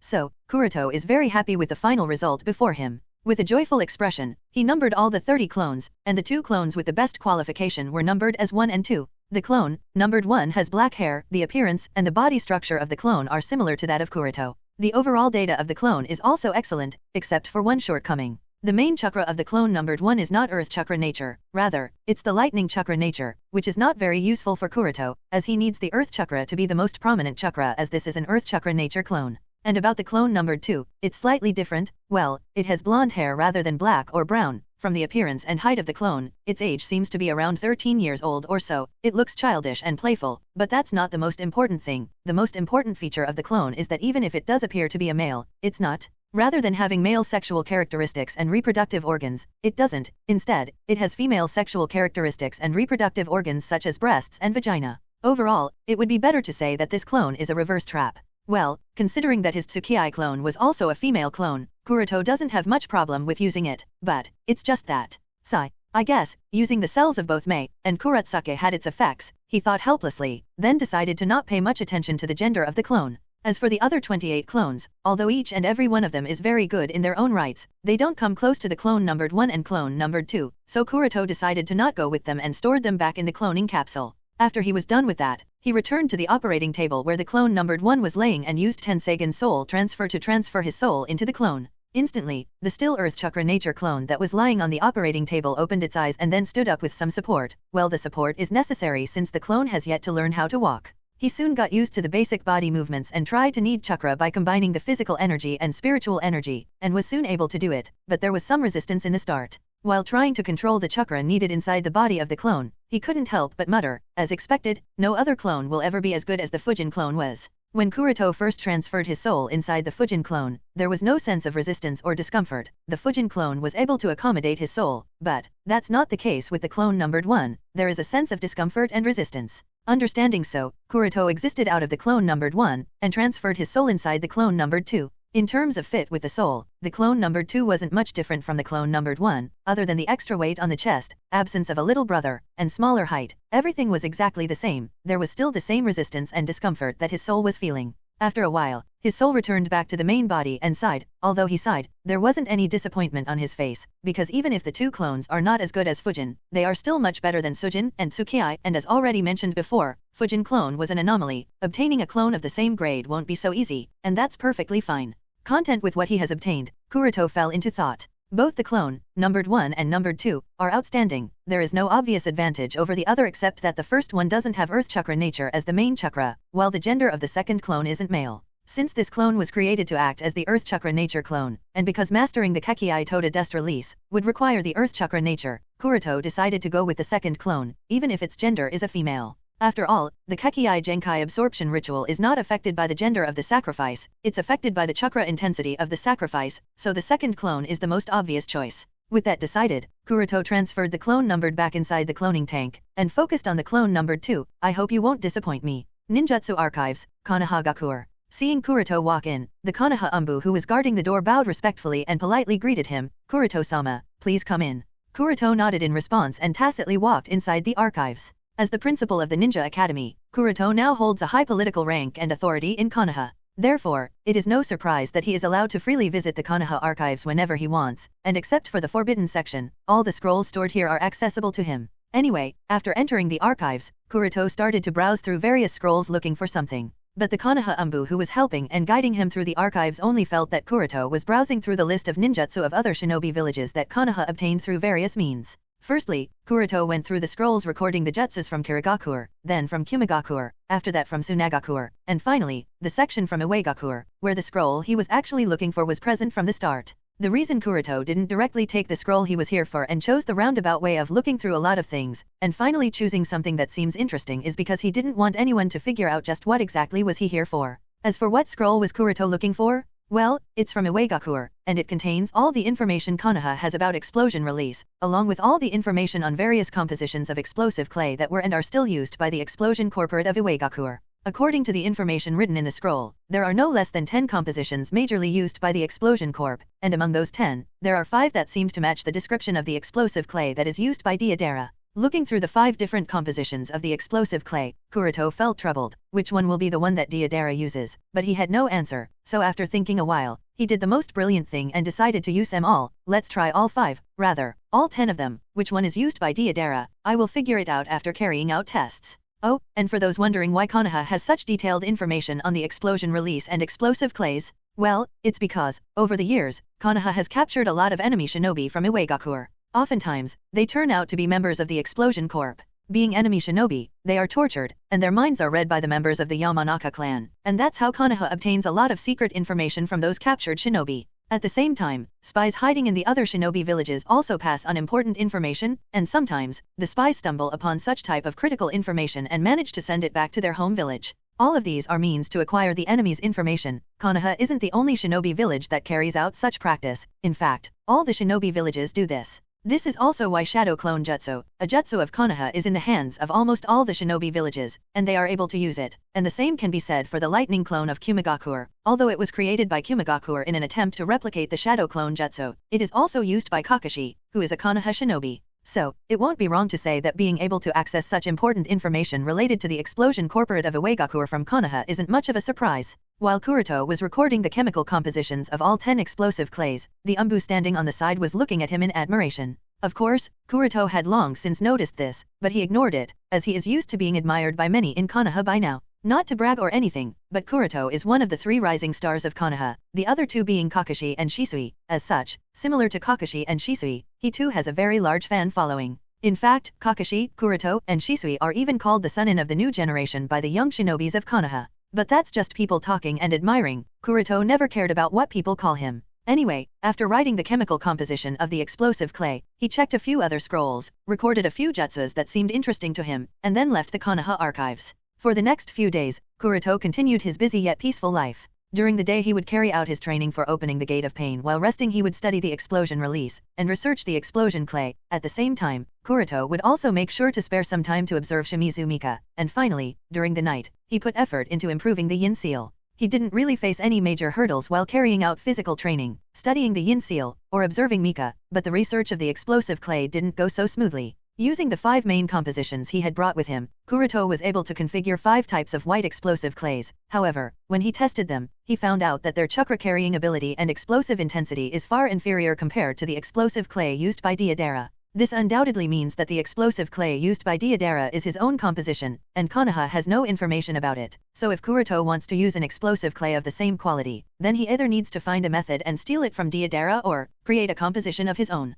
Understanding this, Kuroto couldn't help but mutter, "Sigh, I don't know where Deidara is, and finding him is a troublesome thing. I would much rather try to develop a composition of my own. Who knows, perhaps I might be able to develop something unique and better." With this thought in mind, Kuroto delved himself into developing a new composition of explosive clay, all while new movements all over the shinobi world began. To pursue Danzo, hunting teams from all the great shinobi villages were sent, whether it Kumo, Konoha, Iwa, Suna, or Kiri. No one wanted to be left behind and send forth some of their best men in an attempt to hunt down Danzo. And this time around, the Uchiha clan also participated in the roundup. According to the message given to Kuroto by Itaki, the Uchiha patriarch, Fugaku, himself decided to lead a team of elite jonin and hunt down Danzo. Whether he will succeed or not is yet to be seen, but considering that he too has a pair of Mangekyou Sharingan and he is currently in his prime, he does seem to stand some chance, even if it is relatively low at novel bin at. Well, putting the movements of the Uchiha clan on the side, it was surprising to see that, this time, even Kusagakur and Takigakur sent their men. Of course, Kusagakur and Takigakur sent their men under the temptation of the Kekkai Genkai absorption ritual and the Mangekyou Sharingan that Shimura Danzo possesses. They seem to want to try their luck and obtain either of the two if possible. The eyes of all these hunters are eyeing one shinobi, Shimura Danzo. As more and more shinobi fought against him, the rumors about the problem in his soul did not stop. Instead, they continued to increase. Kuroto was regularly updated on all the movements all over the shinobi world by his subordinates from Konoha, Suna, and Kiri, and being aware of everything that is going on, he decided to patiently sit in Konoha and continue to wait for a few more days. Danzo wants a 1vs1 fight against Homuzubi, and he is using himself as bait to bring her out. But the thing is, it's already been so many days since he has expressed his intention. However, Homuzubi has yet to show up. At this rate, Danzo will start to get impatient and desperate. In fact, it wouldn't even be surprised if he deliberately leaks his own whereabouts, in an attempt to bring out Homuzubi. It's just that Danzo is mistaken about one thing. Any of his plans would work only if Homuzubi act according to it, which she isn't going to. On a deserted volcanic island, somewhere near the land of lightning. Katsu. As soon as the sound was heard, there was a rumbling explosion on the island. Boom! Following this, the ground shook, a shockwave swept the island and a large cloud of dust and smoke rose into the sky. Looking at the aftereffects of the explosion in front of her, the corner of blonde-haired Kunoichi's lips arched in a proud smirk. Undoubtedly, this blonde-haired Kunoichi is one of the two causes of the explosion just now. As for the other cause, well, it's the white bird made up of the explosive clay that exploded just now. Yes, you heard it correctly. The white bird is made up of explosive clay. And not just any explosive clay, but the explosive clay that Kuroto configured himself. Based on observation and tests, Kuroto has confirmed that the power of the explosive clay he configured is as high as the power of the explosive clay configured by Deidara, and not just explosive power, even its malleability and chakra conduction and many other properties are as good as that of Deidara's clay. After seeing the results of the improvement, the blonde-haired Kunoichi looked at the white clay in her hand and grinned. Well, it wasn't as hard as I thought. The blonde-haired Kunoichi configured her own composition of the explosive clay using the sample she had obtained from Konoha. Although they weren't the latest, they were more than enough for her to research various types of explosive clays used in the shinobi world, and carry out a comprehensive analysis of her own. So, after her research, she collected various types of materials, carefully studied their properties, and finally combined the most suitable ones into this product in her hand. Now that the explosive clay is nearly ready, the next step is to master the explosion release Kekkai Genkai. It's a very important step. It's not that without learning explosion release Kekkai Genkai she won't be able to use the explosive clay to create explosions. She can, but those explosions won't be as effective and damaging as she wants them to be. The reason why Deidara's clay puppets are so terrifying and destructive is that he infuses his explosion release chakra into the clay figurines. Because of the explosion release chakra infused in them, when they explode, their destructive power greatly increases by several folds. Even an inconspicuous little spider made of that clay becomes extremely deadly. If Kuroto wants his Earth Chakra nature clone to have as much destructive power as Deidara, then mastering the explosion release Kekii Genkai is essential. With that understood, the blonde-haired kunoichi walked towards the shore of the island. She took a deep breath and looked at the endless sea in front of her. The stillness of the sea calmed her nerves and freed her of all her thoughts, allowing her to be able to clearly feel the chakra inside her body. After stabilizing the Earth Chakra, her primary chakra nature, she frowned her brows and focused on the chakra of the Lightning Chakra, which is her secondary chakra nature. Controlling the Lightning Chakra is somewhat troublesome, but nothing too difficult for someone with her experience in controlling chakra. This is perfect. Explosion Release is a nature transformation Kekii Genkai, a combination of Earth Chakra and the Lightning Chakra, and since the blonde-haired kunoichi has both the chakra as her primary and secondary chakra nature respectively, so mastering Explosion Release shouldn't be too difficult for her, especially if you consider that she already has experience in mastering several Kekii Genkai prior to this. Anyway, after feeling the two chakra natures, she controlled them simultaneously. This was nothing new to her. With a calm expression, she brought the Earth Chakra nature in her left hand, gathered it on her left palm, and the Lightning Chakra nature in her right hand, gathered it on her right palm, and then, nice and slow, muttering such words under her breath, she started to slowly fuse them into a single chakra nature. Earth Chakra nature, chakra that increases the solidity and composition of all things. Lightning Chakra nature, chakra that electrocutes. Under her control, these two chakra natures with different properties slowly and steadily began to fuse into a single chakra nature. The process and speed of fusion went nice and smooth.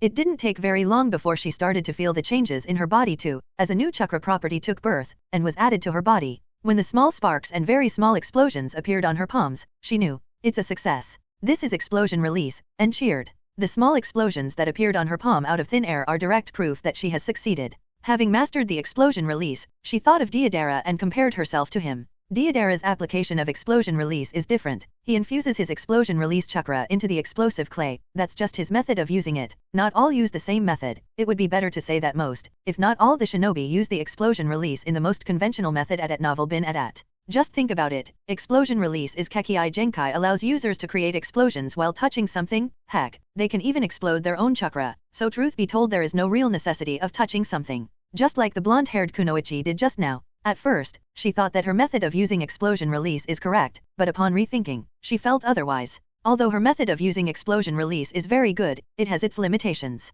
First and foremost, the range within which she can create explosions is limited, and as if that wasn't bad enough, she can't create large-scale explosions since it will end up hurting her. So while very useful in close-quarters hand-to-hand combat, when it comes down to long-distance shinobi warfare, her method of using Explosion Release sort of becomes less effective. Therefore, it makes sense that Deidara chose to change his approach and opted to use clay figurines and infuse his Explosion Release chakra into them. Using those clay figurines to create explosions gave him more range and also allowed him to use large-scale explosions without getting involved in them. Since the blonde-haired kunoichi was able to think of this problem, so she decided to use Deidara's method as well. But, unlike Deidara, she doesn't plan on giving up the conventional method of using the Explosion Release. Close-quarter combat is a very common form of shinobi warfare. In close-quarter combat, Explosion Release has its own advantage. Of course, she also has some plans of her in her mind, and some different approaches she has thought of. These different approaches will improve her combat methods. Anyway, now that she has mastered the Explosion Release Kekii Genkai, now she has to test it. With this thought in her mind, she took out a white figurine from her shinobi bag, infused Explosion Release chakra into it, and then tossed it on the ground.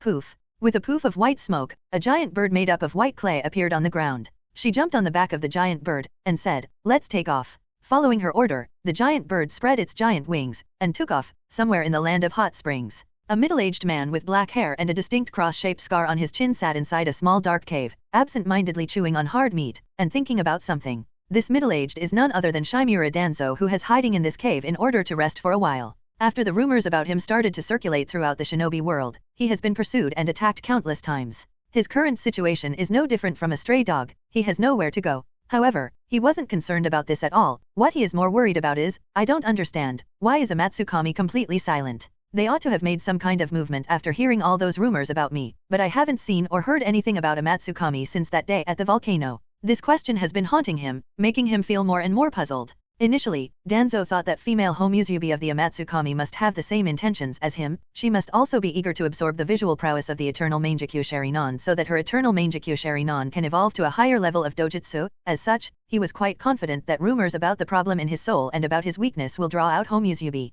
But he has been waiting for weeks for her to appear, thinking that she will definitely come. However, it turns out that Amatsukami made no movement. Heck, Homusubi didn't even appear in the shinobi world for the past few months. It's as if Danzo's guess was completely off the point. It's as if she isn't interested in his pair of eternal Mangekyo Sharinon at all. You must know that the effect of the rumors is so good that even small shinobi villages such as Kusagakur and Takigakur, as well as some small mercenary organizations, are also to kill him, yet Amatsukami has shown no interest at all. This lack of movement couldn't help but make Danzo more suspicious and inexplicably doubtful. Is it possible that Homusubi still doesn't believe in the rumors, and is doubtful about this whole problem in the soul? But Homusubi was present there during the ritual, she should have noticed something, so, she should definitely believe in the rumors, right? Or maybe not. But if that's the case, then how do I make her believe it? How do I convince her that currently I am weak, and she can kill me easily? Just when Danzo was trying to figure out how to fool Homusubi, suddenly, his senses tingled, and his eyes turned towards the entrance of the cave. Whoosh whoosh whoosh whoosh whoosh. As Danzo looked outside, he noticed that several shinobi have appeared outside and surrounded the cave, at Novel bin at.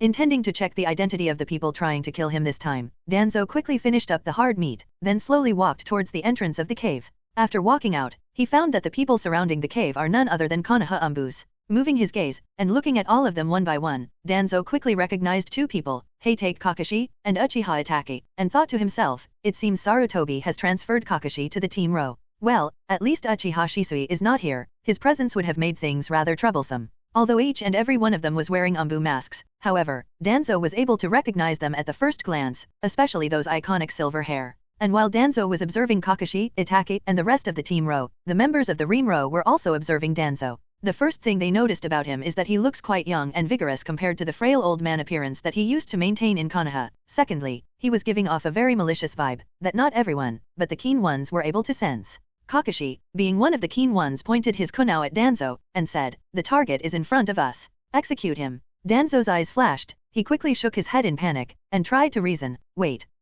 You people are from Konoha, right? Please save me. I don't wanna die. I am not Danzo, I am not him, why should I have to die? The Umbu members quirked their eyebrows, thinking of the rumors circulating throughout the shinobi world, about how Danzo's body hosts multiple souls. After pondering a little, Kakashi questioned, if you are not him, then who are you? Danzo immediately replied, I am Katsuki, Uzumaki Katsuki. I am innocent, and I have nothing to do with him, please don't kill me. Kakashi replied, I see, you are a remnant of the Uzumaki that Danzo used in his ritual. Well, in that case, be obedient and come with us. Danzo Akatsuki questioned, how do I know you people won't kill me? Kakashi shrugged, regardless of what you know or think, if you are obedient, you won't be killed, but if not, then we'll execute you. Believe if you want to, don't believe if you don't want to. In that case, Katsuki muttered, I'll be on my own, and then disappeared from his position in the blink of an eye. Not so surprised, Kakashi immediately instructed, use Plan F, and then he too disappeared from his position. At the same time, the other members of Team Ro started to chase after Danzo. While running, Danzo looked back from time to time and noticed that the Konoha Umbu, including Kakashi, were closely following him, and seeing them desperately chase after him, he suddenly had a brilliant idea. Having been part of the senior management of Konoha, and also serving as the temporary Hokage for a few months, Danzo is aware of the agreement between Konoha and Amatsukami, so he feels that he can use these Umbu members to convince Homusubi. If he were to suffer at the hands of these Umbu, then no doubt, Homusubi should believe that currently, he is extremely weak. And this is the perfect time to take advantage? With such a plan in his mind, Danzo nodded to himself. And just as he was about to act on it, several kunao were shot at him by one of the Umbu following him. Danzo sensed the kunao coming towards him. He turned his head and was about to avoid them. That's when it happened. Before he could take a single step to dodge anything, all he saw was a strange red world. At the same moment a silver flash appeared in front of him out of nowhere, and the next thing he knew, he was feeling a sharp pain coming from his chest. Drip. What? Unable to figure out what just happened in that blink of an eye, Danzo looked down and noticed an arm covered in lightning running through his chest, and 3 black tomo spinning in the scarlet pair of eyes of another Umbu. Cough. Cough cough, puff, Danzo coughed out blood and staggered. Looking at the arm wrapped in lightning running through his chest, his face was filled with surprise and indignation. Before Danzo could recover from the shock, a chilling voice reached his ears, whosoever tarnishes the honor of the village must be punished. And Danzo, what you have done is vile enough to deserve 1,000 death. Ha ha ha. Danzo laughed madly, then he used swift release and took a distance. But the other Umbu shinobis didn't give him any chance to escape, they immediately caught up with him and surrounded him. Kakashi said coldly, it's game over Danzo. Undoubtedly it was the tacit cooperation of Itachi and Kakashi that made the attack successful. The kunao was thrown Kakashi. The moment Danzo turned his head to see the trajectory of the kunao, Danzo and Itachi's line of sight met, and Itachi used his Sharingan to cast a genjutsu on Danzo. Danzo didn't expect this and was caught in the genjutsu for a brief moment, and by the time he broke free of the genjutsu, Kakashi appeared in front of his using the flying ray genjutsu and directly used Chidori to pierce his chest. At this time Danzo's laughter finally stopped, he covered his wounded chest with his arm, and while gnashing his teeth in anger he shouted two names in his heart, "Hey, take Kakashi, Uchiha Itake." In fact, what the Umbus didn't know was that Danzo intended to get injured at their hands. His intention was to let these incompetent Umbu shinobis injure him, and then run away, such that these incompetent shinobi can pass back the information about his weakness back at the village. If Konoha confirms that there is indeed some problem in his soul and because of it he is weakened, then perhaps Amatsukami will also believe in the rumors and Homusubi will finally come after him. This was his plan, and he wanted to get injured willingly, but what he didn't expect was that before he could implement it, he was truly severely injured by Kakashi. Danzo didn't really care about his injury all that much. What annoyed him is the fact that Kakashi was able to injure him, and Uchiha Itake, even if for just a brief moment, the brat was able to put him in a genjutsu. It must not be forgotten that Danzo has eternal Mangekyo Sharinan, and yet the Itake, with just his 3 Tomo Sharinan was able to put him under a genjutsu, and this greatly annoyed. It's as if, even if he has become extremely strong, he can still be exploited by these bunch of trashes. Danzo forcibly suppressed his surging anger, and spoke in a trembling tone. I said it already. I am not Danzo. You people can't treat me like this. Kakashi said in an indifferent tone. Perhaps you are right. In that case, why don't you surrender? If it is really as you say, and you are not him, then you won't be harmed. But if not, then I suppose I don't need to explain any further. Regardless, you are coming with us, whether willingly in bounds, or unwillingly, as a corpse. Danzo's face paled in fear, and he shook his head. No, you people are going to throw me into a prison, and then experiment on me. I just want to live. I have nothing to do with any of this, I am just a victim of the ritual. Kakashi said, these words of yours, save it for Hokage-sama. Explain to your Hokage-sama. Danzo muttered, then said in a sarcastic tone, it was also Konoha's Hokage who caught me, and used me for the ritual, right? Hearing Danzo's remark, Kakashi fell silent. The surrounding Konoha shinobi also hesitated after hearing this remark. They couldn't refute the other's words. Even if Shimura Danzo wasn't the official, he was still the temporary acting Hokage. At the same time, seeing Danzo's reaction, the Umbu shinobi felt that the rumors about him might be true. It's really possible that several souls are latched inside his body and those souls are fighting to take control of his body. As the Umbu shinobi were a little distracted, he immediately seized this opportunity and quickly used the swift release to run away. And since he had already had his lesson, Danzo didn't dare to underestimate Kakashi and the others. Hence a chasing battle began. Among Konoha's shinobi, only Kakashi, thanks to his flying Raijin, was fast enough to keep up with Danzo's swift release, but Danzo had strengthened his vigilance to the utmost, and since he was using his fastest speed possible, so, even Kakashi wasn't able to catch him. After a while of chasing and fleeing, the Umbus came to a stop in front of a pool of blood. Hayate squatted down beside the pool of blood, and after checking it, he said, it's his blood, but this is the last stain. I don't see anything after this. It seems Danzo managed to temporarily stop the bleeding. Yujao scratched her head, and said helplessly, this is troubling. His speed is already so fast that we can barely keep up, and now even the trail of blood stains is also gone. At this rate, we are never going to be able to catch him. At this time, Kurone asked with a doubtful expression, Kakashi, your Chidori ran through his chest. Technically, Chidori should have punctured his heart, which means certain death. Why is he still alive? Kakashi shook his head, I don't know either. Yujao muttered, well, even if he isn't dead, he is at least injured. The trail of blood on the way was clear proof. Itake shook his head. From the looks of it, although he is injured, given how far he managed to outrun us, it seems he isn't affected at all. Hayate questioned doubtfully, but how is that possible? Itake answered, maybe the effect of some Kekii Genkai he has absorbed. We don't have information about all the Kekii Genkai that he has absorbed through the ritual, right? Everyone felt that Itake's reasoning was correct. After thinking it over, Kakashi said to Kurone, send the information we have so far back to the village, and we will continue the search and hunt operation of Shimura Danzo. Kurone nodded and did what was asked of her at Novel Bin Adat. Then Team Ro continued the search. Inside a dark and gloomy cave, Shimura Danzo, who got rid of the pursuit of Konoha Arbus, was hiding here. Although he managed to escape, his mood wasn't very good. With gloomy eyes he glanced at his chest that was pierced by Kakashi not long, and seeing that it had fully recovered as if he didn't suffer any attack, he finally heaved a sigh and snorted coldly. Who would have thought that Kakashi would be able to hurt me? Hayate Sakumo's son seems to have finally grown up, and Uchiha Itake, although only for a brief moment, Itake was able to put me in his genjutsu, despite the difference in our visual prowess. To be honest, I knew that Uchiha Itake would be a threat for sure, but Kakashi? I never expected that he would reach this level after just a few months of training. Danzo was really surprised that Kakashi was able to injure him. Heck, from start to finish Danzo never even considered Kakashi a threat, so this was really beyond his expectations. It mustn't be forgotten that the current Danzo is one of the strongest shinobis in this world, whether his speed, responsiveness, or insight, everything is top-notch. Heck, even Yondaime Raikage, who claims to be the fastest shinobi in the world, can't hold a candle against him, and the same Danzo was surprised by Kakashi's speed.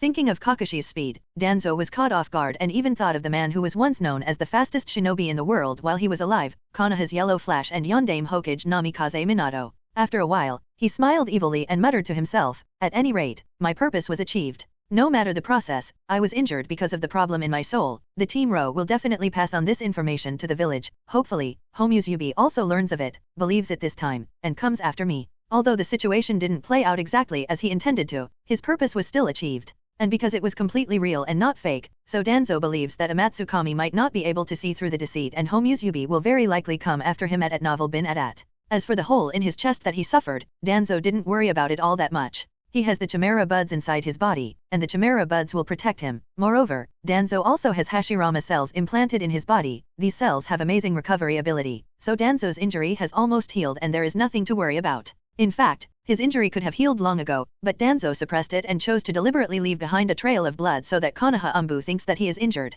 All just to create an illusion for Homusubi to think that currently he is very weak and a perfect target to kill. Thinking of all that he has done, Danzo thought to himself in anticipation and excitement, "Homusubi, I am waiting. I want to see how much can you resist." Immediately after that, his face turned hideous and intense wailing and screaming resounded in the cave. IIR. It was as if something was affecting his sanity, causing him to show a multitude of expressions he won't show normally. After a long while, the wailing finally subsided, and Danzo with heavy breaths and a sweaty body roared viciously, "You lowly scums, you dare try to take control of my body. Just wait, as soon as I kill Homusubi and get the higher level dojutsu, the first threat I am going to deal with will be your pieces of trash. The day I evolve my dojutsu it will be doomsday for all of you." Anchorvantian. While Danzo was laying plans to bring out Homusubi from her hiding, Kuroto, being completely unaware of Danzo's intention, was in Anchorvantian, and currently, his soul was present inside the body of the blonde reverse trap, aka Earth Chakra Nature Clone Sample 2. Looking at her work, she smiled in joy and satisfaction. Hee, it seems I am not as untalented as I thought when it comes to art. Well, she is looking at the different creatures she created using the explosive clay. She has created all kinds of shapes that might prove to be useful in battles, such as spiders for espionage and sneak attack, centipedes, birds, ants, bugs, as well as some other shapes. Of course, no matter how good the shapes were, they were nowhere near as good as the ones Deidara makes on the spot while engaged in battle, but it didn't matter, and to be honest, she is totally fine with it. She knows that when it comes to art she won't ever be as good as him, so she simply gave up on it.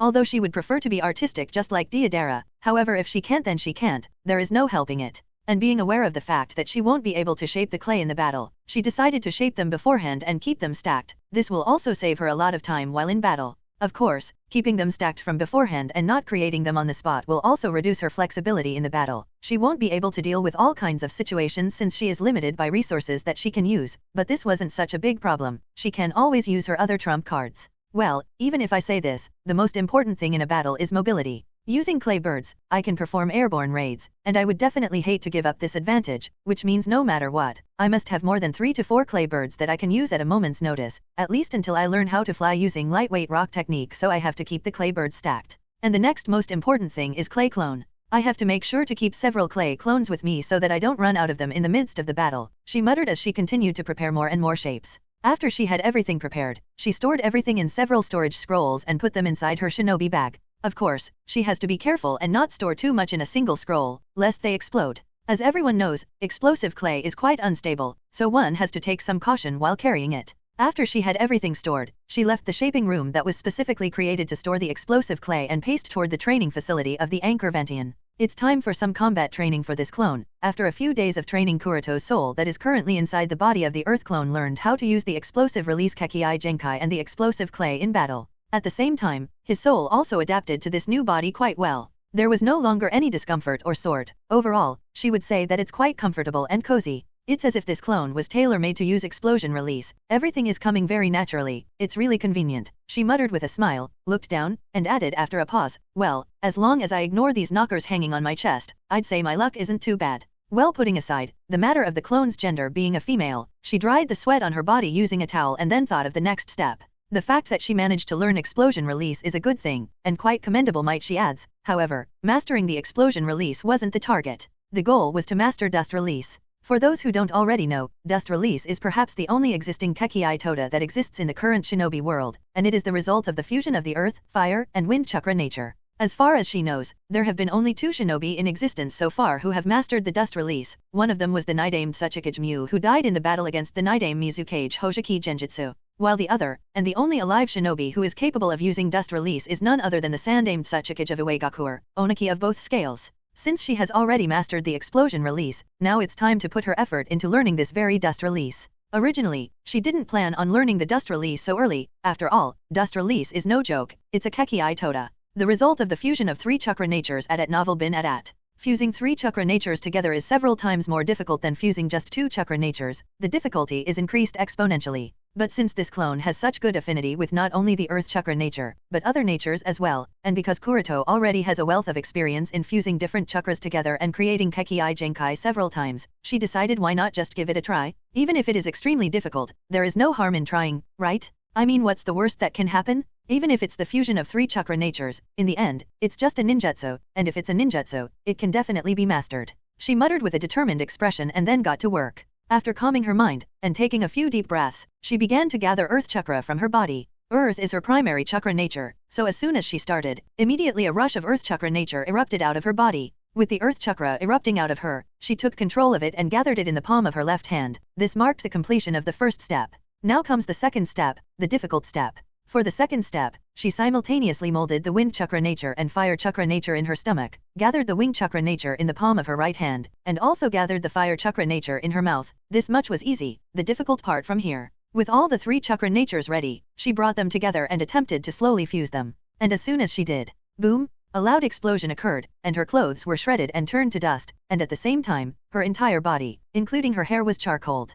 Oh, and don't forget the injuries. There were several cuts and burns on her arms, chest, and face that were bleeding. Although it was a very small accident, the result is still very bad. All her clothes are shredded, her entire body is blackened with dust, and there are also a lot of injuries. Well, now I know why Nidamed Tsuchikage Mu wrapped bandages over his entire body. She thinks that Mu must have suffered similar injuries too while mastering Dust Release. As for the question, why did the Sandamed Tsuchikage Oniki not suffer such injuries? Perhaps it was because Oniki had Mu's guidance. Mu guidance must have helped Oniki to tread the path of mastering Dust Release without too many difficulties. But unlike Oniki, she doesn't have such luxury. Not only does she have to find the method of fusing 3 chakra natures, but she has to also find the accurate ratio of all the 3 chakra natures that the Dust Release comprises. Hence, the difficulty. I mean, it's not that she didn't try to get some resource that would help her and give her some understanding of how to master the Dust Release, but it didn't work out. A few months ago, while Kuroto was working on the Earth Chakra Nature clone, he instructed Uchiha Itachi to sneak into Uegakuer and find anything related to Dust Release.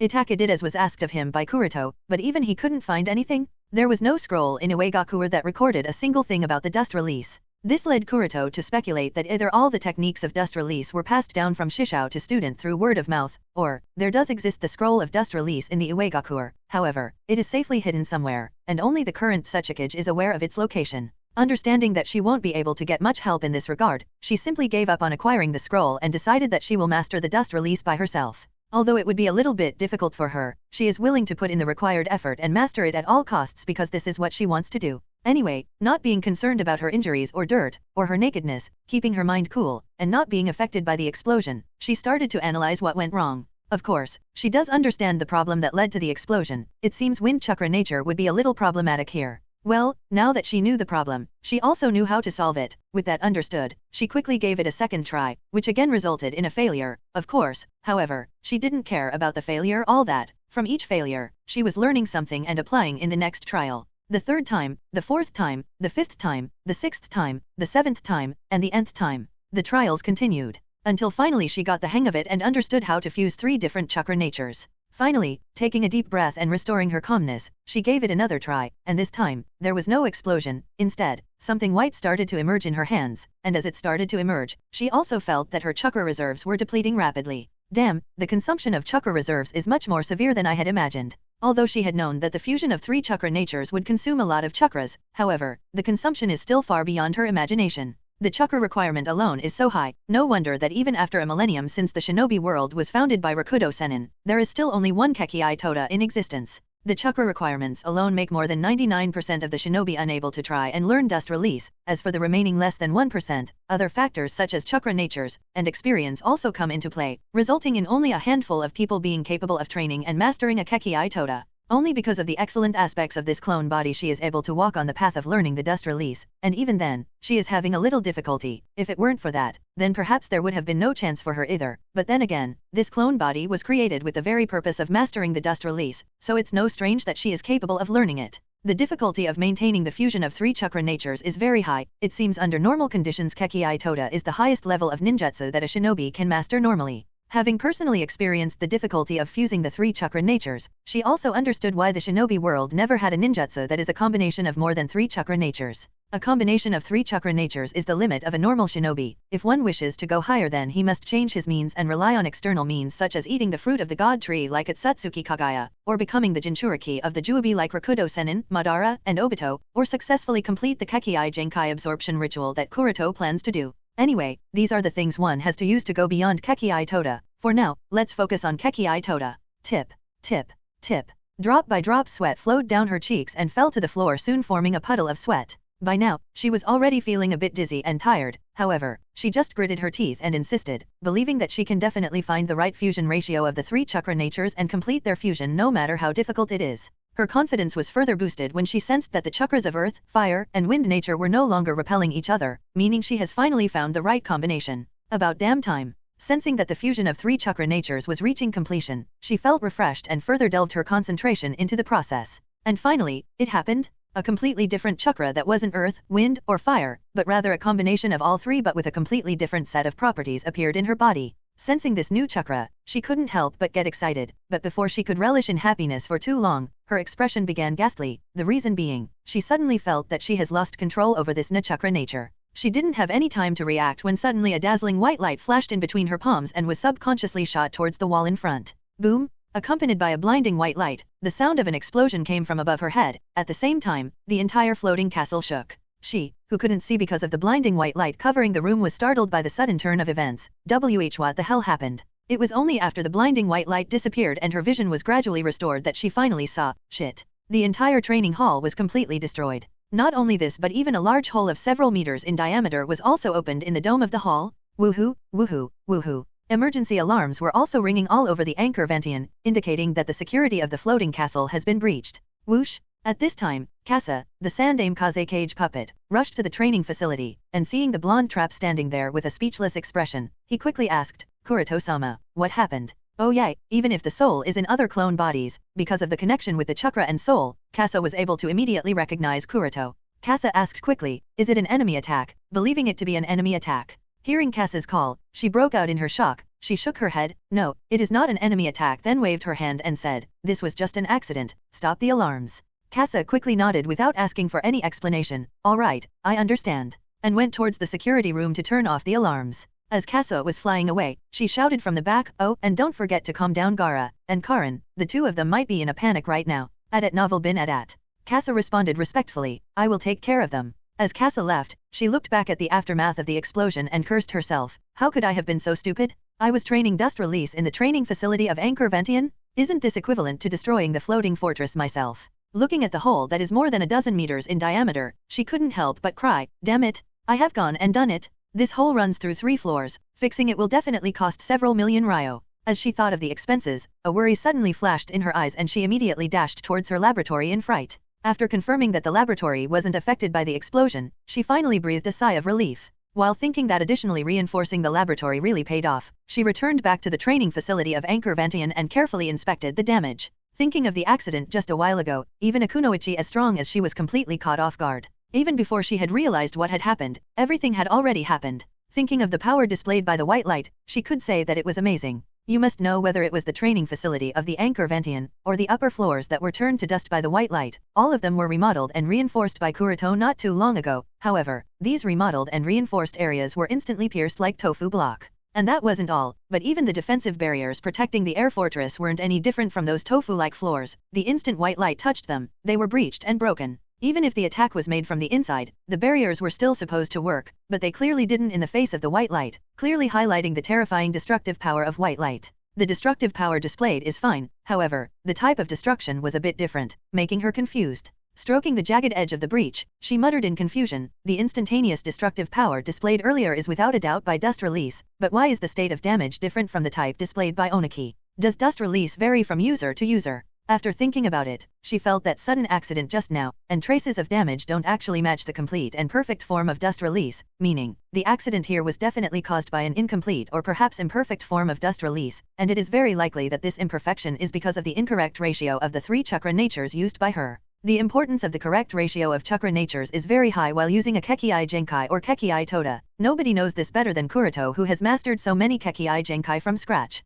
When the accident happened, she felt that she had found the right chakra ratio. However, it seems that she was wrong. She is very close to finding the right ratio, but she hasn't yet found it. Here, once again the importance of information and guidance is reflected. If she had someone to teach her, then she wouldn't have made this mistake and wouldn't have to waste so much time and effort, and she also wouldn't have to take a lot of detours to find the right chakra ratio. But there's no helping it. She doesn't have all these benefits, and because her objective is to master dust release, hence she has to do everything. After performing some crude repairs to the giant hole in the anchor Ventian, and redeploying the barrier, she used a simple clay bird, left the floating fortress, and came to a deserted island on the Shinobi continent. The previous accident caused a very big loss for her, but it also highlighted that she is very close, so doesn't want to waste a lot of time here and there. Strike while the iron is still hot since she is already very close, then put some additional effort and completely master it. After landing on the deserted island, she thought about it for a second and decided to remove her shinobi bag, put it on the back of the clay bird, and motioned it to fly at a high altitude. Having experienced the accident not long ago, she didn't want to be careless and carry dangerous things like explosive clay on her body. Who knows if another accident happens and this time the explosive clay explodes. If such an accident were to occur, then she wouldn't even have any bones left of her body by the time smoke clears up at Novel Bin at. Anyway, after completing all the preparations, she took a deep breath, calmed her mind, and again started to process of fusion of 3 chakra natures. Unlike previous tries, this time, the process of fusion was quite smooth and she didn't face any difficulty in particular. This time, she also tried to maintain stark control over the white cube emerging between her hands. She made sure that it didn't fire itself on something and tried to adjust the levels of different chakra natures in an attempt to find the right combination and ratio. After a while of continuing the same practice, her eyes narrowed subconsciously because she felt that she has finally found the right combination. To confirm her guess, she stabilized the white fluorescent light between her palms, and then slowly released it in the direction of a small seashell lying on the sand not far away. Fush! She looked intently at the seashell and soon noticed that with a soft sound of sand falling, the seashell disappeared without leaving any trace behind. Oh my god, she exclaimed in shock, but soon that shock turned into excitement. It succeeded. If the sand-aimed Tsuchikage of Iwagakur were to see the scene that happened just now, he would be in disbelief to find out that Akunoichi successfully managed to learn dust release, that too without any prior guidance or support.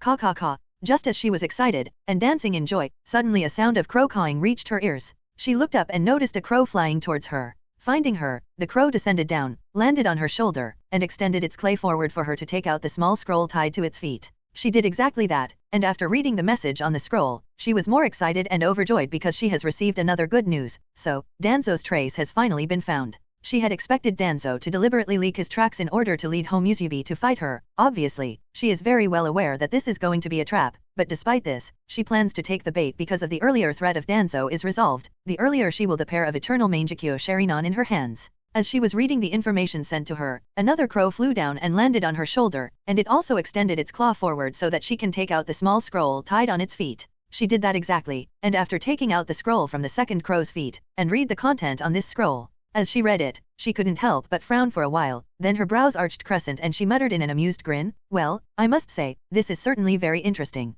The 2 crows sitting on her left and right shoulder have been sent to her from Konohagakur and Kirigakur, and both of them have sent the scroll that mentioned that the trace of Danzo has been found. However, the difference is that the location that the 2 scrolls mentions are different, meaning there are 2 different locations where Danzo's track has been found. In the scroll that came from Kirigakur, the Yondaime Mizukage Yagura states that the Kirigakur Umbu have found Danzo's track in the land of waterfall, and in the scroll that came from Konohagakur, Itaka states that they have found the trace of Danzo in the land of frost. She believes that neither of the 2 locations is fake and both of them must have been deliberately leaked by Danzo. As for his purpose in doing so, he is probably considering the possibility of the entire Amatsukami coming after him at once, so he intentionally leaked 2 locations in order to divide the people into 2 groups who are coming after him. She felt that this is the most logical explanation. This means that only one of the 2 locations is correct, while the other one only plays the role of diversion. Perhaps Danzo thinks that if only half the members of Amatsukami are coming after him, then even if he isn't able to fight back, he should be able to make an escape should he want that. As for whether Danzo is overthinking or he is right,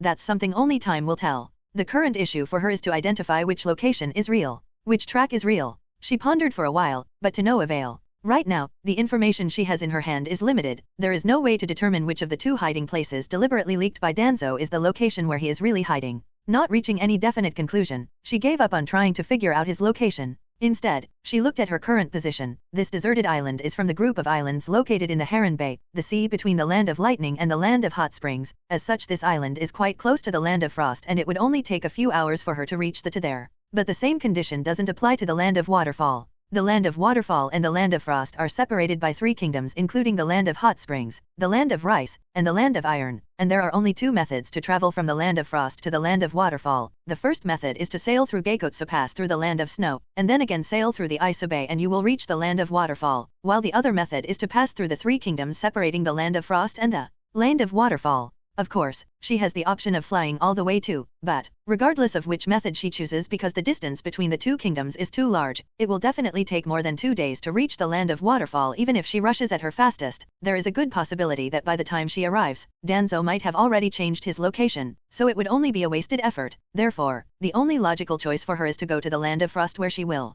be able to reach after a few hours of flying. With this decision made, she instructed the clay bird flying at a high altitude to come down. She tied her shinobi bag, then took out a scroll from it and unsealed it. A cloak and a mask came out of the scroll. The cloak was a standard Amatsukami cloak. The only difference is that her cloak symbolized the earth chakra nature, while the mask was a reddish-brown mask patterned with rocks, again symbolizing the earth chakra nature. After donning the cloak and mask, she instructed the clay bird to fly in the direction of the Land of Frost. A few hours later, somewhere at the border of the Land of Iron and the Land of Waterfall, a group of men and women wearing the black turtleneck cloak with red cloud prints were meeting in a cave. There are 7 people in total. Of the 10, 6 have orange hair and black piercings. These 6 are undoubtedly the 6 paths of pain, or perhaps it would be better to say that these 6 are the new 6 paths of pain. The 7th person is the blue-haired cold beauty Konan, aka Angel. Devapath looked in the direction of the Land of Waterfall, and asked Konan who was standing beside him, in the Land of Waterfall. Konan nodded. The Land of Waterfall is one of the 2 locations where Shimura Danzo's tracks have been detected.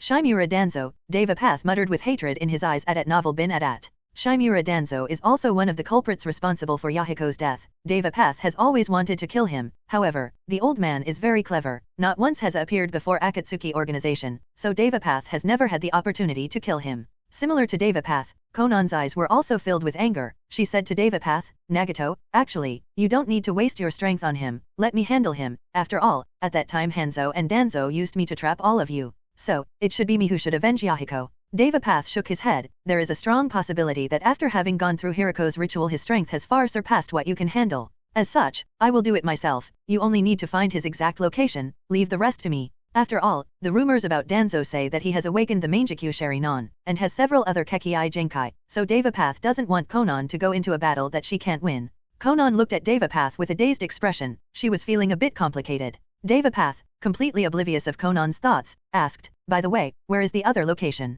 Konan returned to her senses and replied after a pause, in the Land of Frost. You needn't worry, Madara is on his way. At the same time, somewhere at the border of the Land of Hot Springs and the Land of Frost, 3 people, 2 of them wearing masks, while the third one being half black and half white with a Venus flytrap head, each wearing a black turtleneck cloak with red cloud prints were sitting, standing, or playing on the rocks while waiting for someone. These 3 people are none other than Madara, Zetsu, and Tobi respectively, while the person they are waiting for is none other than the clones of White Zetsu. While waiting, Madara asked Zetsu, how is the situation on the other side? Zetsu replied, Nagato himself didn't come, he has sent the 6 paths of pain, and Konan, so I am not sure how the situation on his side will proceed, but I think with Nagato's current power, the 6 paths of pain should be able to handle Danzo should they find him. Madara nodded slightly, then muttered, I am really curious how did Danzo obtain the Mangekyou Sharingan? There are only 2 possible situations, either he is using Uchiha Kagami's Mangekyou Sharingan as the rumors suggest, or, he has dug out those eyes from one of the Homusubi. Zetsu thought about it for a while, and questioned, what do you think of the Kekii Genkai absorption ritual he went through?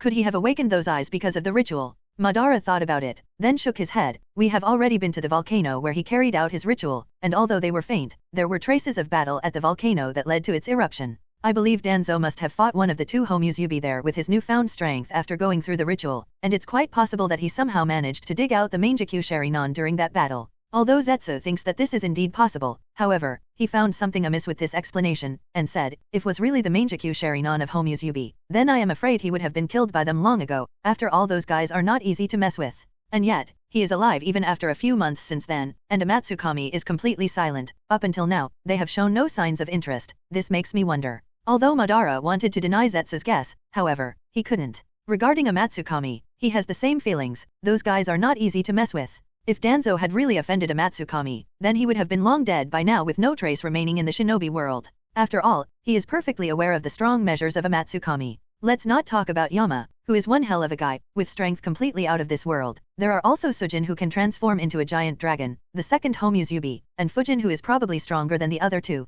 Yes, the Mangekyou Sharingan that Danzo has shouldn't be of Homusubi. Then perhaps the rumors are true. Maybe he is using the Mangekyou Sharingan of Uchiha Kagami.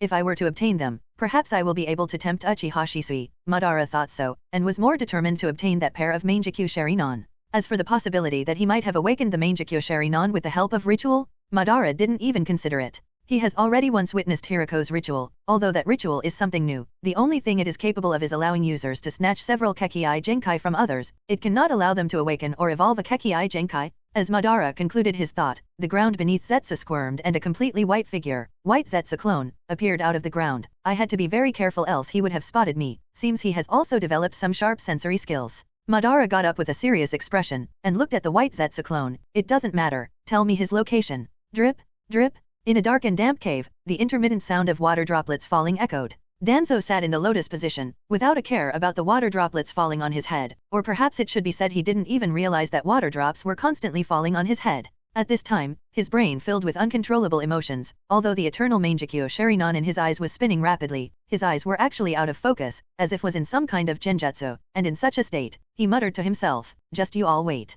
As soon as I obtain those eyes, I will become the strongest in the shinobi world. What Akatsuki, what Amatsukami, all of them will be stepped on by me. The shinobi world belongs to me and me alone. Konoha belongs to me and me alone. Tobirama-sensei, I am going to show you how I unify the shinobi world and bring glory to Konoha. Oh, it's not that I hate you or anything. I just want you to understand that your decision to make Sarutobi the Hokage was wrong. It should have been me. A weakling like Sarutobi doesn't deserve to be Hokage. Under his leadership, the village has only decayed and will continue to decay. Only I am capable of bringing back Konoha's former glory and leading the village forward. Anyone who sees Danzo in this state would only say one thing, that Danzo seems to be completely immersed in his own world of illusion, and he has gone too far behind to look back. His emotions are getting more and more uncontrollable, from simply muttering to himself in self-hypnotism to shouting hysterically and roaring. Only I, Shimura Danzo, is a worthy Hokage, others are just trash. Ha ha ha ha ha. Konoha is obviously mine. The entire shinobi world is mine. Everything belongs to me and me alone. While Danzo was muttering absurd things in self-hypnotism, and exuding an indescribable and evil atmosphere, suddenly, the sound of faint footsteps reached his ears and brought him out of his trance, as he muttered with a weird smirk, "Are you finally here?"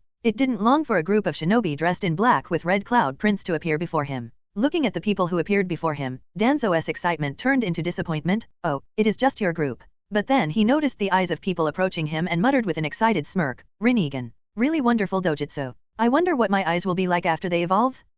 They will definitely be stronger than the Rinnegan." No doubt, the people who appeared before Danzo at this moment are the 6 paths of pain. Devapath stared at Danzo indifferently. His eyes rested on Danzo's eyes and muttered, "So he really has Mangekyou Sharingan." Devapath was neither too surprised nor was he concerned because of Danzo's Mangekyou Sharingan. To him, it is just a pair of Mangekyou Sharingan, nothing to fuss about. At this time, Danzo stood up from the ground and sighed, "I hadn't expected that the person who would find me first would be you, but it doesn't really matter. Let me test the power of your eyes." Facing Devapath, who had single-handedly destroyed Konoha, Danzo didn't show any trace of fear. Rather, he was eager to fight. "You'll be a good warm-up before I fight them." Devapath was surprised. "So it seems you have been waiting for someone else to find you." Then he shook his head and continued, "Oh well, not that it matters, since I am going to put an end to your life today. Me and die, that too by you lot." Danzo sneered, "You send here a bunch of puppets and dare to assert that you are going to put an end to my life? Humph, you barely know my power. Whether it's your Akatsuki organization or the Amatsukami organization, all will be destroyed by me.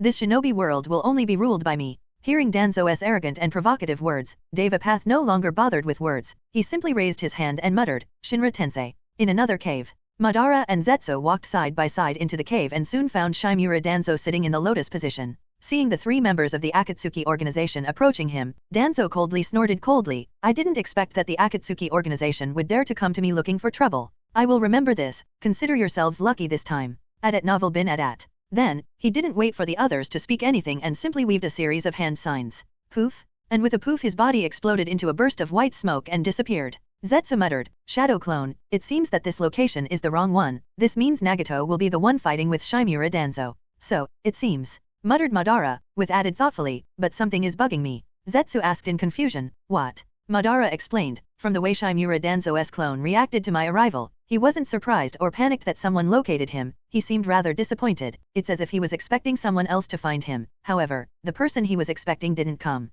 Zetsu frowned, then said, aren't you thinking a bit too much? The reason he didn't panic is probably only because he was a clone and not the original him. I doubt he would have remained so calm if it were the original him. Madara shook his head, I don't think so. Then added after a pause, in any case, send a few of your clones to Nagato's side and instruct them to be careful. It seems there is something more happening here than we know. Zetsu was surprised, all right. Then added, but I still think that you are probably worried too much. Even if something is more to it than we know, we don't need to worry about Nagato. That guy is a monster through and through, and no one except Yama is his opponent, even if Shimura Danzo has absorbed some Kekkai Genkai and has got his hands on Mangekyou Sharingan, he is no match for Nagato. Madara muttered lightly, I hope that's the case. There are so many rumors circulating in the shinobi world about Shimura Danzo that perhaps no one in the shinobi world except the man himself can tell what exactly has happened to him and what exactly is going on. Lately, more and more things are getting out of his control. He doesn't anything to mess up his plans, and affect Project Tsuki no Mi, one Amatsukami is already troublesome enough that he hasn't been able to make any progress so far, now another Danzo has appeared. The real strength and danger of Shimura Danzo have yet to be determined, so Madara is somewhat worried. If something were to happen to Nagato, and the pair of Rinnegan that Nagato has, then the entire Project Tsuki no Mi will be affected, and that is something Madara can't allow to happen in any case. As Madara was busy thinking, suddenly the sound of explosions echoed from outside the cave. Boom, boom, boom, boom, boom, boom, boom, boom. The sudden sound of an explosion from outside the cave brought Madara out of his thoughts. He glanced at Zetsu for a while, then rushed outside the cave only to find Sasori fighting against a team of Konoha Umbu, while Tobi was cheering from the side. Since the information about Danzo's tracks has been found by Konoha, naturally they are here to hunt him down. It's a pity that the moment they tracked down Danzo to this cave, they encountered Sasori and Tobi who were guarding the cave. The moment Sasori saw the team of Konoha Umbu, especially those with conspicuous silver hair, he had the idea of revenge for his parents who died at the hands of Holti Fang of Konoha and immediately attacks the Umbu team. Standing on the back of the chimera bird that once belonged to Hiriko, Sasori glanced at Madara and questioned, dealt with him already?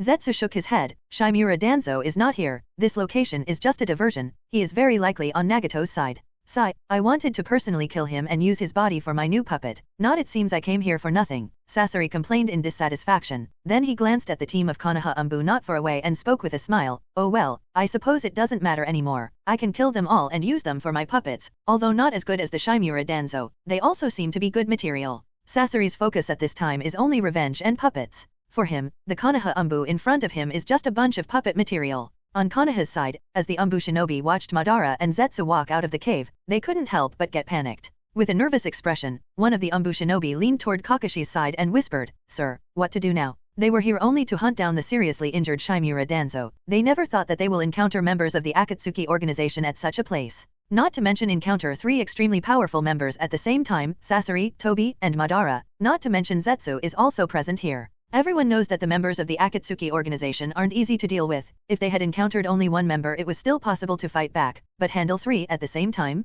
There are zero chances of victory, able to retreat with their lives would already be more than enough. That's why almost everyone is a bit nervous now. Kakashi didn't seem to hear the Umbu's question, all his attention was focused on the masked man who claimed to be Uchiha Madara. Feeling Kakashi's fiery gaze, Madara narrowed his eyes, seems like Kakashi has really guessed it. It appears that I can no longer hide from him, and thought inwardly, well no matter, even if Kakashi has figured it out, it changes nothing, my goal remains the same. While Madara was in the midst of thoughts, Sasori unfolded a scroll and said with a playful smirk, this is the new and improved puppet technique I have created.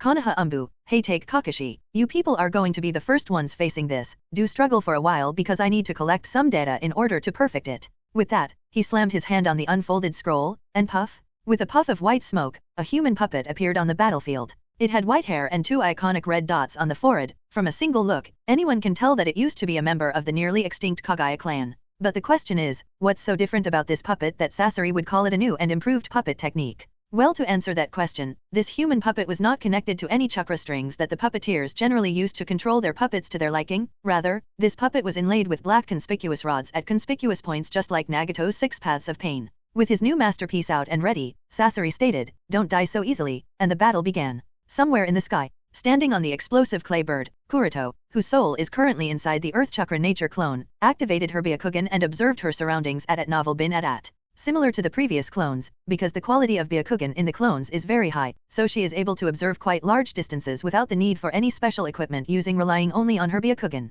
As she was observing, she suddenly discovered something in the distance, and muttered with a frown, "A battle between shinobis? That cave in the distance should be the place Itake told me about. It seems that other parties are also present there. The only question is, who is fighting who? Are they from the 5 great shinobi villages and confronting Shimura Danzo, or are they someone else? It appears that to see the identities of the parties I have to get a bit closer." With that understood, she controlled the bird to fly a bit closer and try to see the identity of the people, and as soon as she realized their identities, she was taken aback. "Akatsuki organization," and muttered suspiciously, "What the hell is Akatsuki organization doing here?" Due to being at a distance of tens of kilometers from the cave, she couldn't see the exact situation there. However, she was able to spot several people wearing a conspicuous black cloak with red cloud prints and concluded that Akatsuki organization is one of the parties present there. As soon as she figures this out, she slowed down the speed of the explosive clay bird and used her Byakugan to further observe the battlefield, and mutters doubtfully, "Is Akatsuki organization fighting against Danzo?" She is not yet certain of the other party's identity and assumed the possibility that it might be Shimura Danzo. If it's as she thought, if Akatsuki organization is really fighting against Shimura Danzo, then that would be quite troublesome. Although she can take advantage of Akatsuki and Danzo's conflict and use this opportunity to finish both of them, she really doubts it would be so easy. On the battlefield, ding, ding, ding, ding, repeated sounds of sharp metallic weapons colliding against each other reverberated on the battlefield as sparks flew and painful wailing sounds echoed from time to time. At this moment, Sasori's puppet, the puppet from the Kagaya clan, was like a dancer, moving on the symphony of the battlefield, and fighting against the Konoha Umbu. The sharp blades of bones protruding from its body were akin to the scythe of Shinigami, mercilessly reaping away the lives of Konoha Umbu. It turns out that Sasori's newly developed puppet technique is extremely scary. Now he no longer needs to control his puppets using the chakra threads as used to. This not only grants him better control over the puppets overall, and increases the flexibility and maneuverability of the puppets, it also makes his attacks completely unpredictable since there is no movement of his fingers. As such, within a few minutes since the battle broke out between the Konoha Umbu and the Akatsuki organization, Sasori's puppet was already able to reap the life of several enemy shinobi.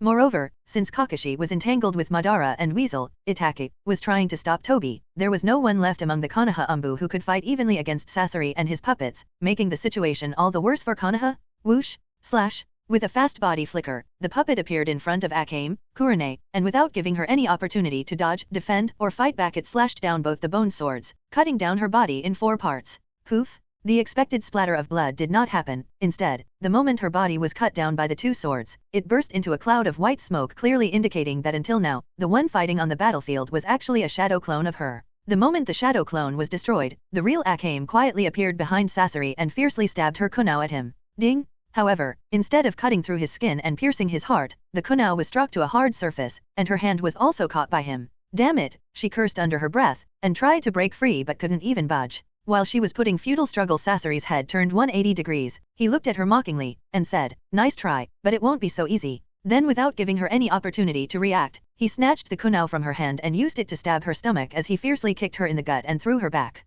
Under the monstrous power of the kick, Akame was thrown out and fell to the ground. Somehow she did manage to get up, but soon coughed out blood and started to feel dizzy. After dealing with Akame, Sasori jumped on the Hiriko's summon beast and looked at all the injured and dying Konoha Umbu with a smirk. "Everyone, how did it feel to fight against my puppet? I may have forgotten to introduce you lot about the identity of this puppet. He is the former patriarch of the Kagaya clan. Isn't his Shikatsumayaku just the perfect?" Akame wiped the blood from the corner of her mouth and taunted, "Humph, don't act complacent. Compared to Fujin of the Amatsukami organization, his Shikatsumayaku is simply trash." In Akame's eyes, Fujin could even cut through the susanoo with his bone blade, but this guy, he can't even easily cut through a kunao or sword, let alone susanoo, so in comparison to Fujin, its Shikatsumayaku is nothing at all. Sasori's face turned cold at the mention of Amatsukami. "You seem to have a death wish." Akame wasn't afraid. "Do what you will, you don't scare me. No matter how proud you are of your puppets when put in front of a stronger shinobi, they can do nothing more than buy you some time while you people hide your tail in between your legs and run away. In the first place, you people of the Akatsuki organization are only criminals and terrorists who only dare to fight those who are weaker than you and only cause destruction. When faced with anyone on the same level or stronger, you people get scared and run away.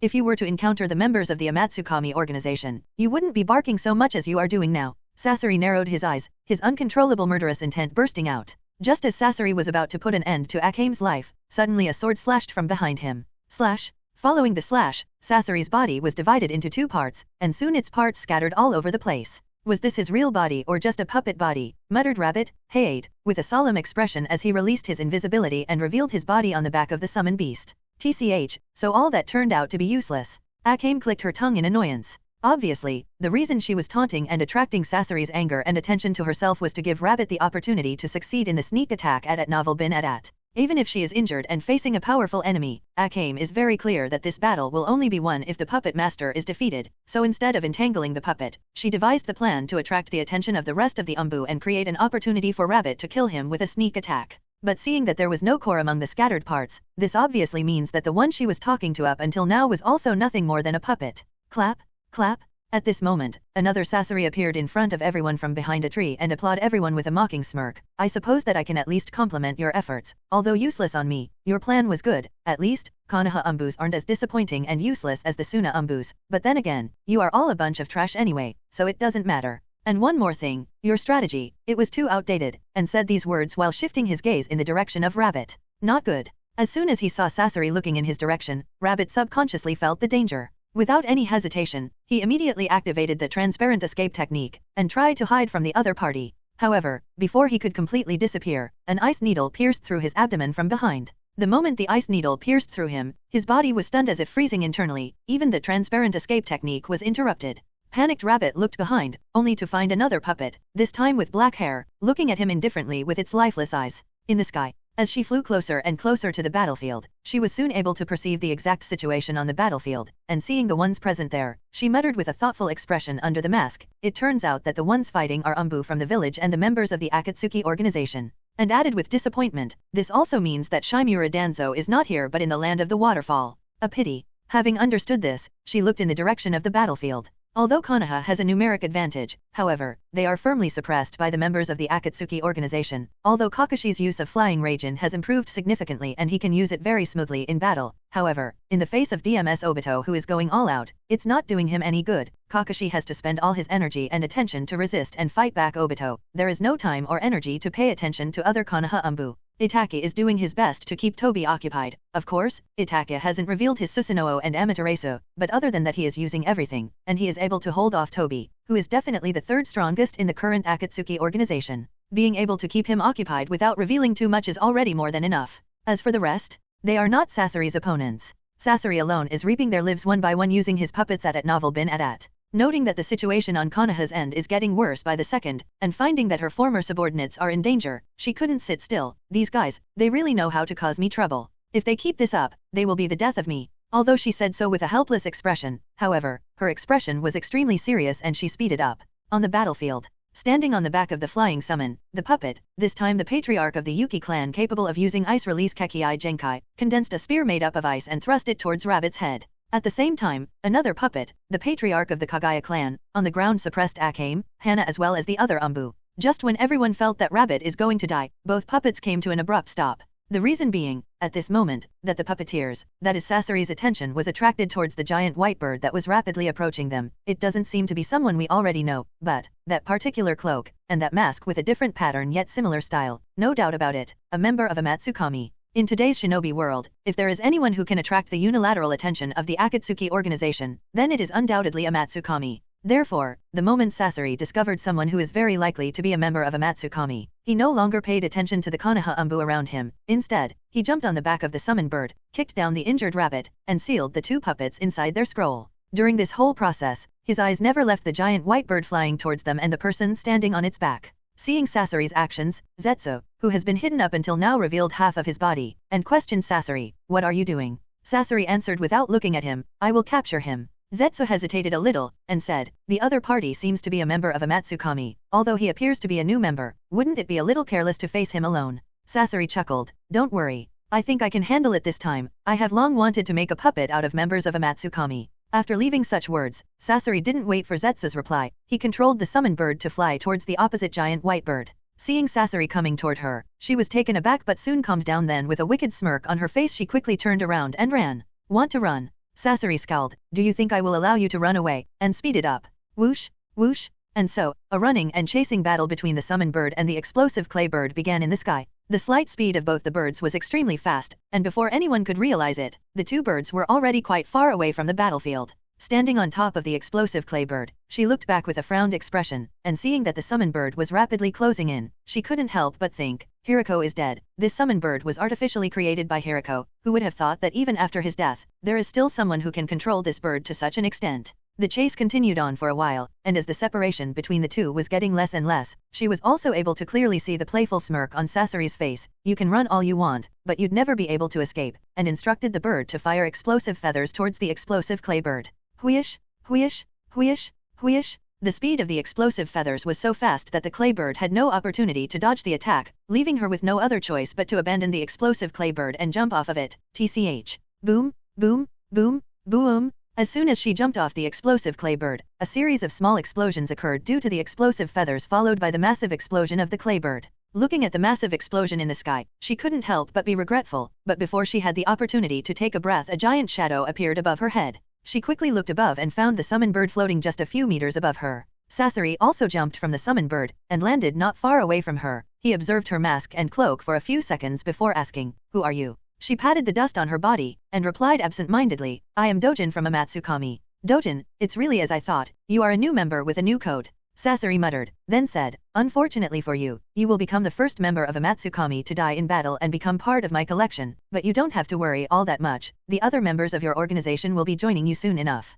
"Don't be so sure," Dojin retorted, "maybe the result is something else, the one who ends up dying maybe you not me." Sasori covered his face with his hand and laughed loudly. "You know, you may have covered your body with cloak and mask of Amatsukami, but, with that peculiar jutsu that you use, do you really think that I don't recognize you? You know, you may have covered your body with cloak and mask of Amatsukami, but, with that peculiar jutsu that you use, do you really think that I don't recognize you?" Hearing Sasori, Dojin was stunned, and a trace of doubt appeared on her face. Seeing Dojin silent, Sasori thought that Dojin was panicked. He grinned sinisterly, and continued, "You may have forgotten what you did to us, but I haven't. You know, based on our first encounter, I had the impression that you are some kind of lunatic who can't even hold a conversation. Now that I see you standing in that uniform of Amatsukami, everything makes sense. I suppose that it's safe to assume that that was just a facade. At that time, you must have already joined Amatsukami, that's why the moment you saw us you did what you did. Oh well, it's a pity that you chose to be our enemy. I will complete the payback here and now. Deidara. At novel bin at. Dojin didn't know what nonsense Sasori was spouting, and when she heard the name he spoke, she couldn't be more shocked.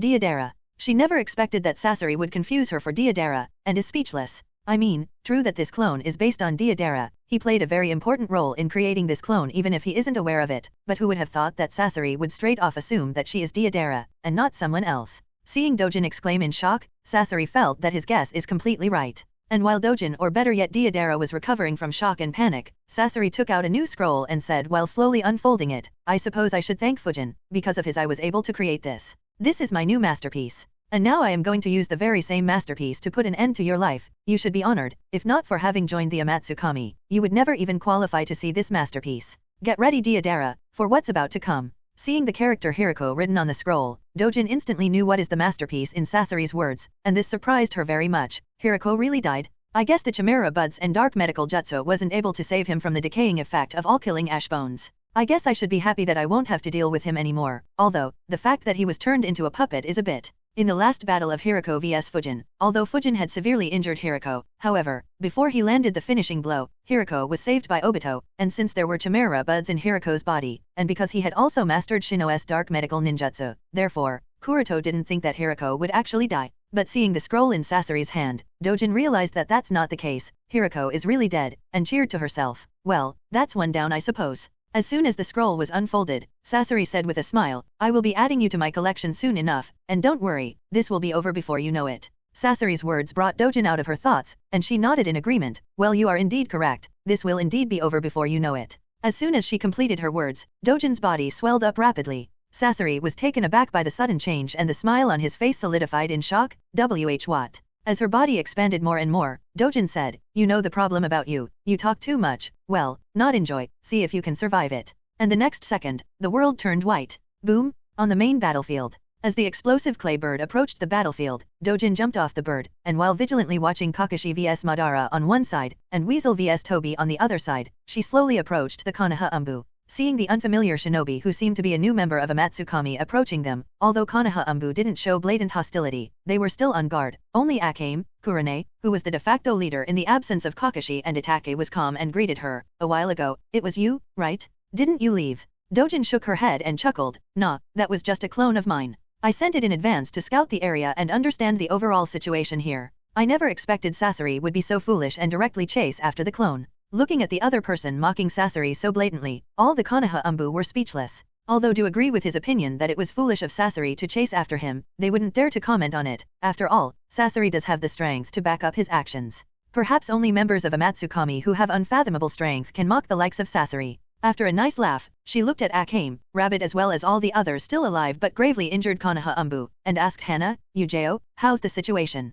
Hana shook her head bitterly. "Most of the Irionin who were with us are already dead. Sasori targeted them the first. The rest of us have done what we can. We have made sure that they won't die instantly. However, this is not enough. They still need proper medical treatment." Dojin nodded. "I see." She then raised her hand and immediately the explosive clay bird hovering in the sky descended down and landed on the cold desert. She pointed at the bird and said, "Put all the injured on the back of the bird, and all the Irionin should also get on the bird. It will immediately take all the wounded back to Konoha." Of course, the journey would take more than a day. However, with all the medics supporting the wounded, they should be able to stay alive by the time this bird reaches Konoha village. The others nodded. "I see, that would certainly help." And just as they prepared to transfer the injured on the back of the bird as per Dojin's instructions, suddenly a spiral whirl appeared behind Dojin and a hand stretched out of it. Everyone's expression changed horrifically as they saw the hand approach Dojin's shoulder. At this time, Kakashi's voice resounded from the back, "Be careful." Seeing the change in everyone's expression, Dojin immediately realized that something isn't right, but before she could do anything, the arm landed on her shoulder. As soon as it touched her, her body was paralyzed and unable to move, and then next thing that happened was that she was sucked inside the Kamui world and disappeared from the shinobi world. Hello everyone!